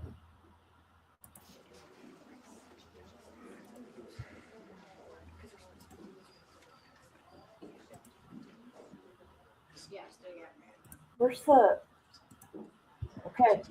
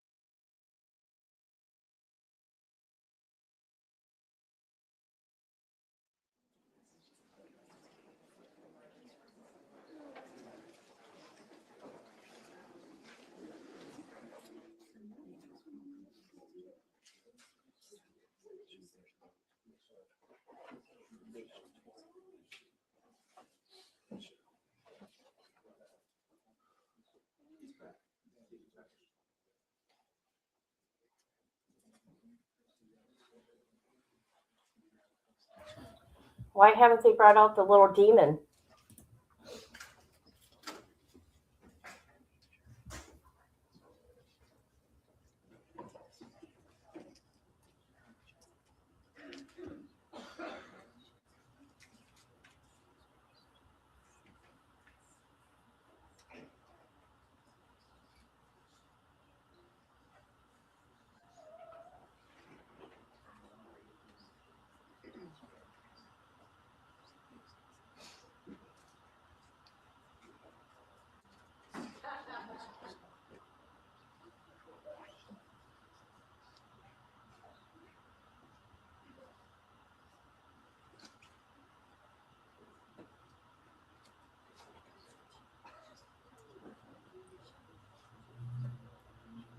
Okay.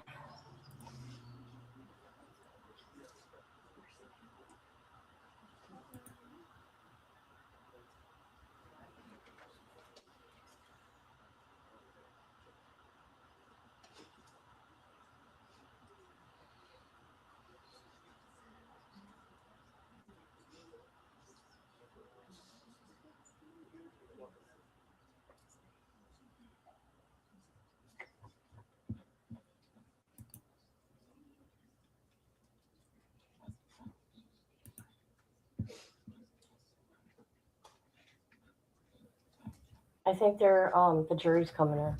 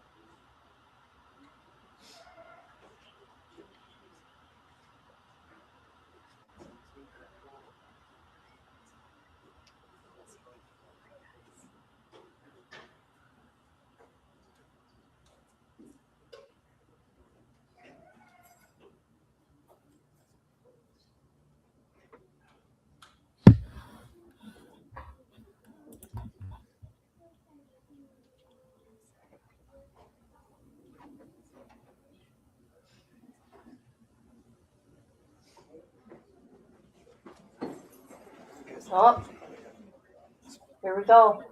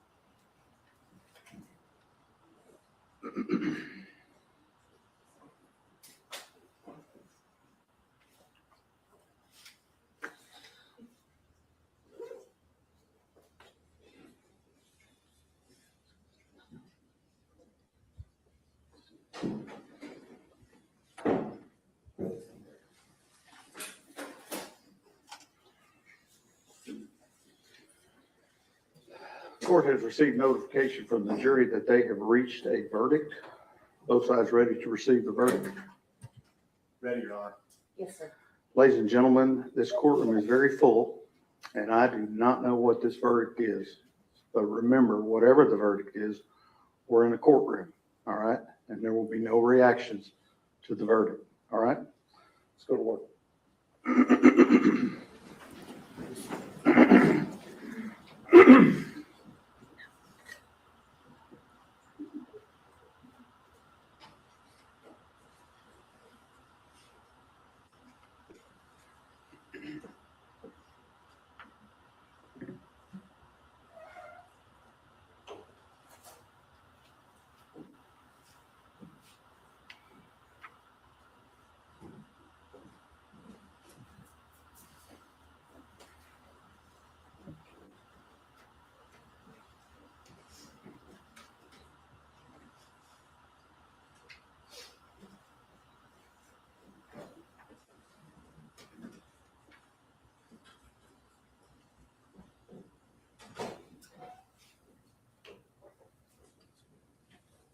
Everyone may be seated.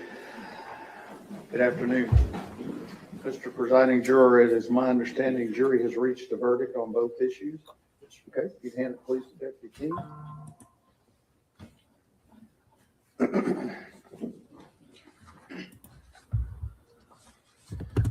Answers to special issues. Special issue number one, whether there is a probability that the defendant would commit criminal acts of violence that would constitute a continuing threat to society. Answer, we, the jury, unanimously find beyond a reasonable doubt that the answer to special issue number one is yes, signed by the presiding juror.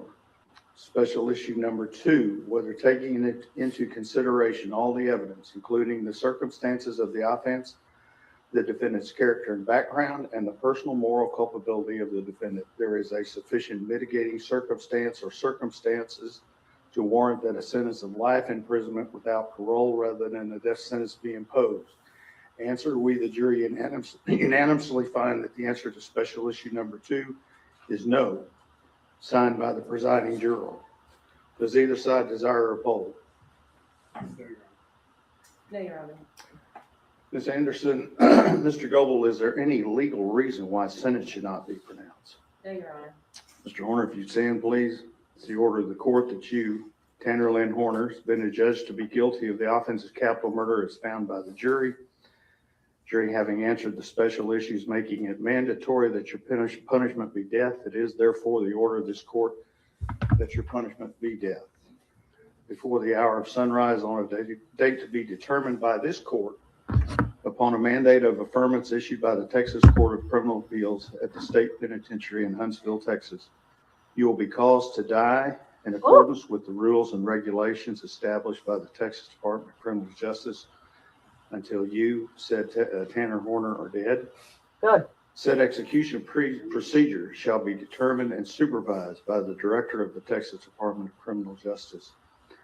The clerk of this court shall issue a death warrant in accordance with this sentence directed to the Director of the Texas Department of Criminal Justice for that purpose.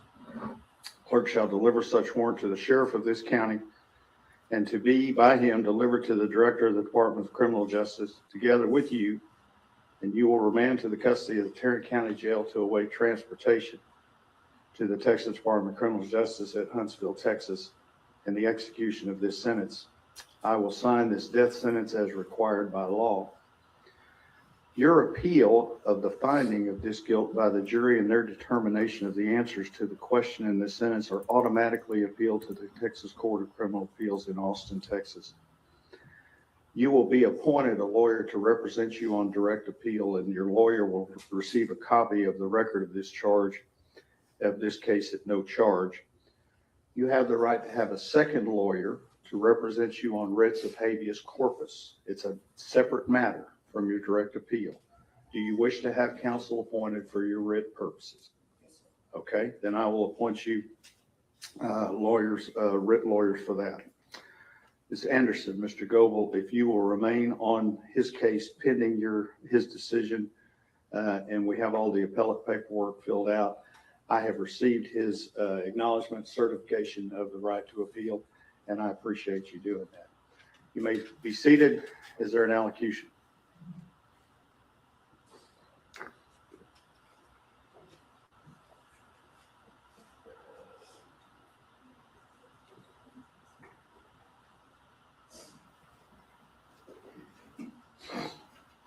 Oh boy. Here's Dad. He may speak. He may speak from wherever he feels the most comfortable.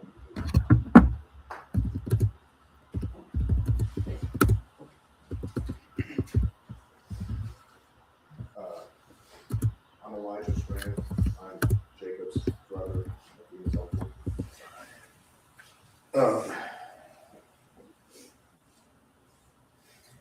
There are no words that truly capture the devastation that Tanner Horner caused us and our family.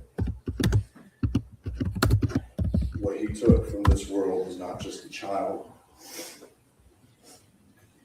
He took a life, a future, and a piece of every single person who loved him. He took a granddaughter, a daughter, a niece, a cousin, and a friend.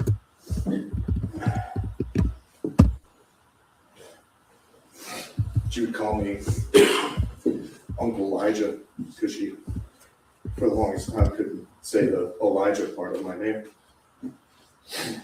It was the best thing to see her running up to me with her arms open, yelling Uncle Elijah. And that's one of my last memories I have of her. And now I get to never hear that again. I think it was more than a headline. She was laughter, curiosity, kindness, and innocence. And she had dreams that she will never get to chase, birthdays that she will never celebrate, and a life she'll never get to live because of his actions. Our family has been left with an emptiness that can never be filled. I have 3 daughters, 2 that got to meet her and grow with her, and 1 that will never meet. And he took that away from them as well, a cousin and a friend.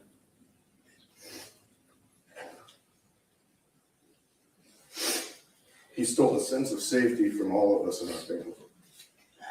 Me and my wife just got comfortable enough to let our kids play outside, and that's even in our backyard. It's not close to the road.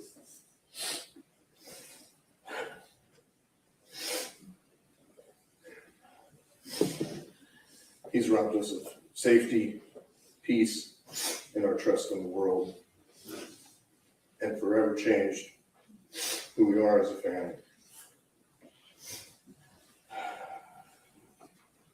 When we are left to carry grief that never fades, we are left with questions that will still never have answers. And we are left trying to honor a beautiful little girl whose life was taken in the most senseless and horrific way.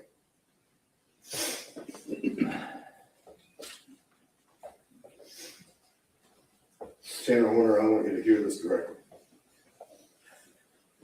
You did not just take a life, you destroyed a family. You took a little girl who trusted the world and repaid that innocence with violence. You chose to cause pain that will last generations. You say you found God, but what you did to Athena stands in direct opposition to everything that you now claim to believe.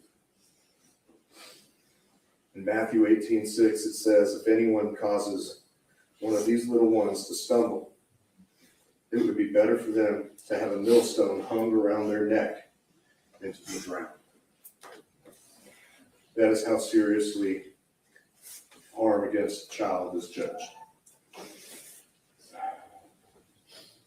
And you will be judged. You will face the wrath of God. But I want you to know that you are nothing. You are a footnote in Athena's story. Her name will forever be remembered. Her name will forever be celebrated, and everyone will forget you. You wanted your 15 minutes of fame. You got it. And no one's going to remember you after this. Mr. Staten, any other allocutions? No, Your Honor, thank you. He's your prisoner, Sheriff.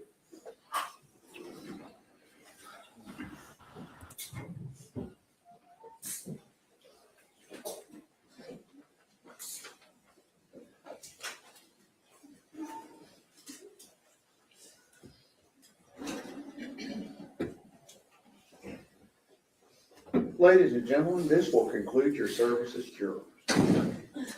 I bet in December, don't sit in, in December, that you got in that mailbox and saw a jury summons and you never thought you'd be involved in this, right?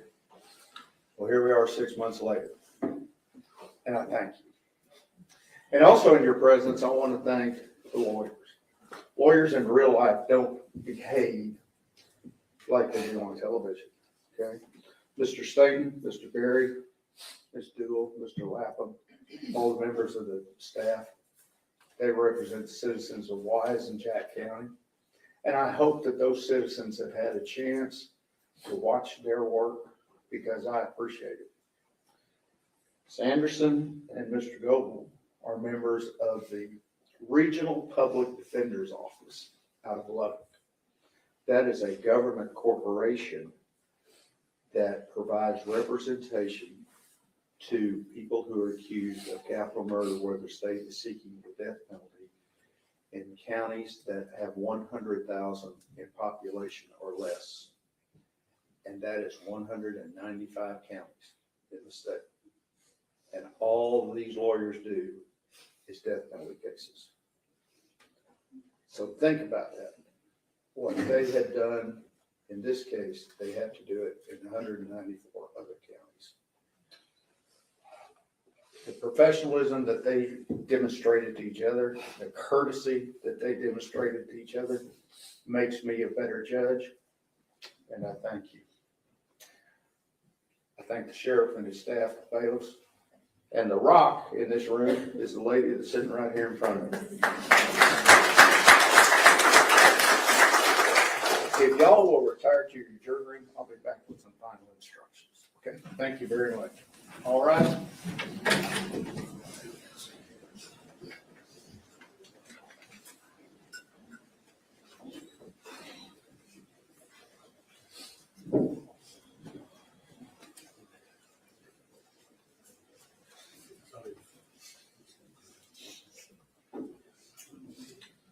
We are adjourned. Let me see counsel.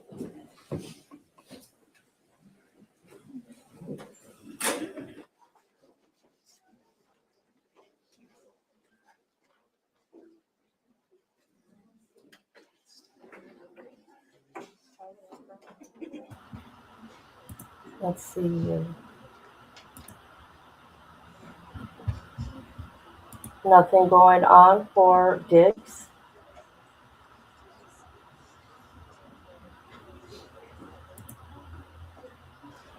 The jury got it right here.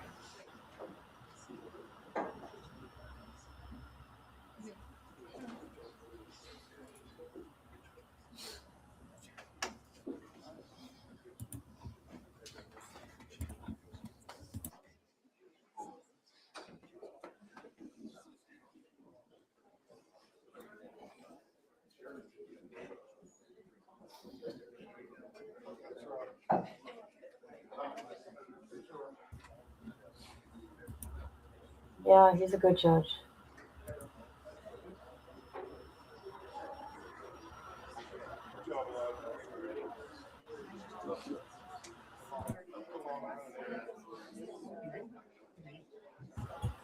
See what's going to happen here, and I think you guys will agree with me. Like I said, he ain't going to make it to his first appeal because he'll be dealt with accordingly. Okay? What he did was so gross to that little baby.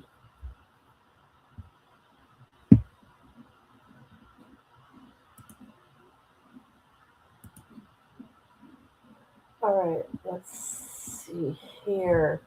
Where's living it up? Oh, there you are. Yeah, poor Alan is homeless now. All these people that it's sad because I give my opinion that um there's people that could help him, right? But then he's believing these people on the internet. Well, like he should believe me, anyways. But you know what I mean? They're just making fun of him. That's all they're doing. He obviously has some issues. I won't be surprised if he asked. No, that'll be taken care of for him.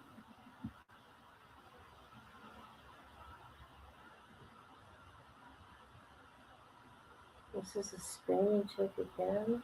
What commented? Hold on. I'm starting to get my comments now? Oh, yes. Okay. How about that, you guys? I actually got a notification someone left a comment. I haven't gotten one of those in, oh my God, at least 6 months. I was thinking the same thing. It's about the right time for the dictionary. It's going to be not guilty. Yep.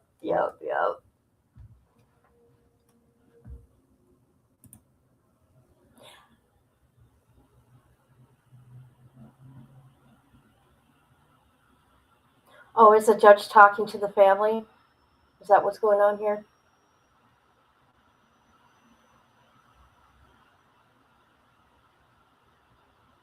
Yeah, you don't want to play out there in Texas. Yeah.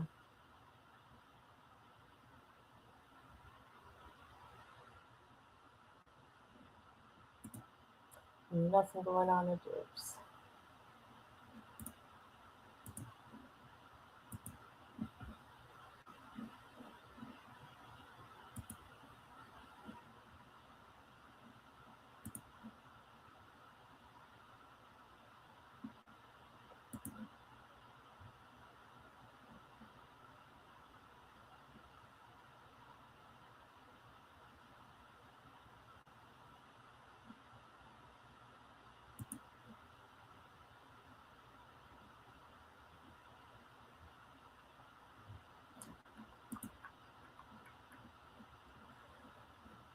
Oh boy. Let's watch this a minute.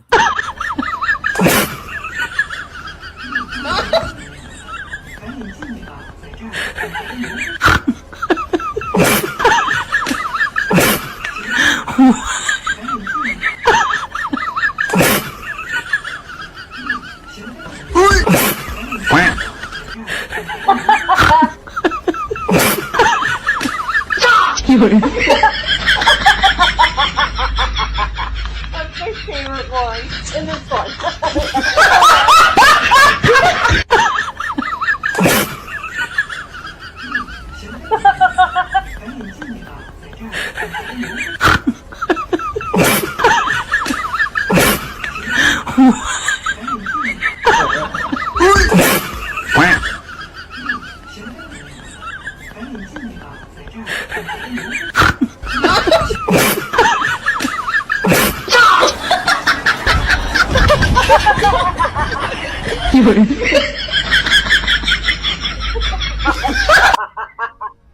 Oh shit. I just can't. I just can't. Oh god. I don't know what it is, but oh my god, I just can't. I gotta find that girl. I need to find that girl. Okay? Anybody know how to find that girl? Let me know. Oh my god.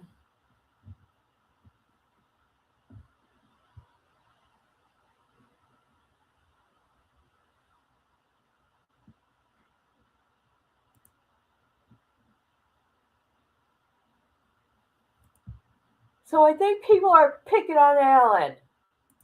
By the way.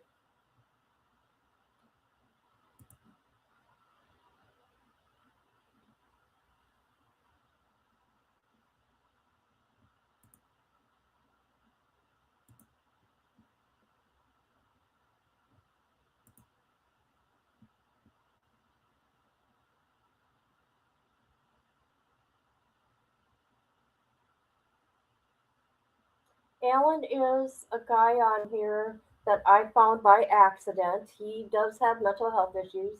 You can tell. Um, Let me show you. And I noticed that people are picking on him, right? And I could tell they're trolls. Um, but now he's homeless. He's living in his van. It's a very sad situation, actually. Here, where is he?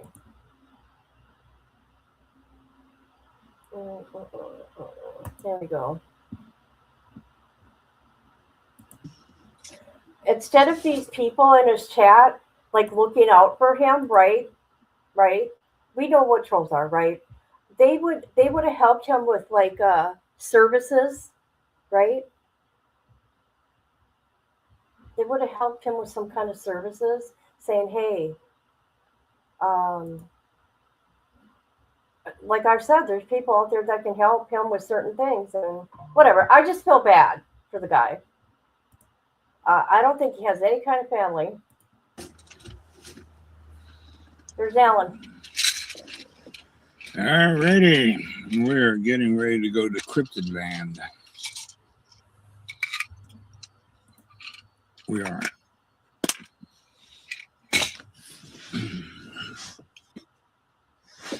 We are going to go to Cryptid Land.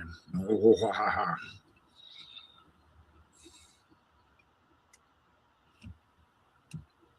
You just never know what we might see down there. Never know. Right there you go. That's the best thing you can do, right there. Just pray for this guy.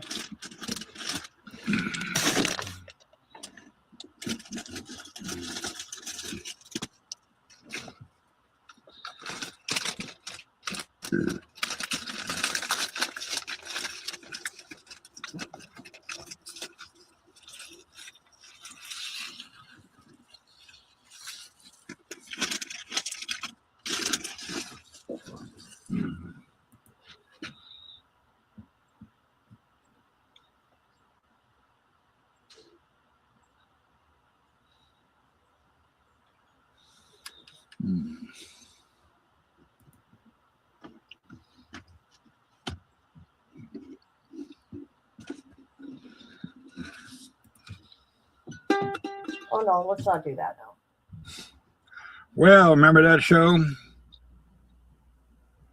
Myrtle Beach. Is that where the muscle guys go? Myrtle Beach, or is that somewhere else? Is that Muscle Beach? Myrtle Beach. Cranberry Man, Myrtle Beach. Never been there. South Carolina, right?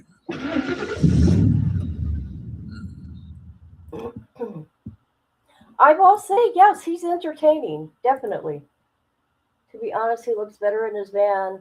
At least it's tidied a little cleaner than the house. Oh my god, that house. He was at the his whatchamacallit? Um the storage locker. You should have seen it. You should have seen that thing. No one's helping him right now. That one guy that was helping him is no longer helping him. I don't know what the hell's going on. But it's like, get your shit together, Alan. These people in your chat are not your friends. They want to see you fail. Just saying.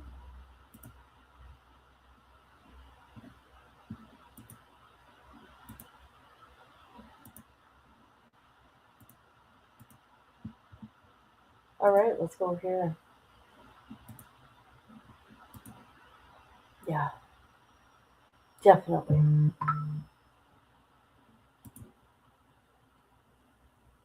Yes, he sure did, didn't he? Yep.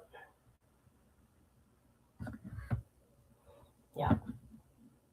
All right, let's bring up this string.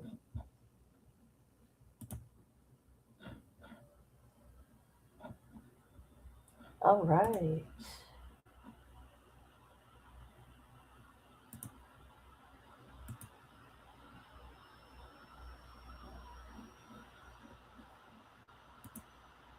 So, do you think Tanner thought since he was going to plead guilty that he was going to get out of the death penalty?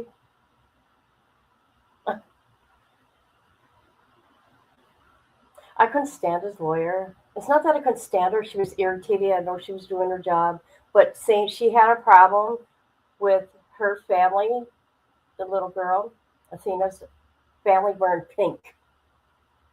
They were not allowed to wear pink in the courtroom. Can you believe that shit? You know what I would have done? I would have been pink everything.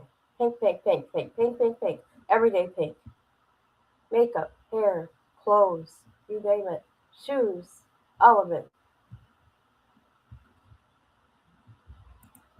Usually take death off the table when you plea out. I know, isn't that very strange? But it's Texas.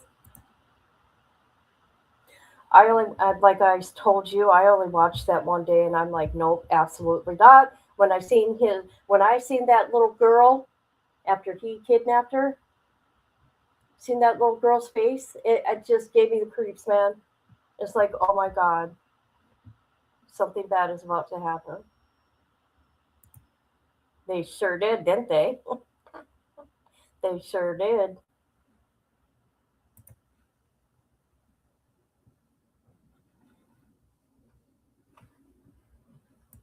Yeah, he didn't take the plea though. He pleaded guilty the first day of trial. Yeah, it was a last minute decision.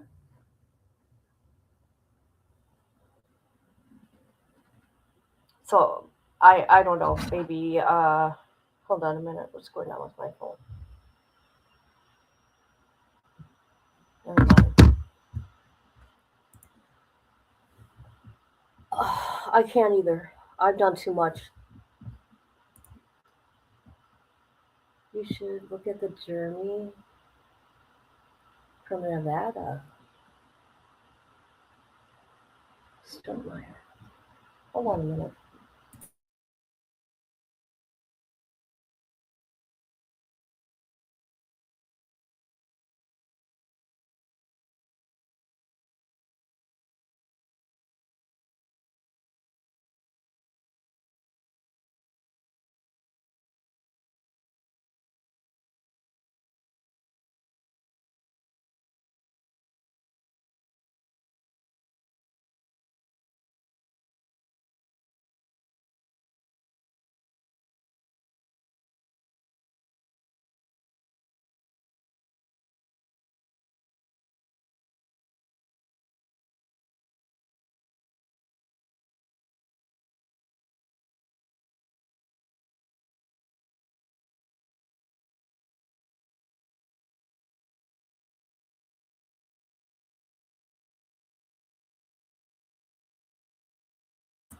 All right, here we go. We're going to look into it right now.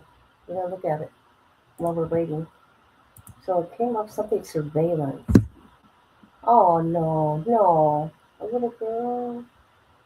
What?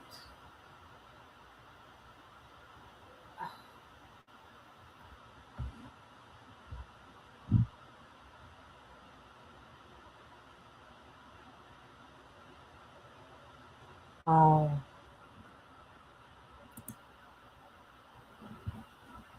Here's your news update for your Sunday morning. A 7-year-old girl's murder at a Prim casino still haunts 20 years later. Jeremy Strohmeyer lured 7-year-old Sharice Iverson into a bathroom where he sexually assaulted and slowly strangled her before snapping her neck. The case started a national conversation on casino security and if casinos should provide childcare. Strohmeyer is serving a life sentence without the possibility of parole. A witness of the crime never intervened or reported what he saw. Why? An action wasn't considered illegal at the time, so Strohmeyer's best friend David Cash was never charged. In 1999, the Sharice Iverson bill went into effect, requiring Nevadans to notify police if they see violent acts being committed against a child. A Las Vegas woman is still feeling the effects after falling during a hike at Red Rock Canyon 2 years ago. Candace Kawatsu lost her balance and fell 30 feet, smashing her head into the side of Craft Mountain 3 times. She suffered multiple serious injuries and now wears 2 hearing aids and suffers from short-term memory loss. For all your Las Vegas news and much more, visit reviewjournal.com. That's crazy. He shouldn't be walking around free. I think his name needs to be out there. That's what I think. Who would not report something like that? Who would not try to save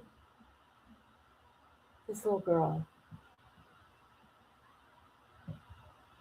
Does he get interviewed? What's this? Who's this?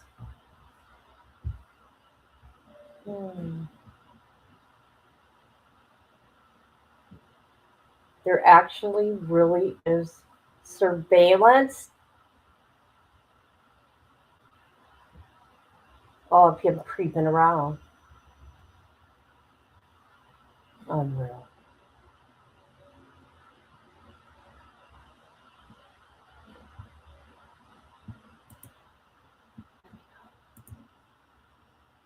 There's a lookout. No. Oh, yeah. Definitely. Definitely. Is this him here? Justifies the mind of a criminal. Oh, God. Well, that hurt my ears. Holy crap. By the time Sharice was buried, police already had their man. He was supposed to. Okay, I wonder if I'll get a copyright on this. Copyright owned by Justice Files. Oh, Justice Files. Well, you know what? I'm going to make a thing here. How do you spell that little girl's name? How do you spell that name? Sharice? Well, I'll just put Jeremy for now.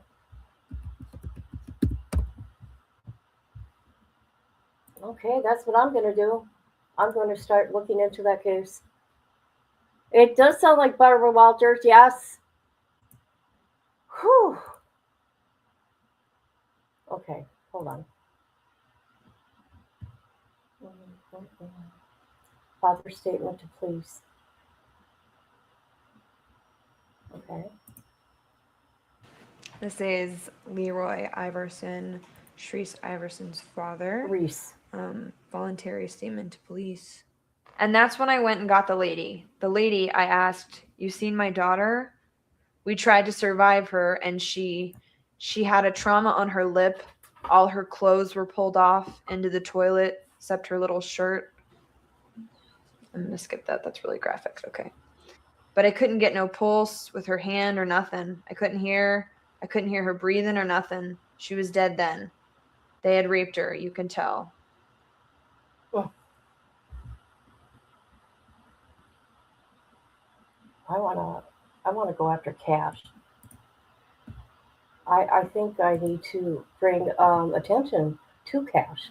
That's what I need to do. What's his name? Cohart Cash. Okay. Terrible. What the hell's wrong with people? What are you apologizing for? What are you doing? What are you apologizing for? You know, Rhonda, I know who Barbara Walter is. Oh my god. And she had Barbara Walters on Sesame Street when I was a kid. Barbara Walters. Okay, what's going on Digs? I cannot believe it. They should have been back by now, you guys. Hold on a minute. Let's go over there.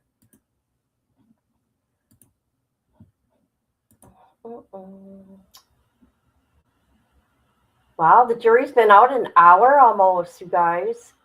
Let's see. 49 minutes. 49 minutes. Yes, and I will find him. I will find him. He needs to. Yes, he sure does. He sure does. Believe me, I'm looking into that case. I'm going to look at the facts. And I'm going to put a little thing together, and we should go live and talk about it and I need to find him. Listen to me, I need to find him on the internet. I will find him. Watch, watch. I'll tag him into everything. I'll tag his ass. Oh my God. Rhonda, stop it, Rhonda. Stop it. Did you hear that one? That one girl, was it Sunny, talking about the hot dogs? Hot dogs being dry. You know what? There's a lot of bullshit that was going on in his home. He's got a messy life, okay? So, you know, inside that home was messy, okay? With all those girls, okay? 3 women in 1 year all have babies by him. Yeah. Messy, messy. Yeah, the hot. Oh my God.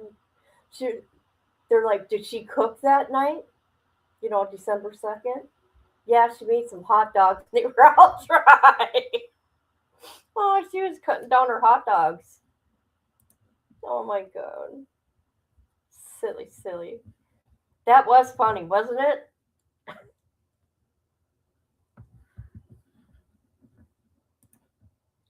That fool hired a living chef to make dry. Oh my God. His life is so. I know, right? Come on. What was she really around for? What? How many years? 5 years? She's been around for 5 years. I mean, as the personal chef, since only July 25th, is that or July 2025? I don't know. I couldn't keep up. It was quite quick, very quick, very quick. He had a very good team, but you know what? She did not help the case. I don't even understand, because it seemed like more of a civil thing, but then it's like, no, this is a criminal case. What the fuck is going on here?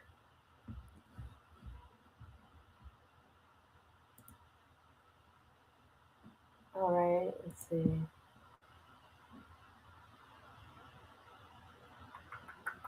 So I'm looking to see if anything good's on. You guys, look at. We're going through my thing here, as you see. I don't see anything good going on. Hello, John. How are you, John?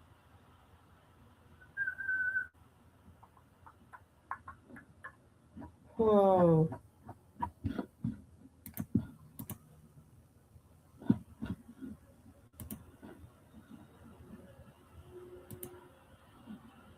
I'm super happy that YouTube finally um, let me know when I got a comment, so I can comment back to people. The only time I know is if I go look. So weird. Come on. They are not. Okay, they got until 5 o'clock, people. So they got what?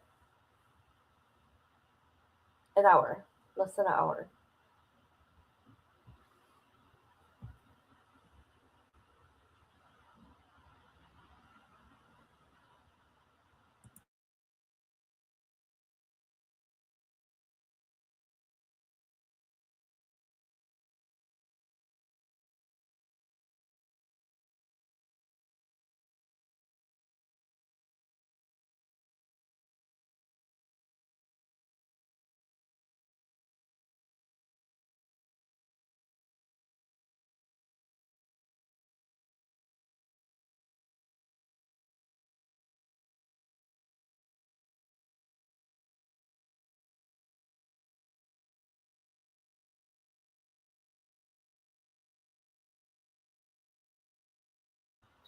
We could break the one down on your panel sometime.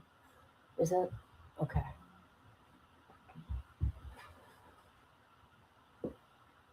Definitely.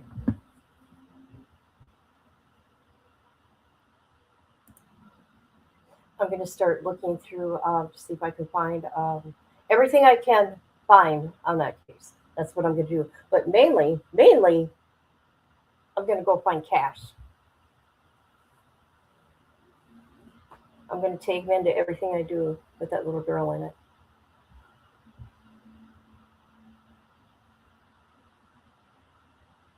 And make sure TikTok knows who he is too. Good old TikTok. Uh-oh, Alan's live, people. Alan's live.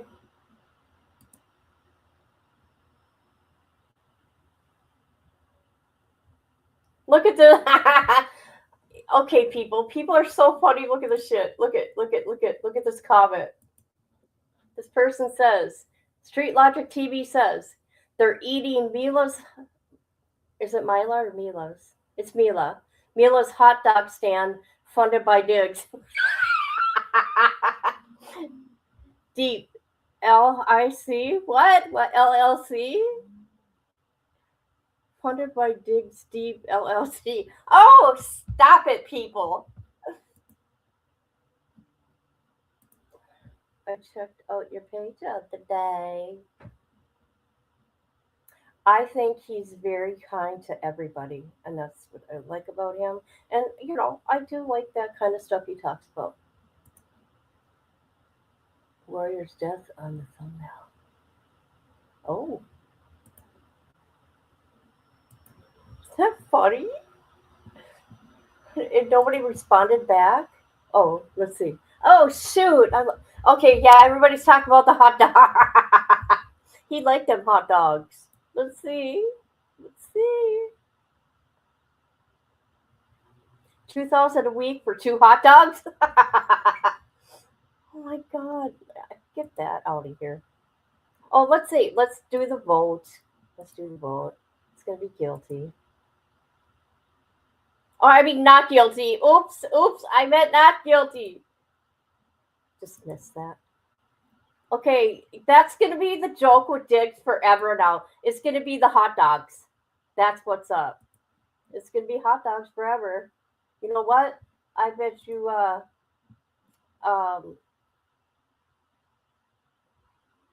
what's that hot dog company? He's probably going to endorse a hot dog company now. Oh, did I not do that? Oh my god, that shit was funny though. Oh yeah, I do. Thank you. Stanky hot dog water. Vegan dogs. I see the movement. I'm sorry, guys. Diggs got tired of digging and just gonna replace her. And she thought she'd strike first. That ain't funny. Dilly dogs? Okay.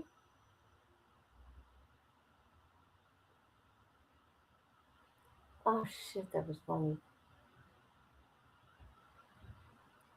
That was funny. Court closes at 4:30? No, it don't, does it?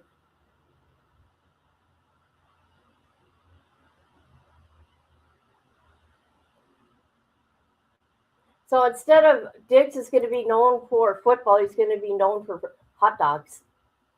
That's what's up. Oscar Mayer. Yes, Oscar Mayer is going to contact him and say, hey, endorse this shit.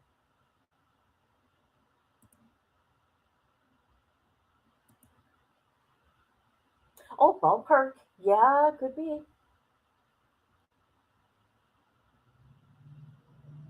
Yeah, it would be, wouldn't it?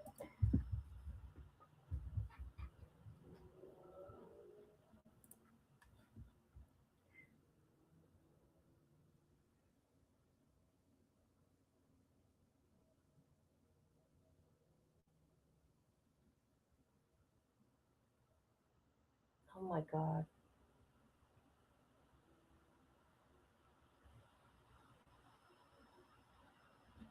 I mean, I mean, come on.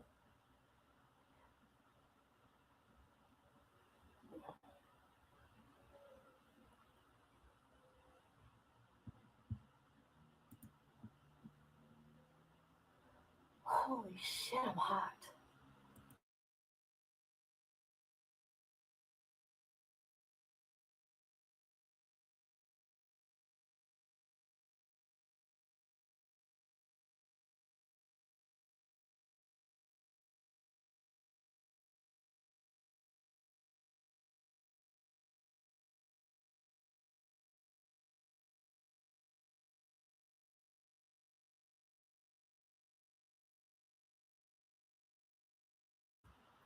I'm doing my first live with Rocky Strong on my channel tonight. He's an awesome dude. I never heard of him.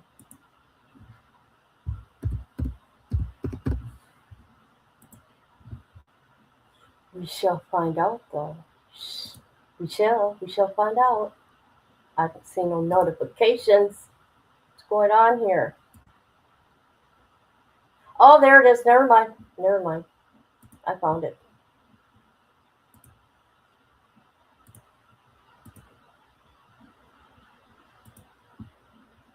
Who is...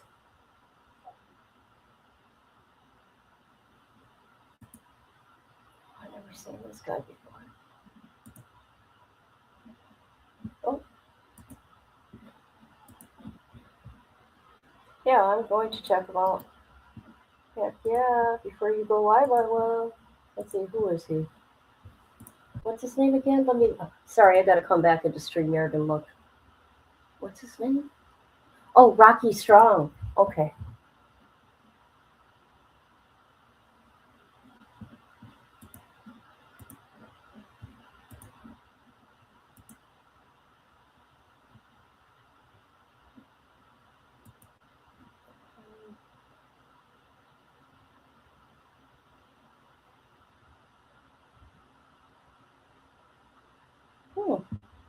All right. What time is that? It's 11 p.m. What the hell? I'm sorry, I don't mean it like that. 11 o'clock? What the hell's going on? Come on now. Come on, BPS. 11 o'clock?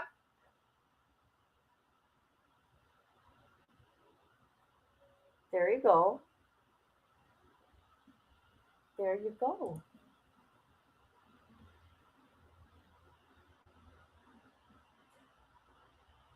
$11 at night, I'm in bed. I said it for... Well, okay. I'm in Central. I'm in Central time. I'm in Central. So is Vegas Vegas is 2 hours difference than me. Or Nevada. I'm sorry, Nevada. Yeah, it'd be midnight for you. What the hell? What is with you boys? Hey, did you hear that? What is with you boys? Oh my god, that shit was funny. No, what is with you young men? Yes, you young men. Right? Right? Let's look up that. What's his name again? Rocky Strong. Rocky. We're going to look up Rocky.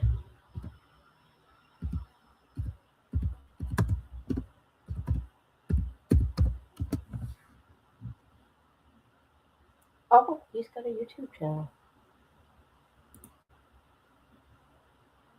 Oh, look at that. He's got a YouTube channel. Okay. All right. I hate being on panel alone, so I understand having a call. Let me tell you something. Velma. I hate being on panel by myself, but no one ever will come up here, so I don't have a choice in the matter. So there's that. There's that. Is it fixed? 11 o'clock, what the fuck were you thinking, dude? Dude. Okay, let's go to Rocky's channel because this is his co-host for tonight. This is his channel. Nike New Jurassic Park. Okay. Okay. Get your motor running. Rocky Strong. Rocky Strong.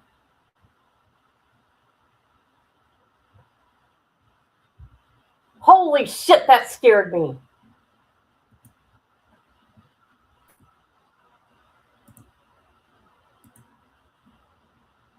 I thought somebody walked in my apartment.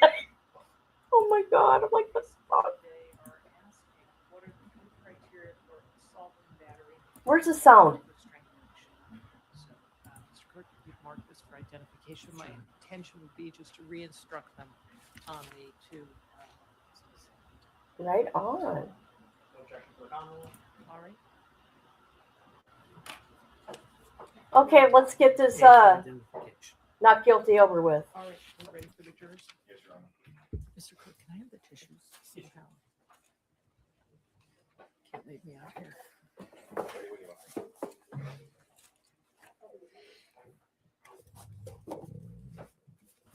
Yes, it is. Yes, yes, yes. Yes, sir. Yes, it is.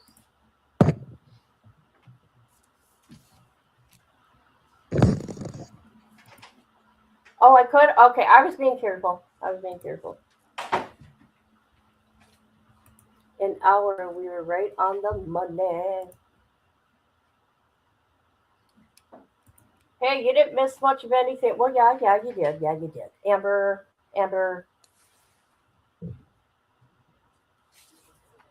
The demon's getting taken out. Yes. Jurors enter and all rise. Heary.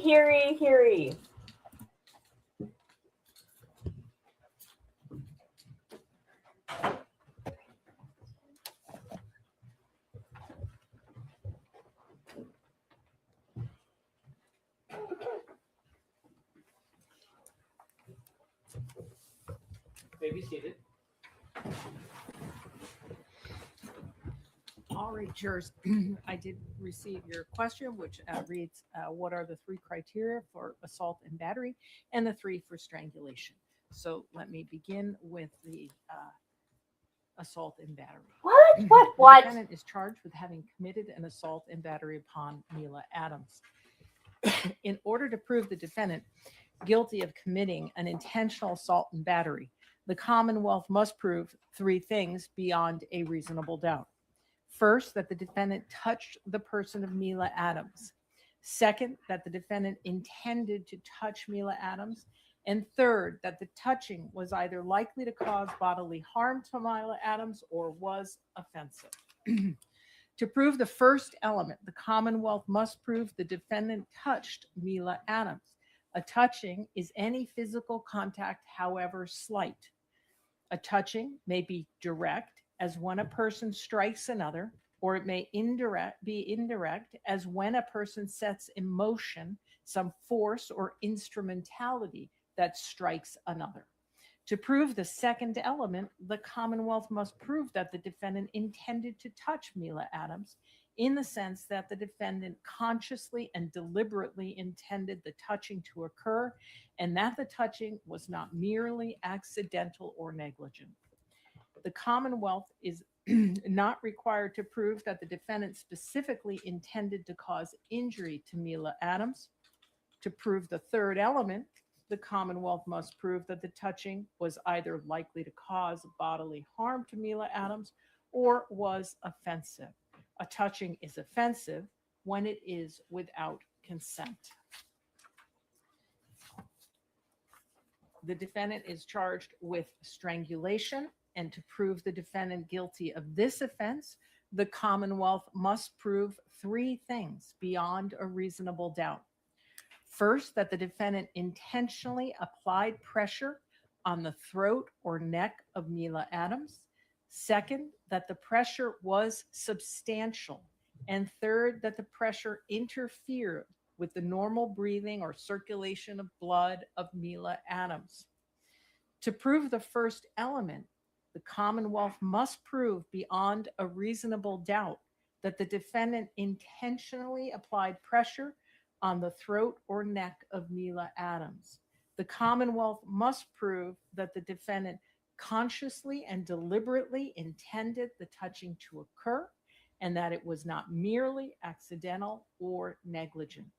You may examine any evidence regarding the defendant's actions or words and all the surrounding circumstances to determine whether the defendant intended to apply pressure to the throat of or neck of Mila Adams. To prove the second element, the Commonwealth must prove beyond a reasonable doubt that the pressure was substantial. You may consider evidence, if any, about how, where, when, and for what duration the pressure was applied, as well as any evidence of its effect or impact on Mila Adams.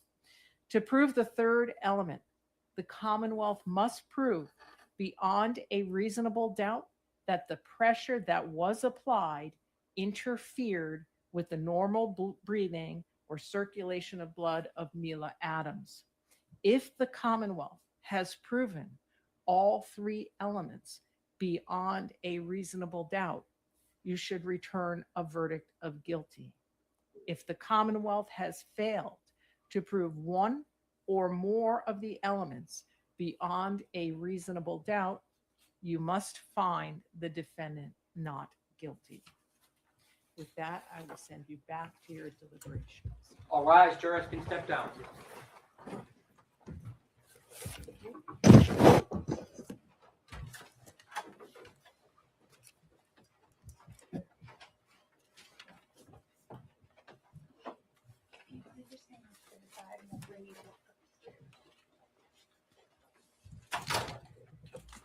This court stands in a recess. This is crazy. This is crazy, you guys. I mean, the jury was out for what, an hour to come up with a death penalty? Come on. Okay, let's look at one of Rocky's videos as we're waiting. He'll be back in 15 minutes.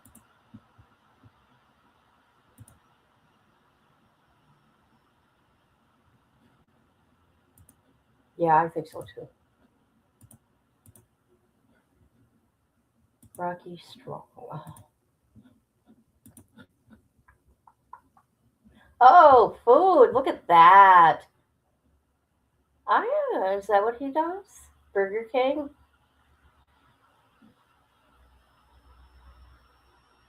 Ooh, look at the good food. Oh, yummy. I don't have food like that where I'm at. Holy, well, I don't hardly ever go out to eat, so it all looks good to me. All right, let's do it. All right, boys, you see what it is? Habit. We back here. It's starting to be a habit, you heard me? We got the chicken sandwich this time. It's the chicken club. They got everything on it. Bacon, avocado, everything. Everything. Oh, man, I almost busted that jewel right on the dang light pole here. Oh, yeah. Let's try this bad boy on the size real quick, man. Well, that looks good. Oh, it's like a sandwich. Yeah. It's like a sandwich, but it's a club. Now, had I known it was a club like this, I probably wouldn't have got it, but that's all right, man. We're going to try her out anyway from habit. You see what it is? Chicken, avocado, tomato, bacon, lettuce, mayonnaise, or garlic aioli, I think.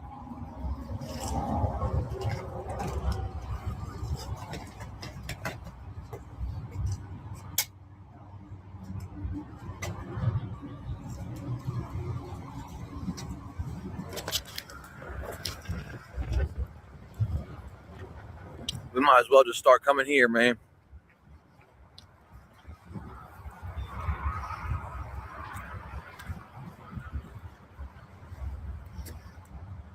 Finna get at Jewel an 8.2. Dude, you gotta take at least 2 bites. Listen to me. Yeah, you gotta take at least 2 bites. This location even got the pepper still, so you boys better find out. All right, boys, you see what it is? Not just boys are watching you, okay? Girls are watching you too, dude. Okay, people. Let's check this guy out. Here, I'll subscribe. What is that dolly? We're gonna look at that here. Hold on.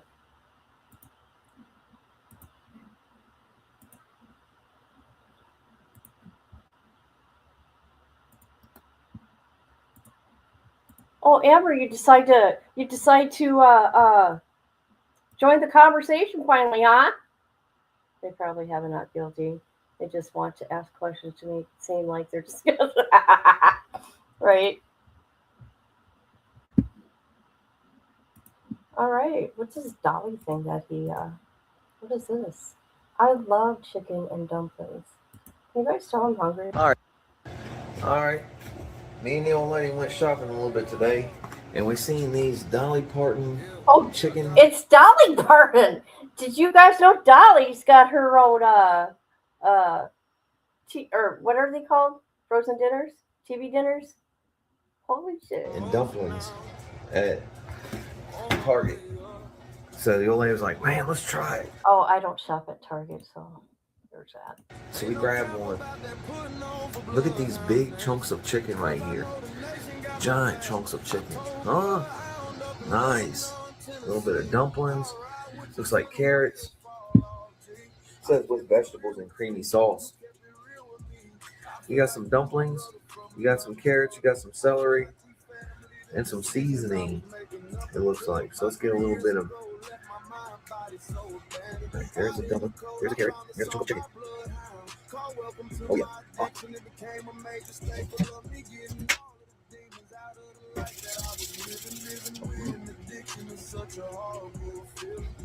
That hits. I recommend it. 20 grams, 25 grams of protein as well. There you go. There you go. You know, Dolly making a frozen southern meal, it would have to hit 8.9. Oh god, he's funny. You wanna know why he's funny? Because 8.9. Just because it's Dolly, and that's why. Does he really like the meal? Does he really? I know, I just had to mess with you.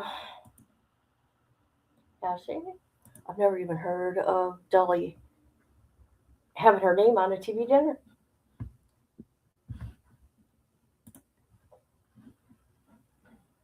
Yep. Oh, God.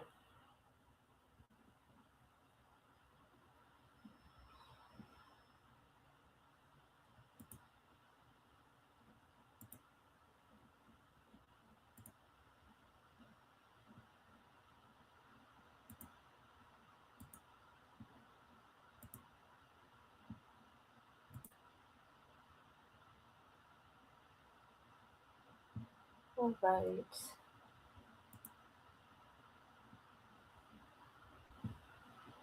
Hold on, people. Hold on.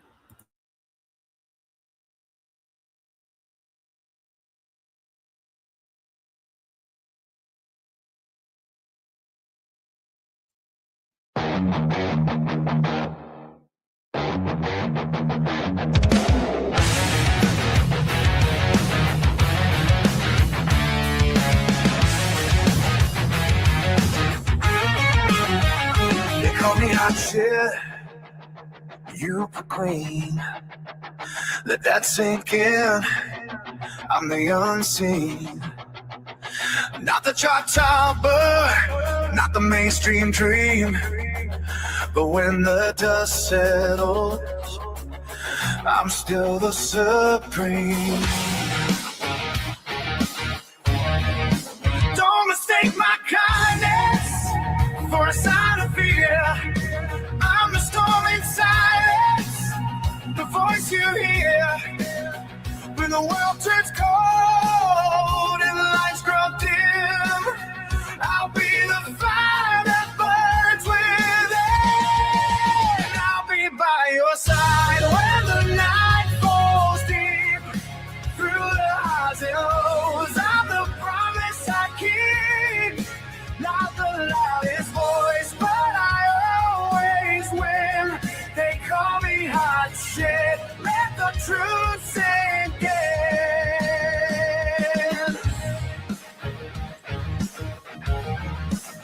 Every battle fought, every scar I wear, proof that I've been there, proof that I care. Not for the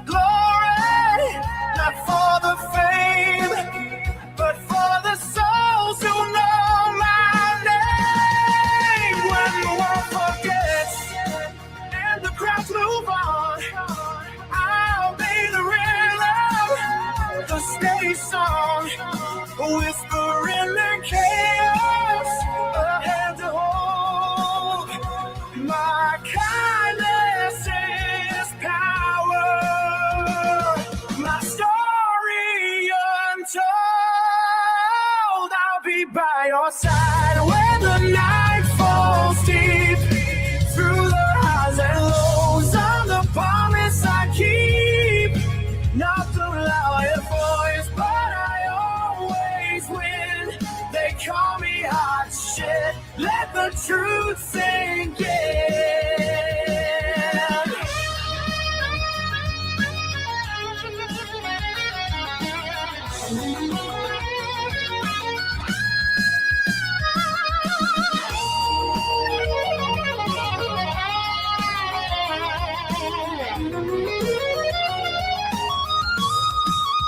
I'll be by your side when the night falls deep. Through the hard and lows, I'm the promise I keep. Not the loudest voice, but I always win. They call me hot shit, let the truth sink in.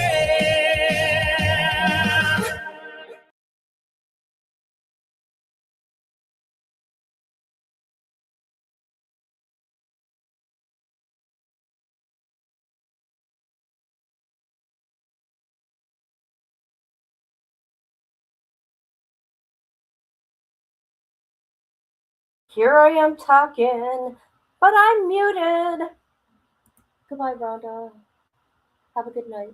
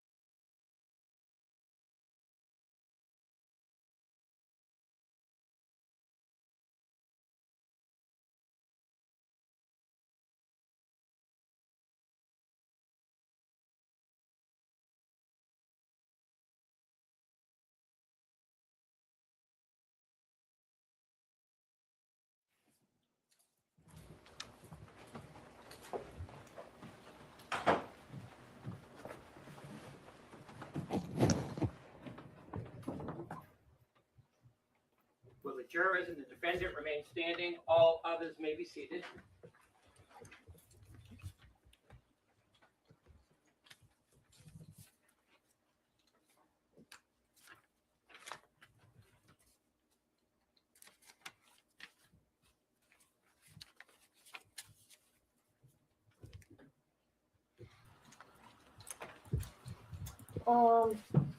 I'm trying to find that David Cash guy.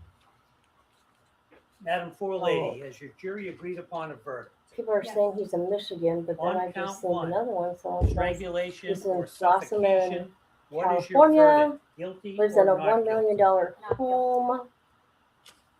On count two, the charge of assault and battery, what is your verdict? Guilty or not guilty?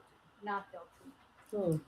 Madam Forelady, members of the jury, hearken to your verdict as the court has reported. Interesting. Okay. Upon your oath, you say that the defendant is not guilty of the count of strangulation or suffocation and not guilty of the count of assault and battery. So say you, Madam Forelady? Yes. So say all members of the jury. Yes. All right, thank you. Jurors, please be seated for a moment. Everyone, Jurors, I told you during this trial and in my instructions that the verdict was your responsibility and your responsibility. All right. alone. Oh my Jurors, I God. want to thank each of you for your careful attention and your service. Where's the throughout sound? This trial.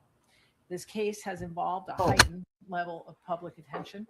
Despite that, you have remained focused on the evidence presented in this courtroom and the law as I instructed you. That is exactly what is required, and it is essential to the fair administration of justice. I recognize that serving as a juror in any case can be demanding, and in a case such as this, it may have required additional patience and sacrifice. The court is grateful for the seriousness and integrity with which you have carried out your responsibilities. Now that your service is complete, you are free to discuss the case with others if you choose, but you are not required to do so. You should not feel any obligation to speak with anyone, including members of the media. If you are approached, you may simply decline. Whether or not to speak is entirely your decision. All I can say is that on behalf of the court and the parties, thank you again for your public service, and you are now excused with the thanks of the court. All rise, jurors, and step down.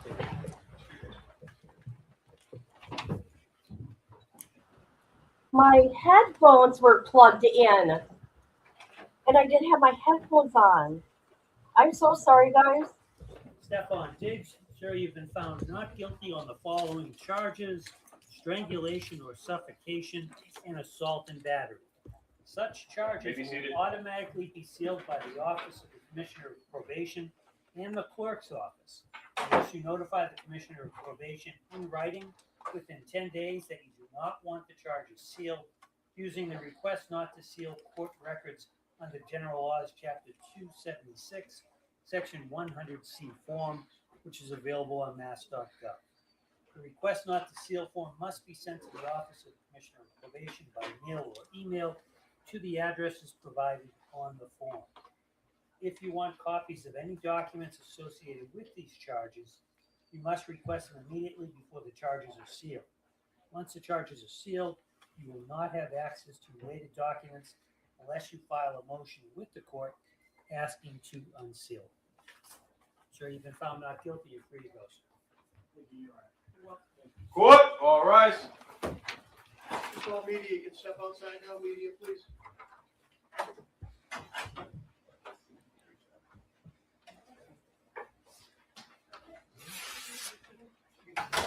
This court stands at a recess.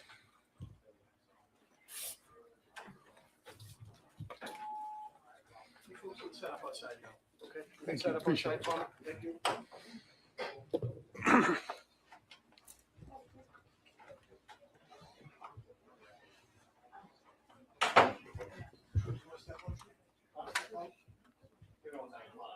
Talk to counsel. Yeah, okay. Media, please step out. Please step out. Yeah. Please. Yep. Thank you. No problem.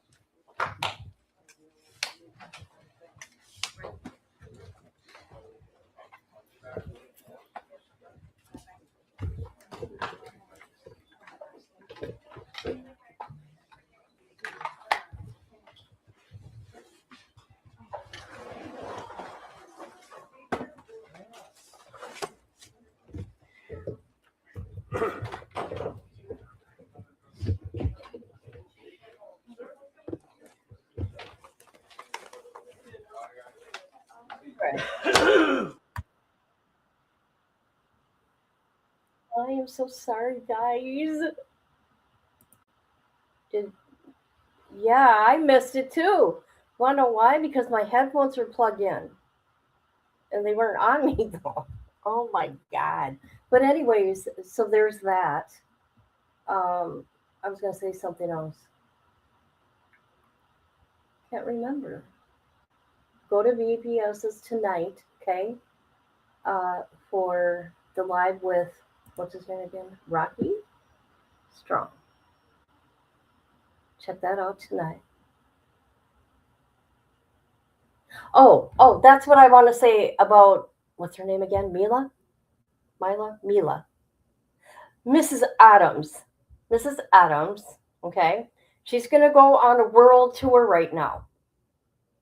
Okay? She's gonna probably write a book.